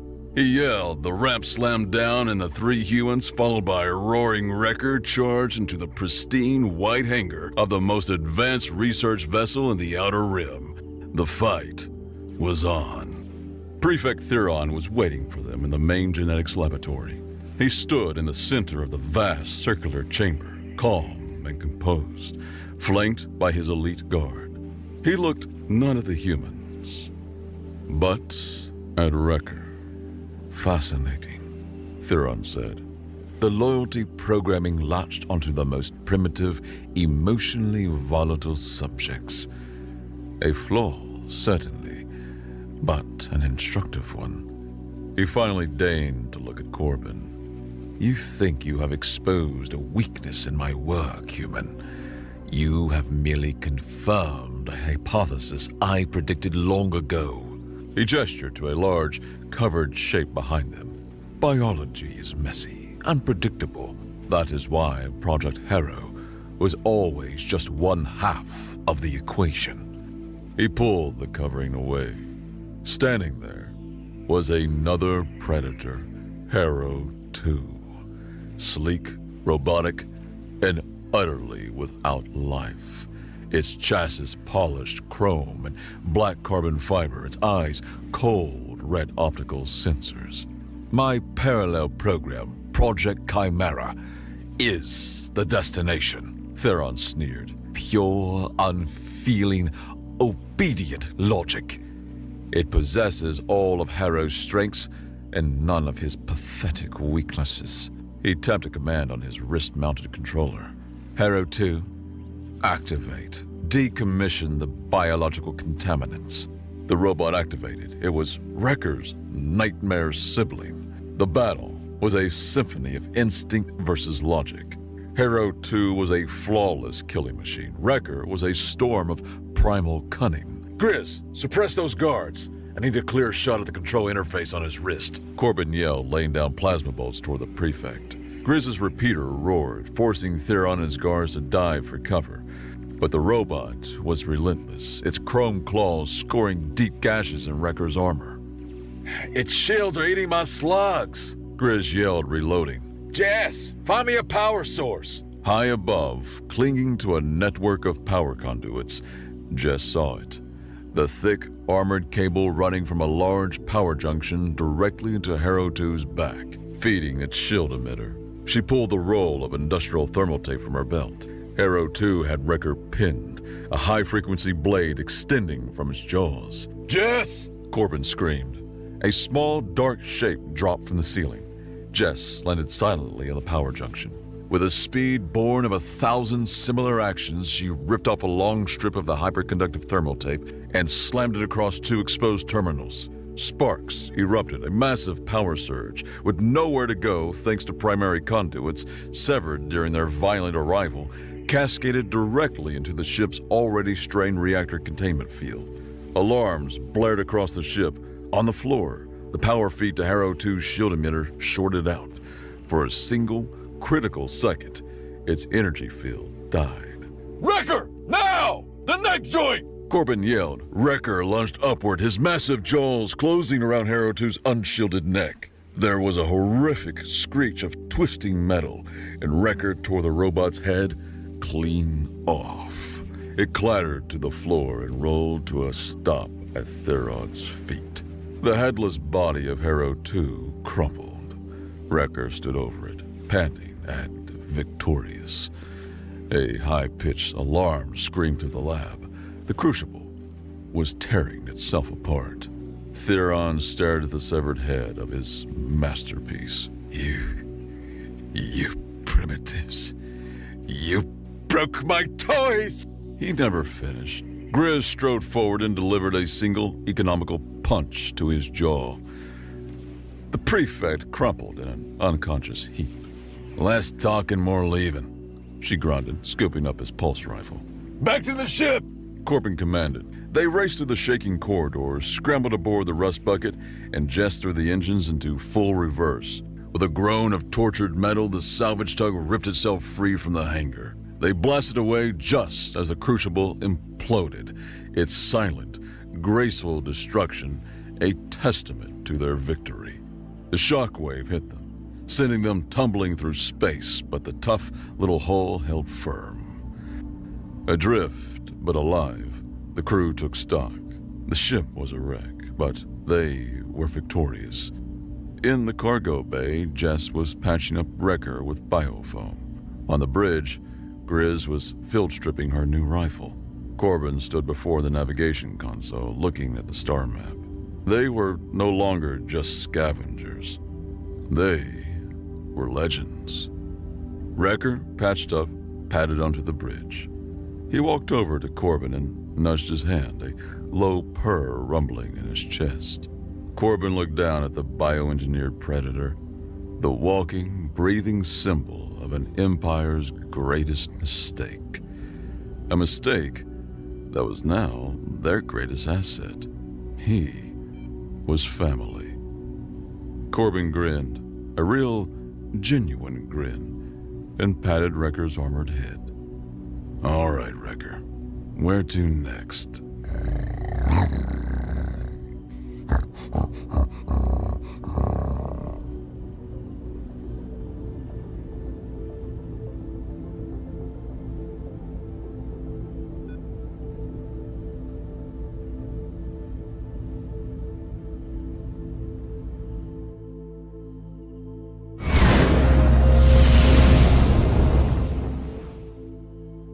Welcome to Starbound's second channel. My name is Aurum, I'll be your narrator today. But before we get into today's story, please check below to see if you've subscribed to the channel. It's 100% free and just allows our stories to pop up on your feed more often. Through the neural interface of his ship, Paco felt every shard of ice floating past Pluto's dark surface. His consciousness extended through the vessel's sensor array, giving him a perfect spherical awareness that no physical eyes could match. Where a window would have been pointlessly limiting, the interface let him experience space in its true vastness. Every radiation wave and magnetic field as clear as color. The ship itself was small, barely larger than the transport pods used by the Karanok for short-range flights. Its silver-white hull curved in organic shapes that mimicked the flowing architecture of his people, though now its once pristine surface bore the scars of his long journey. No external lights marred its surface. They weren't needed when the pilot could feel every micrometeorite impact and temperature variation through the direct neural connection. Paco himself sat suspended in the ship's central chamber, his slender frame floating in the suspension gel that protected him during high-G maneuvers. His pale blue skin, evolved for the dim light of his homeworld's binary stars, seemed almost luminescent in the soft glow of the life support systems. His two slender arms drifted with the gentle currents of the gel, each ending in delicate fingers adapted for precision work. Unlike the massive, fur-covered Karanok who had enslaved his people, Cenarians had evolved for perception and agility rather than brute strength. The first signs of humanity's presence appeared in his sensor feed, ancient mining operations on Pluto's surface that put the finest Cenarian engineering to shame. Geometric patterns stretched across the dwarf planet's icy plains, their purpose unclear but their coordination undeniable. Paco recorded everything, each detail feeding into his ship's memory through the neural link, though the effort made his head throb. The interface wasn't meant for such extended use, but he couldn't risk missing anything that might help save his people. As he crossed Neptune's orbit, more evidence accumulated. Automated drones, so advanced they nearly escaped his notice, maintained vast arrays of scientific equipment in the ice giant's upper atmosphere. They ignored his presence completely, focused on tasks whose purpose he couldn't begin to guess. Around Uranus, he found similar machines, their movements suggesting they'd been performing their duties without interruption for centuries. Saturn's rings held structures that defied his understanding, gossamer thin sheets of material that seemed to harvest energy from the planet's magnetic field. They stretched for thousands of kilometers, yet had less mass than a single Cenarian vessel. Jupiter's massive radiation belts contained networks of satellites that appeared to be conducting experiments on a planetary scale. The Mars colonies struck him the hardest. Here, at last, were clear signs of habitation, or rather, abandonment. Vast cities stood empty under the red sky, their architecture unlike anything in his species' database. They showed no signs of warfare or disaster. They had simply been left behind, preserved like museum pieces by automated systems that continued their work for centuries, if not millennia. Hope began to fade in Paco's heart. He'd crossed half the galaxy chasing stories of humanity's power and benevolence, tales of a species that stood above all others, yet used their might to protect the weak. Every spacefaring race knew the legends, how humans had ended wars between elder species, uplifted young civilizations, and maintained a peace that spanned thousands of light years. But where were they now, when his people needed them most? Earth appeared in his sensor range, a blue jewel that stopped his hearts entirely. The cradle of humanity gleamed with pristine beauty, its atmosphere clearer than any inhabited world he'd ever seen. But as his ship drew closer, despair replaced his awe. No orbital stations cluttered the space around the planet. No ships moved between Earth and its moon. The only artificial structures he could detect were weather control satellites and what appeared to be wildlife monitoring systems. Humanity's homeworld had become a nature preserve, protected and maintained, but no longer inhabited. Paco's despair transmitted through the neural interface, causing his ship to drift slightly off course. The Karanok would continue their expansion. His people would remain enslaved. The last hope of the Cenarian race had led him to an empty... Space rippled. The first ship appeared directly ahead, its stealth field dissolving like fog in sunlight. Another materialized to his right, then his left, then above, below, behind. Within seconds, thousands of vessels surrounded him, their weapon signatures lighting up his sensor feed like a stellar nursery. "You have entered protected space." The voice bypassed his ship's communication array, speaking directly into his mind through the neural interface. "I am Sigma. Identify yourself and state your purpose, or you will be eliminated." Through the interface, Paco could feel the targeting systems of every ship locked onto his position. Each one could vaporize him before his neural impulses could even register the shot. The weapons alone spoke of technology centuries beyond his people's capabilities. I am Paco of the Cenarian people," he managed, his thoughts carrying his voice. "I seek humanity's help. Please, the Karanok, your species is unknown to us," Sigma interrupted. "And this sector is explicitly restricted from all non-human traffic. The consequences for violation are absolute." More ships appeared, filling every possible escape vector. Paco's terror transmitted through the interface, causing his small vessel to tremble slightly in space. The neural connection that made his ship feel like an extension of his body now ensured he could feel death approaching from every direction. "Please," he tried again, pushing his desperation through the link. "My people are dying. We heard the stories. Everyone has, about how humanity helps those in need, about their ancient power." His ship drifted closer to Earth, though he hadn't intended to move. "We didn't know where else to turn." There was a pause, during which Paco felt the weight of calculation beyond his comprehension. The ships hung in space like suspended stars, their presence both beautiful and terrifying. "Your neural patterns indicate truth," Sigma announced finally. "However, entering this space was still a violation. If you cannot provide a compelling reason for your presence here, the default response is termination." Through the neural link, Paco transmitted images.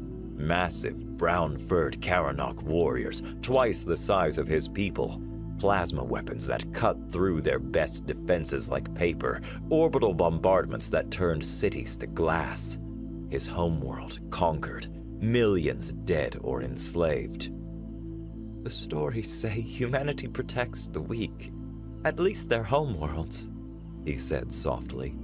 "That they're the apex predators of the galaxy, but they use their power to help others. Please, are they still here? Can they still help us?" Another pause, longer this time. The weapons remained locked on him, but Paco sensed a shift in Sigma's attention. The AI was processing something vast, consulting protocols or databases beyond Paco's understanding. "Your reason is noted," Sigma said finally, "and your neural patterns continue to read as truthful. However, you misunderstand the situation. Earth is not humanity's current residence. It is a preserve, protected in perpetuity as the cradle of their species." Paco's heart nearly stopped. "Then, they're gone? Extinct?" The response came with what felt almost like amusement. "No, humanity is very much alive. They simply no longer require physical planets for habitation." A new sensation filtered through the neural link. Curiosity, perhaps? Would you like to meet them? The question hung in space like a lifeline.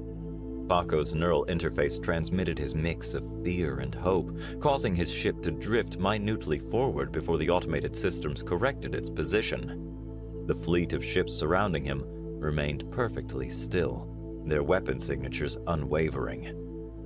"Yes," he whispered through the link, his mental voice conveying both his desperation and his wonder. "Please." The vast consciousness that was Sigma seemed to expand through the neural interface, its presence filling Paco's awareness like an ocean compared to his small pond.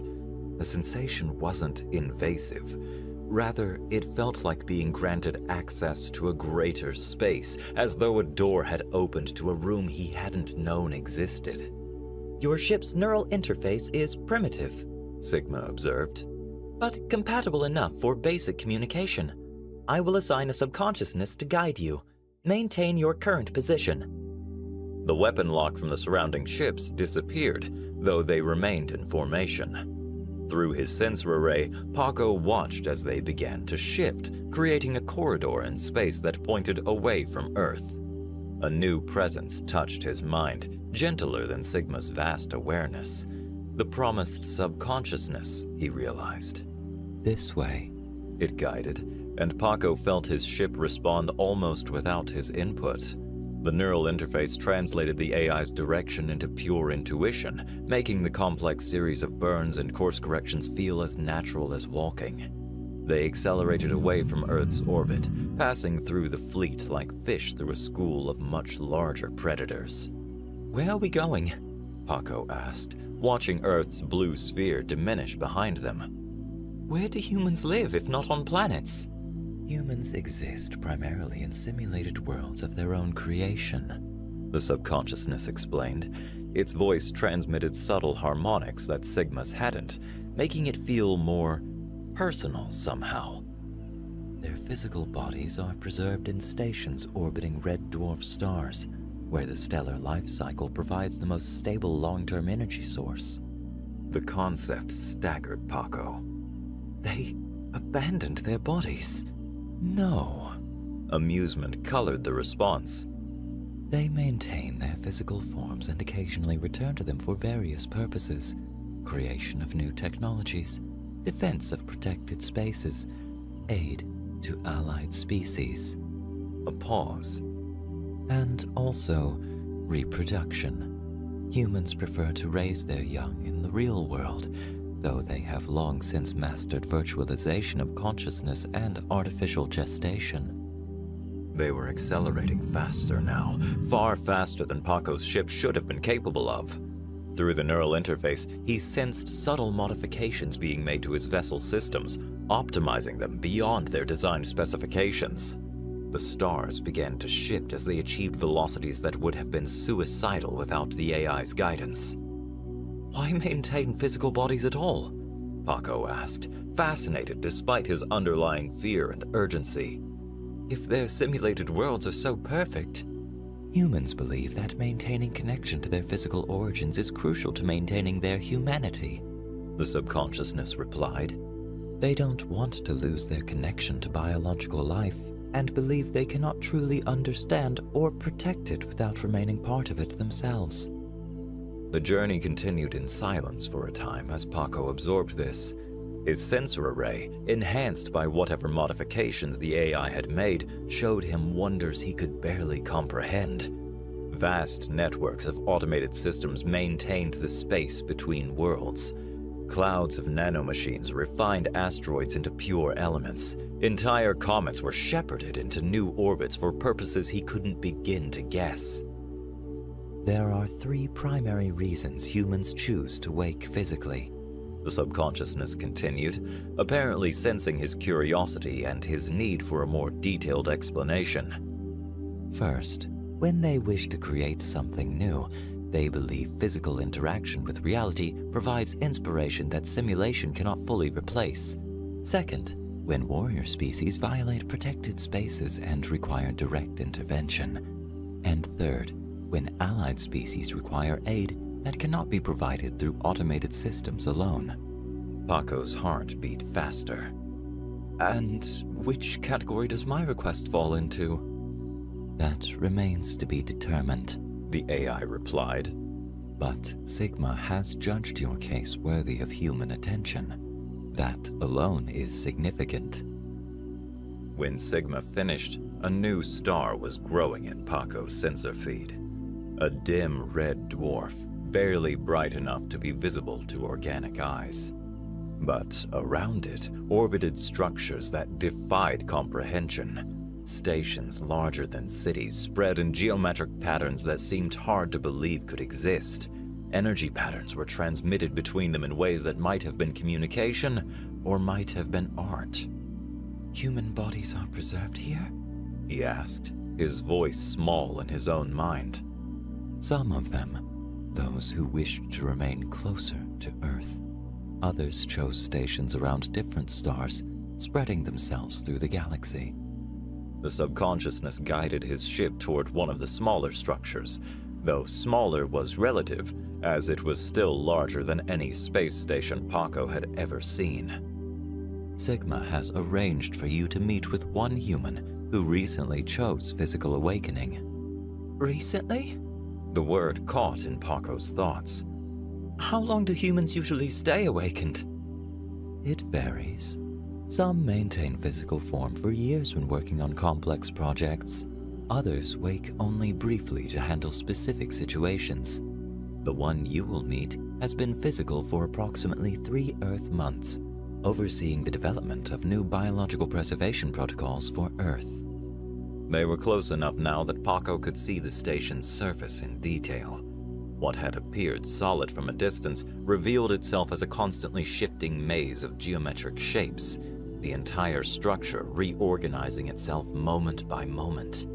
His ship approached what seemed to be a docking bay, though it looked nothing like any he'd seen before. "I will need to adjust your neural interface," the subconsciousness informed him. "The station's environment is optimized for human biology, but compatible with your own. However, you will need enhanced processing capacity to interact with its systems." Paco felt the changes begin, subtle at first, then building in complexity. The neural interface expanded, granting him awareness of systems within systems, layers of reality he hadn't known existed. The station wasn't just reorganizing itself, he realized. It was alive in its own way, constantly evolving to meet the needs of its inhabitants. "Are you ready?" the subconsciousness asked as the docking bay opened before them, its walls flowing like liquid metal. Paco checked his ship's readings one final time, more from habit than necessity. "Yes," he said, and felt the truth of it in his mind. "I am ready to meet a human." As he conveyed those words, the docking bay swallowed Paco's ship like a living thing, its walls flowing around the vessel in patterns that seemed to defy physics. Through his enhanced neural interface, he could sense layer upon layer of security systems scanning every part of his ship's structure. The station's awareness felt different from both Sigma and the subconsciousness. Less personal, more architectural, as though the entire structure was a single vast machine dedicated to maintaining optimal conditions for its inhabitants. "Your vessel will be held in suspension," the subconsciousness informed him as the liquid metal walls completed their embrace of his ship. "You may disconnect from the neural interface. The station will provide direct environmental support." Disconnecting felt like losing a sense he'd always had. The suspension gel drained from his chamber, leaving him feeling vulnerable and small. Without the interface, he was just himself again.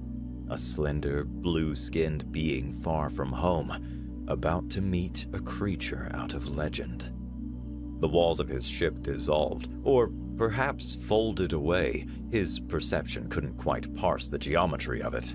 He found himself standing in a corridor that seemed to breathe, its surfaces moving with subtle patterns that might have been art or might have been information. The air was perfect, neither warm nor cool, with just the right mixture of gases for his biology.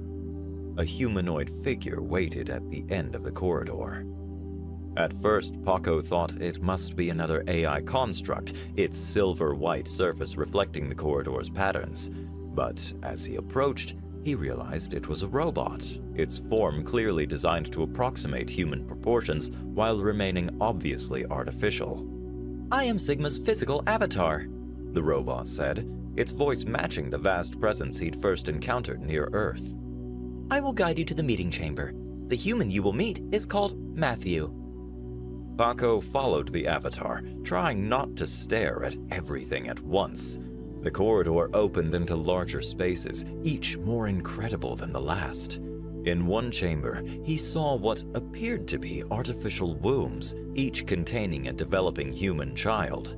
In another, complex machinery wove what might have been new bodies, though the purpose of the process wasn't clear to his understanding. As I said before, humans prefer to raise their children physically, Sigma explained, noticing his attention. The first few years of human development occur in biological form before they are given access to simulated spaces. It helps maintain their connection to their original nature.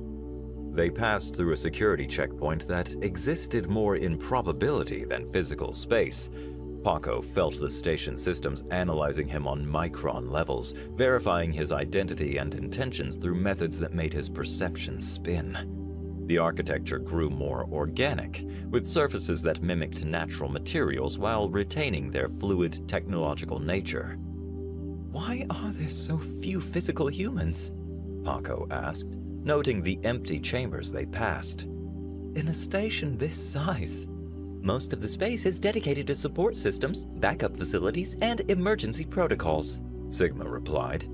Humans learned long ago that concentrated population centers create unnecessary vulnerabilities.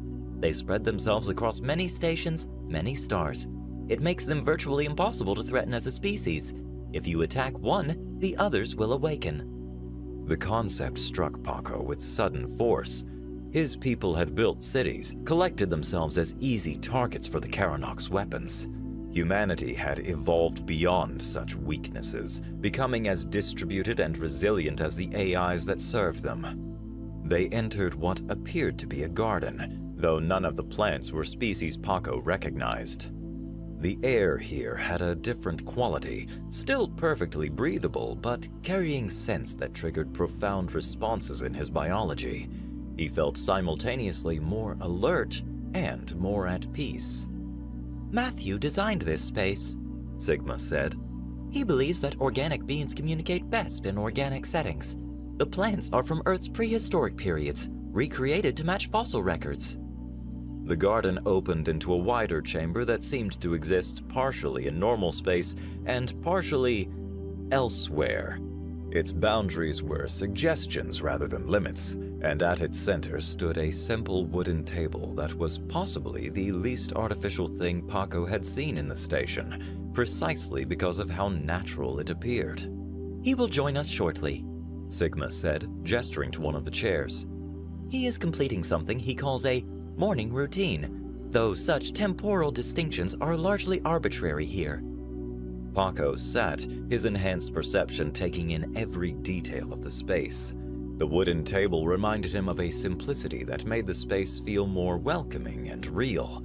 The air currents in the room flowed naturally, and even the light seemed carefully crafted, its spectrum optimized for both human and Cenarian vision. Soon, a new presence touched Paco's awareness.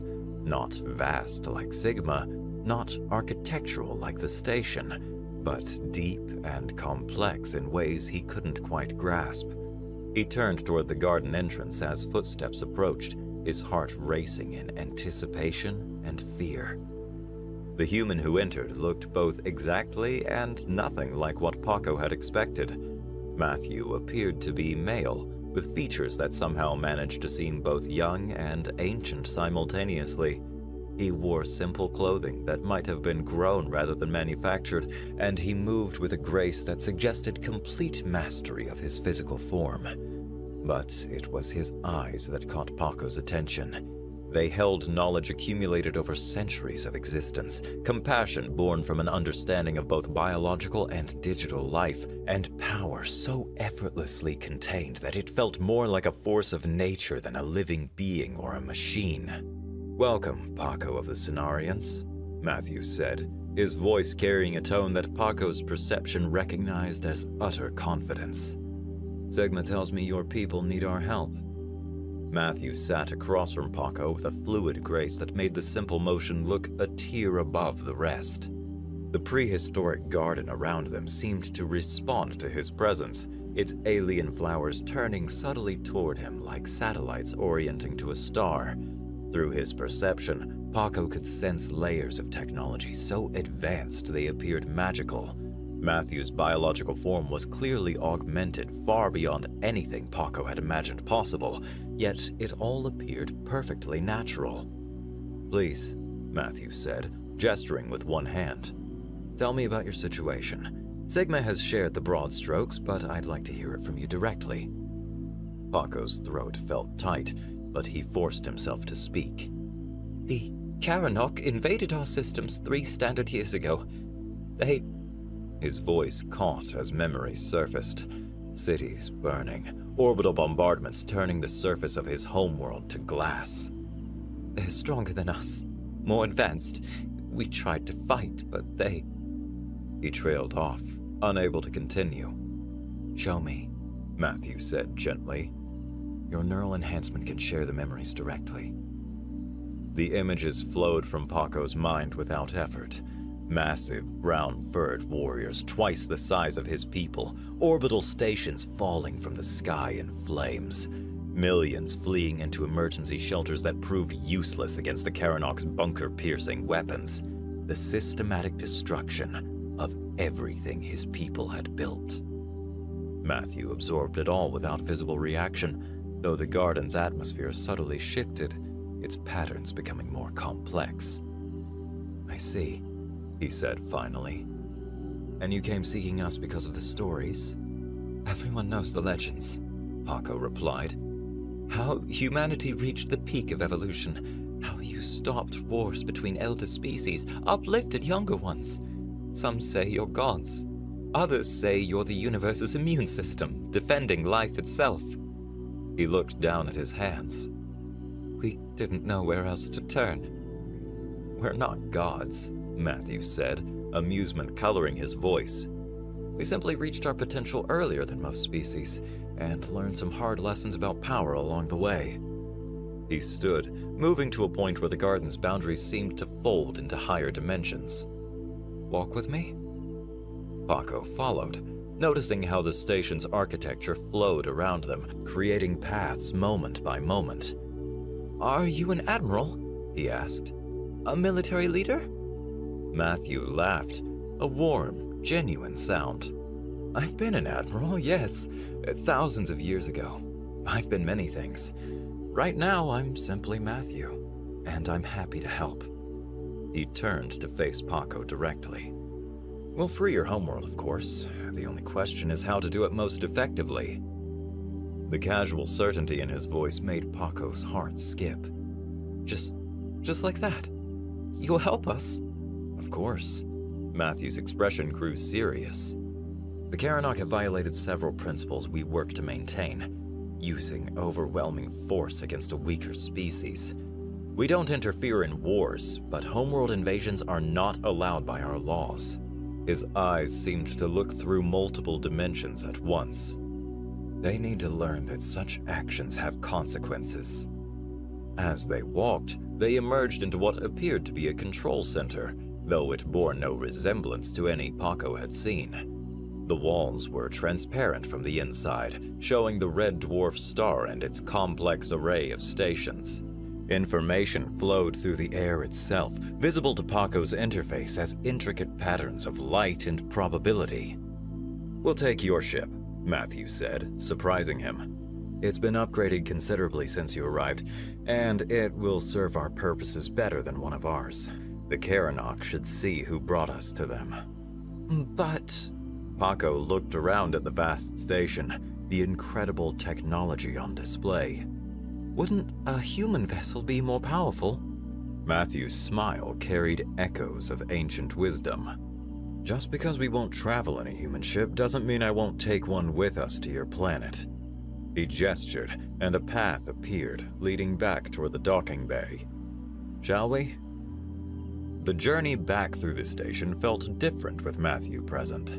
The architecture responded to him as he walked, spaces opening before them and sealing behind them. Other robots, or possibly avatars, bowed slightly as they passed, their movements carrying subtle meanings Paco's enhanced perception could almost grasp.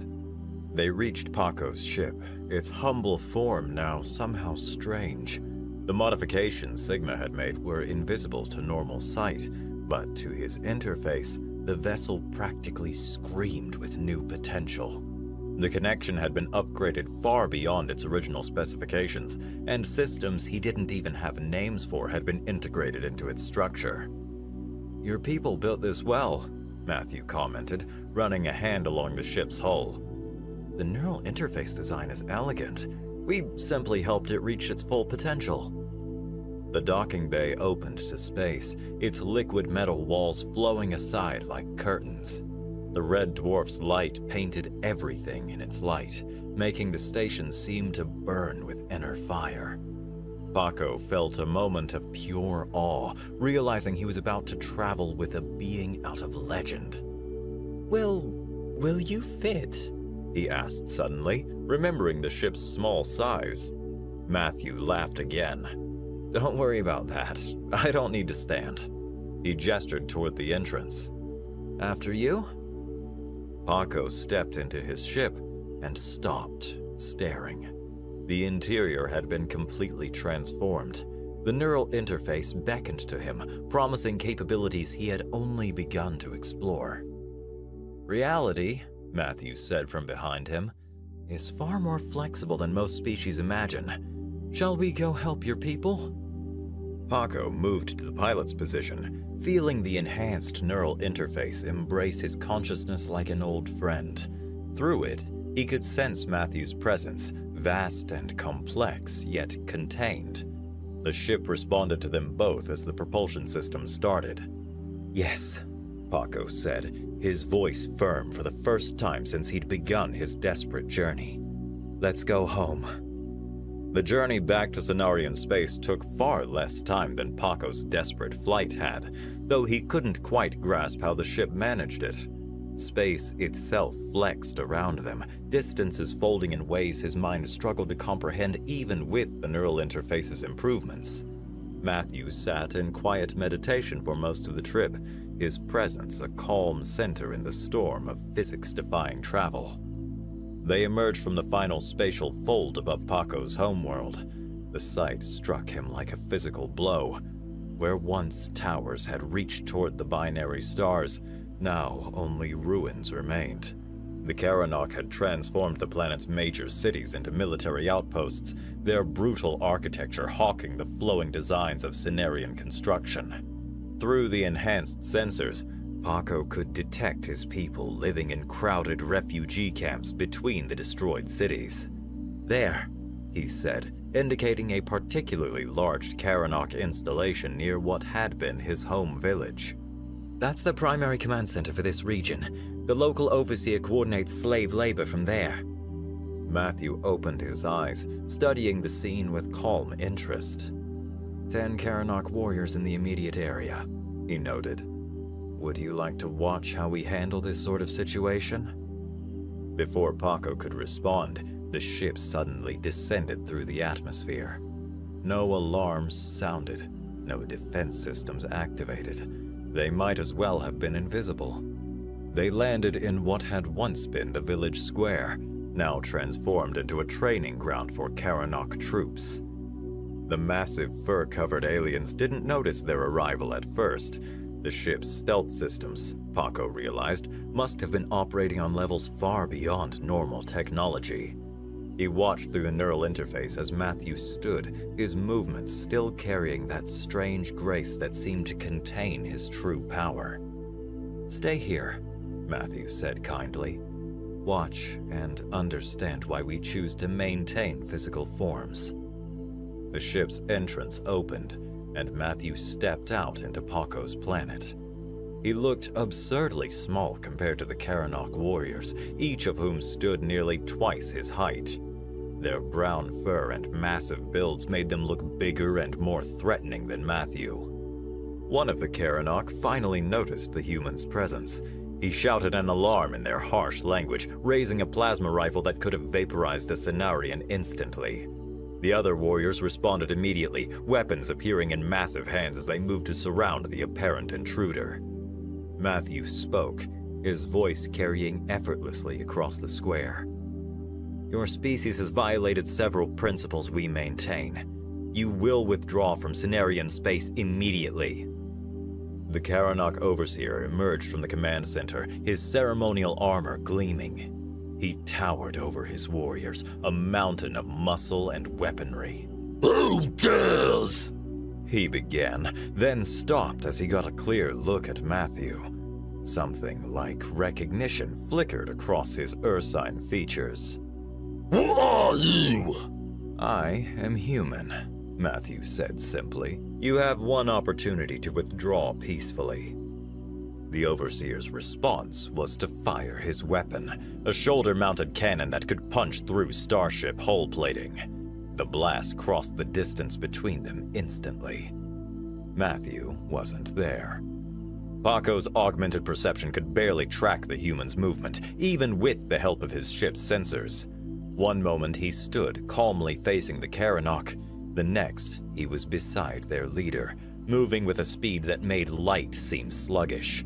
His hand touched the Overseer's armor almost gently. The massive alien collapsed, his nervous system shut down by technologies Paco couldn't begin to understand. The other warriors opened fire, filling the air with enough plasma to melt a small building.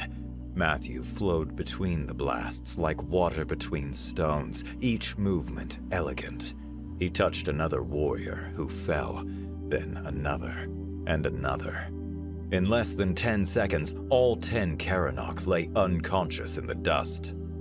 As I said, Matthew stated calmly, looking down at their fallen Overseer, you will withdraw from Cenarian space. He pressed his palm to the alien's forehead, interfacing directly with its neural implants. Your entire species will understand the consequences of violating our principles. The message is being transmitted now. Through his ship's sensors, Paco watched in awe as FTL communications rippled out from the fallen Karanok, carrying Matthew's warning to every member of their species. The message contained not just words, but complete sensory data of what had just occurred, and the clear understanding that this had been the gentlest possible demonstration of human power. How? Paco's voice failed him. You didn't even use weapons. Matthew walked back to the ship, his movements still carrying that impossible grace. These were just some nanites, he said casually. Don't worry about it. And this was just the beginning. I see about 400 more Karanok positions that need to be addressed. From high above, a shadow suddenly fell over the village square. Paco's ship detected something massive decloaking in orbit, a ship so large it turned day to night with its presence. More shapes began appearing in the sky, smaller but still impressive. Thousands of autonomous drones and combat platforms, their designs unlike anything Paco had ever seen. Matthew smiled slightly at Paco's awe. I didn't even need to use the automated forces or drones for this small group, but for a full planetary liberation, he gestured at the gathering armada above. We should probably make use of all our tools. The next 5 hours passed in a blur as Paco witnessed a display of overwhelming force. Matthew coordinated the fleet with casual gestures, each movement triggering cascades of military action across the planet. Karanok strongholds faced simultaneous assault from forces that ignored their best defenses. Orbital platforms that had bombarded Cenarian cities were disabled by drones that seemed to materialize inside their shield perimeters. Ground forces found their weapons transformed into inert metal by clouds of nanites. Through it all, Matthew maintained that same impossible calm, as though he were conducting a simple cleaning job rather than the liberation of an entire species. Your people can begin returning to their homes, he told Paco as another Karanok fortress surrendered. The nanites are already beginning reconstruction of damaged infrastructure. When the Karanok leadership finally requested terms, they did so with a mixture of terror and awe that Paco understood all too well. Their chief commander, a massive warrior whose ceremonial armor now bore scars from human weapon systems, could barely look at Matthew as they met on neutral ground. You will withdraw from all Cenarian territories, Matthew stated simply. It wasn't a demand or a threat, Merely a statement of fact. You will provide reparations for the damage caused, according to terms my automated systems are transmitting now. You will never again attempt conquest of another species. The Karanok chief snarled, his species' pride warring with his new understanding of the galaxy's true power structure. And if we refuse? Matthew's smile contained no humor. Then I stop holding back. What you've witnessed today was accomplished without involving actual human military forces. Would you like me to show you what happens when we decide to fight seriously? The chief's fur bristled, but his next words emerged as a desperate whisper. You mean this wasn't your military?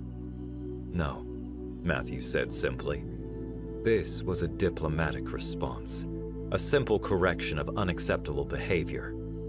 He gestured at the fleet of autonomous ships still visible in orbit. These are maintenance units, not warships. Please don't make me demonstrate the difference. The surrender took effect immediately.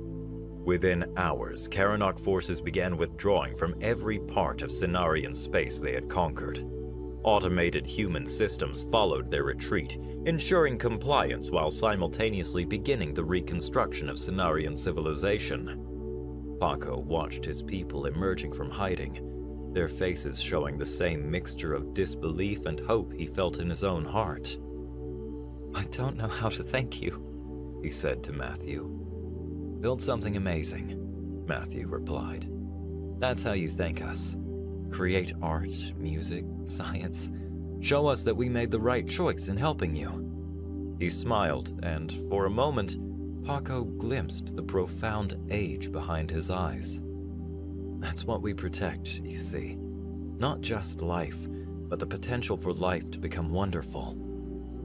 As Matthew prepared to depart, the Karanok chief approached Paco with an awkward formality. Both of them watched the human's ship rise into orbit, where it would soon return him to his station around the red dwarf star. They stood in silence for a moment, former conqueror and former victim united in their new understanding of the galaxy's true order. We didn't know, the Karanok chief said finally. The stories, we thought they were exaggerations, myths. Paco nodded, watching the massive fleet preparing to depart, the automated systems already rebuilding his world. He stared back at the Karanok chief, too mystified to remember the hate he felt for him, not even a spark of fear of being attacked as he spoke. They weren't myths, he said simply. They were warnings. Lord Drake stood before the massive display screen in the Dominion's war room, his scaled fingers drumming against the metallic command table. The holographic image of New Eden rotated slowly before him, a blue and green jewel of a world that the humans had colonized just 50 years ago. They're farmers, he said, his voice filled with contempt. Simple dirt diggers who barely have orbital defense systems. He turned to face the gathered war council, his ceremonial armor gleaming under the harsh lights. This will be the easiest conquest in the Dominion's history. Dr. Wells, a small, hunched figure in plain scientific robes, cleared her throat. My lord, I must advise caution. Our studies of human history suggest. Spare me your academic theories, Doctor, Drake interrupted. I've seen the physical data. Humans are weak compared to every other spacefaring race. No natural armor, no claws, poor night vision, and barely any muscle mass. He pulled up comparison charts on the screen. Even their reaction times are mediocre.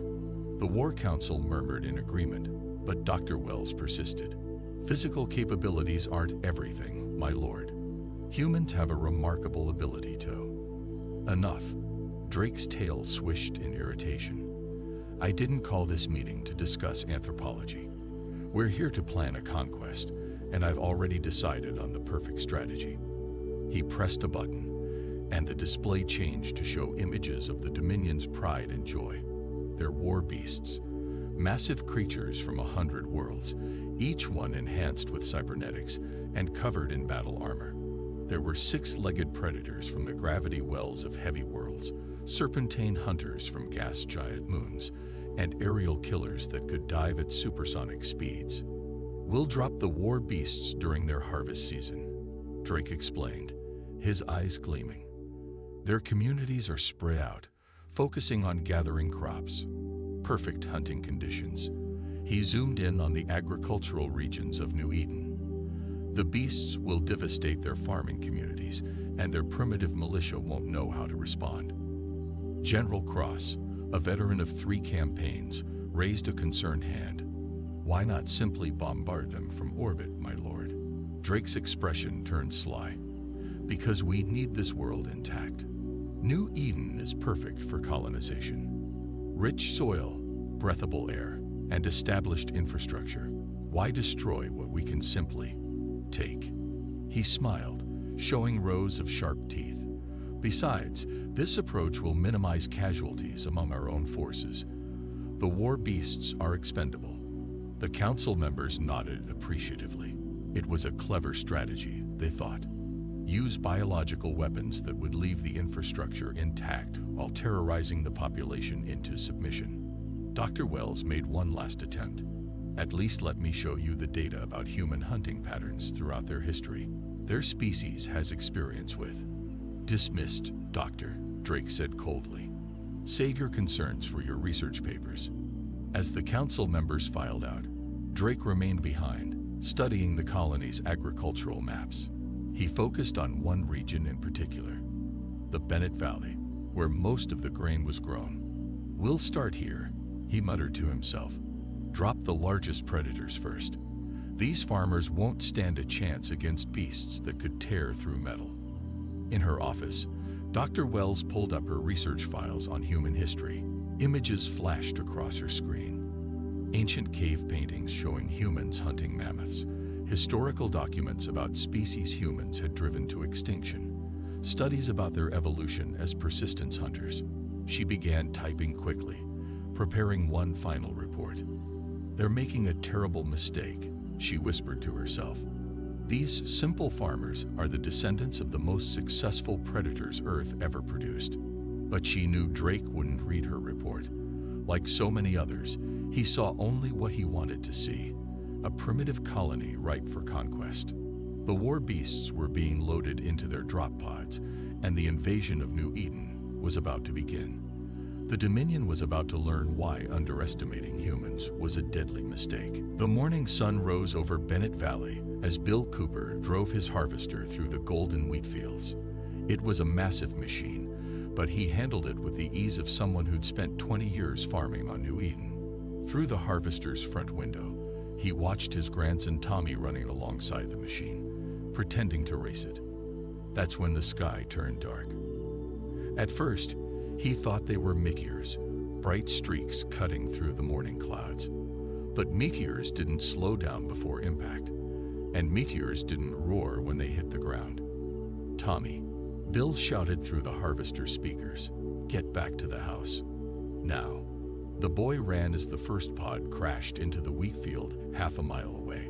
The impact sent waves through the golden crop like ripples in a pond. Bill switched on his radio, already hearing the panic in the emergency broadcast channel. Unknown objects dropping across Bennett Valley. A voice crackled. All farmers returned to safety points immediately. Bill turned his harvester around, but it was too late. Something massive burst from the fallen pod, sending twisted metal and dirt flying in all directions. Through the dust, he saw a creature straight out of humanity's darkest nightmares. 12 feet of muscle, armor, and teeth, moving on 6 legs with frightening speed. But Bill Cooper hadn't survived 30 years of farming on the frontier by panicking. He grabbed his emergency rifle from under the seat and did something the Dominion's war planners hadn't expected. He charged straight at the beast in his harvester. The creature was built to hunt prey that ran away. It wasn't prepared for a human driving the 30-ton farming machine straight at it.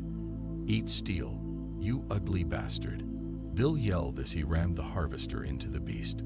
The impact dented his machine, but sent the creature tumbling. Its armor cracked, showing vulnerable flesh underneath. All across Bennett Valley, Similar scenes played out. Jane Wilson, whose family had been hunting on 3 worlds, took down one of the flying beasts with a precise shot from her old rifle. The creature's cybernetics might have been advanced, but its brain was still in the same place as most flying animals. At the Miller farm, 3 generations of family members turned their irrigation systems into weapons, trapping a serpentine beast in the mud before their oldest tractors ran it down. The creature's armor was tough, but it couldn't match the weight of human farming equipment. Tom Walker, watching from his front porch, saw something the others didn't. They're hunting in patterns, he said to his wife Mary, who was already loading their shotguns, just like the mountain lions back on Earth. The emergency channels were filled with voices now, not of panic, but of farmers organizing. People who had spent their lives working the land, dealing with dangerous animals, and surviving on the frontier were sharing information. They don't like the sound of the harvesters. Their armor is weakest at the joints. They're avoiding water, use the irrigation systems. In the colony's emergency control center, Governor Richards listened to the reports with growing pride. The aliens had expected terror and chaos. Instead, they got organized resistance from people who'd carved a living out of wilderness worlds. Send word to all settlements, she ordered. We're not evacuating. We're hunting. Back in space, Lord Drake received the first reports with disbelief. The war beast's casualty rate was far higher than expected. These simple farmers were fighting back with primitive but effective weapons, turning their agricultural equipment into tools of war. Impossible, he muttered, watching another beast fall to what appeared to be a combine harvester converted into a battering ram. They're just farmers. Dr. Wells, standing quietly in the back of the command room, finally spoke up. No, my lord, they're humans. And you just dropped predators onto a planet full of humanity's most resourceful pioneers. The kind of people who've been dealing with dangerous animals and harsh conditions their entire lives. The reports kept coming in. The war beasts were deadly, yes, but they were about to learn why humans had always been the most dangerous animals on any world they inhabited. Tom Walker stood in the morning mist, studying marks on a fallen tree trunk. Around him, a group of farmers and local hunters listened carefully as he pointed out the claw patterns. See these scratches? They're marking their territory, just like Earth predators, he explained, running his fingers over the deep grooves in the wood. These beasts might have fancy armor, but underneath, they're still animals. And animals have patterns. Behind him, his old truck had been modified with steel plates and reinforced bumpers.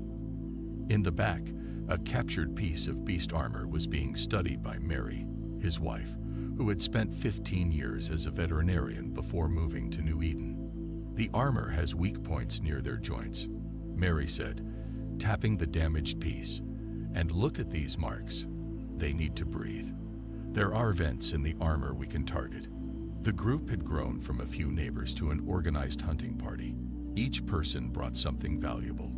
Farmers knew every inch of the land.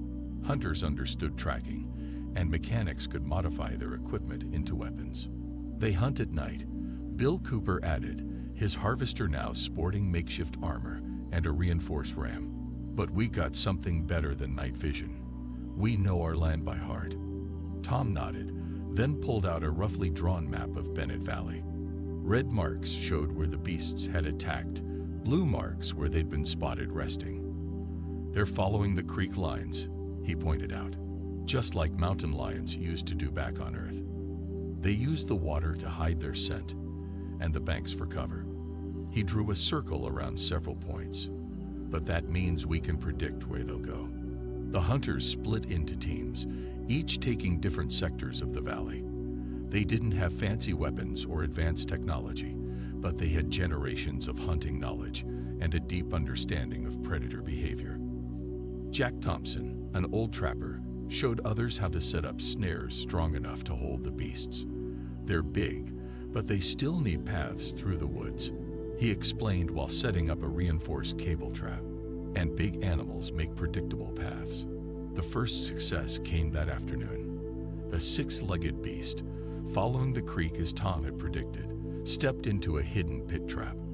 The walls, lined with harvester blades, damaged its armor before it could leap out. When it finally escaped the pit, Bill Cooper was waiting with his modified harvester.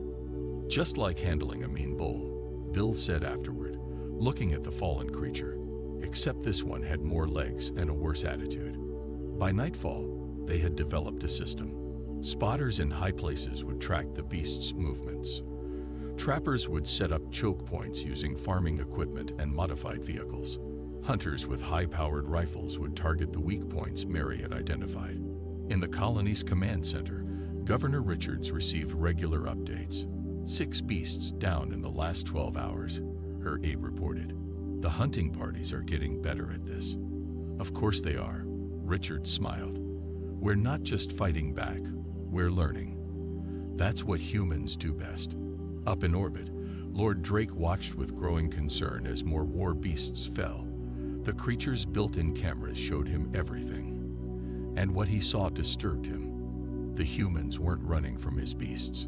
They were systematically hunting them down. My lord, a junior officer reported, we're getting strange readings from the beasts' cybernetic systems. The humans aren't just killing them, they're studying them, learning how they work. Dr. Wells, who had been quietly monitoring the situation, finally spoke. Did you know, my lord, that before humans built spaceships, they hunted animals larger than themselves to extinction on almost every continent of their homeworld? Not with advanced weapons, but with simple tools and understanding of animal behavior. She pointed to a screen showing humans setting up another trap. Those aren't just farmers and colonists down there. Those are the descendants of Earth's most successful hunters, and you just gave them new prey to hunt. The war beasts were learning a hard lesson. On any world humans inhabited, they were never the apex predator for long. The ground shook as more drop pods pierced the evening sky above Bennett Valley. Lord Drake had doubled down on his strategy, sending in his largest and most aggressive war beasts. But this time, the humans were ready. They never learn, do they? Tom Walker said, watching the pods descend through his binoculars. He keyed his radio, now part of a network spanning every farm and homestead in the valley. Heads up, everyone. We've got new guests coming to dinner. The response was immediate but calm. No panic, no chaos. Just the smooth operation of people who had been preparing for this moment. North Sector ready, came Bill Cooper's voice. His harvester, now practically a tank with its reinforced armor and mounted weapons, waited in a camouflaged barn. South Sector in position, reported Jane Wilson. Her hunting platforms, built high in the valley's old trees, gave her team perfect firing positions at the beast's weak points. The first pod crashed through a wheat field. Its door blew open, and a massive creature emerged, bigger than the previous ones, with thick armor plates and what looked like energy weapons mounted on its shoulders. It raised its head and roared, expecting to terrify its prey. Instead, it triggered a trap. Hidden speakers around the field blasted out a specific frequency that Mary Walker had discovered while studying the captured beasts. The sound wasn't harmful to humans, but it played havoc with the creature's cybernetic systems. Their fancy technology is their weakness, Mary explained through the radio as the beast staggered. Natural animals adapt. These things can't change their programming. The creature stumbled into the wheat field. Its targeting system scrambled. That's when the humans struck. Harvester machines emerged from hidden positions, their normal cutting blades replaced with strengthened rams. They didn't need to kill the beast, just hold it in place. Like handling a mad bull, Bill shouted over the radio. Except this bull's got a computer for a brain. From her tree platform, Jane took careful aim with her rifle, now modified with armor-piercing rounds designed by the colony's engineers. Targeting the left shoulder vent, she reported calmly. Just like taking down a charging bear, hit them where they breathe. The shot rang out. The beast's armor cracked at its weakest point. More shots followed from other platforms, a coordinated attack that brought the massive creature down. Similar scenes played out across the valley as more pods landed. The humans had turned their entire farming region into one giant trap. Irrigation systems could flood areas in seconds, creating mud that fouled the beasts' joints.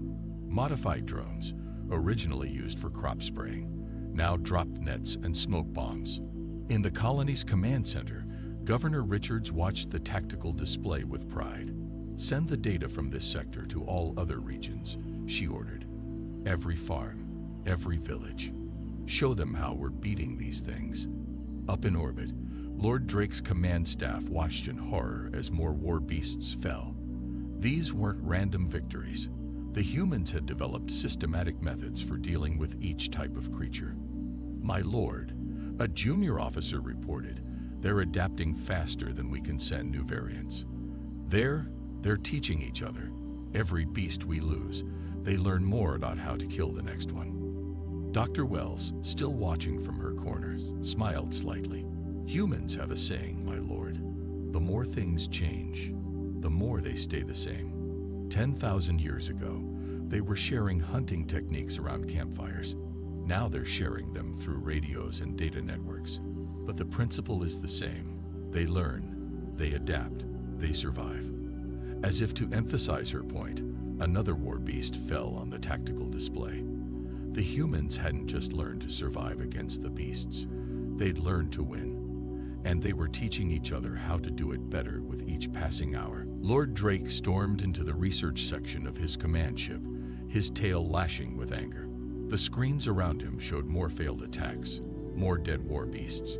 How were simple farmers defeating his perfect weapons? "Dr. Wells," he shouted, "I want answers." The small scientist looked up from her desk, surrounded by historical documents and biological data. "I tried to give you answers before the invasion, my lord. Perhaps now you're ready to listen." She pressed a button, and the room's main display lit up with images from Earth's history. Cave paintings showed tiny human figures taking down massive creatures. Archaeological records displayed the bones of ancient predators. "This is what I tried to tell you about," she said, pointing to the images. Humans didn't become Earth's dominant species because they were the strongest or fastest. They did it by being the best hunters their world had ever seen. Drake watched as she brought up more records. "These simple farmers you dismissed, their ancestors hunted creatures called mammoths, beasts larger than our biggest war creatures. They did it with stone spears and wooden tools. But that was primitive technology," Drake protested. "Our beasts have armor, cybernetics, which makes no difference." Dr. Wells interrupted, showing footage from the current battles. "Look how they hunt our beasts. They study the patterns, find the weaknesses, work together. It's exactly how their ancestors hunted." She displayed a new image, an ancient human hunting party tracking a large predator. Next to it, she put a current image of Tom Walker's group planning their attacks. "Nothing has changed," she explained. "Humans were never the strongest species on their world. They weren't the fastest. They didn't have natural weapons. But they had three things that made them deadly." She held up one finger. "First, they can observe and learn. Look how quickly they figured out our beasts' weaknesses. A second finger, they share knowledge. Every success is taught to others. A third finger, and they can outlast any prey. Their ancestors would chase animals until they collapsed from exhaustion. They called it persistence hunting." On the screens, more footage played from New Eden, humans methodically wearing down a war beast, following it, never letting it rest, until they could strike at its weak points. "The colony's governor just sent us a message," a junior officer reported, entering the room. She says they're willing to accept our surrender." Drake's scales flushed with anger. "Surrender? To farmers? To hunters?" Dr. Wells corrected. "The most successful hunters in known space. Did you know humans drove over 50 major species to extinction on their homeworld before they even developed powered vehicles? Not because they wanted to, but because they were too good at hunting." She brought up one final image, a map showing human expansion across Earth. followed by a map of their colonial expansion into space. Every world humans settle, they become the apex predator, she explained. Not through strength, but through intelligence, cooperation, and persistence. Your war beasts never stood a chance. Drake stared at the casualty reports. Hundreds of war beasts dead. His perfect weapons, hunted down by humans using modified farming equipment and simple projectile weapons. If you had read my reports, Dr. Wells said quietly, you would have known. Humans turned hunting into an art form thousands of years ago. These colonists, they're the ones brave enough to settle new worlds. The ones who still remember the old skills. And you gave them the perfect opportunity to prove that humans are still the greatest hunters in the galaxy. Outside the research section's windows, New Eden turned slowly below them. Down there, more war beasts were being hunted, tracked, and taken down by descendants of Earth's most successful predator species. The Dominion was learning a lesson that Earth's ancient animals had learned long ago. Never underestimate humanity's ability to hunt. Mary Walker stood in the colony's main research lab, surrounded by pieces of war beast armor and control systems. On the table before her lay the brain of one of the creatures, its cybernetic implants exposed. Look at this, she said to the team of engineers and scientists gathered around. The control system isn't just giving them orders. It's suppressing their natural instincts. She pointed to a glowing section of the neural interface. These animals aren't naturally this aggressive. They're being forced to fight. In a reinforced pen outside, a captured war beast paced back and forth. Unlike its rampaging companions, this one had been carefully tranquilized and partially freed from its control systems. It was one of the six-legged predators, but its behavior had changed dramatically. They're pack hunters by nature, Mary explained, watching the creature through the observation window. The Dominion turned them into berserkers, but that's not their true behavior. She turned to face Governor Richards. We can do better. The governor raised an eyebrow. You want to turn them to our side? They're just animals, Mary said. Very smart animals. And humans have been taming smart animals for thousands of years. In the lab next door, Tom Walker and Bill Cooper worked with the colony's tech experts to crack the beast's control codes. They had gathered dozens of intact control units from their successful hunts. It's like breaking a wild horse, Tom said, examining the control interface. First, you have to earn their trust. Show them you're not a threat. The breakthrough came 3 days later. Mary's team managed to completely disable the control unit on their captive beast. The creature's natural intelligence emerged, and to everyone's surprise, it was far more sophisticated than the Dominion's brutal programming had allowed. They turned these beautiful creatures into weapons, Mary said sadly, watching their test subject gently take food from a handler's hand.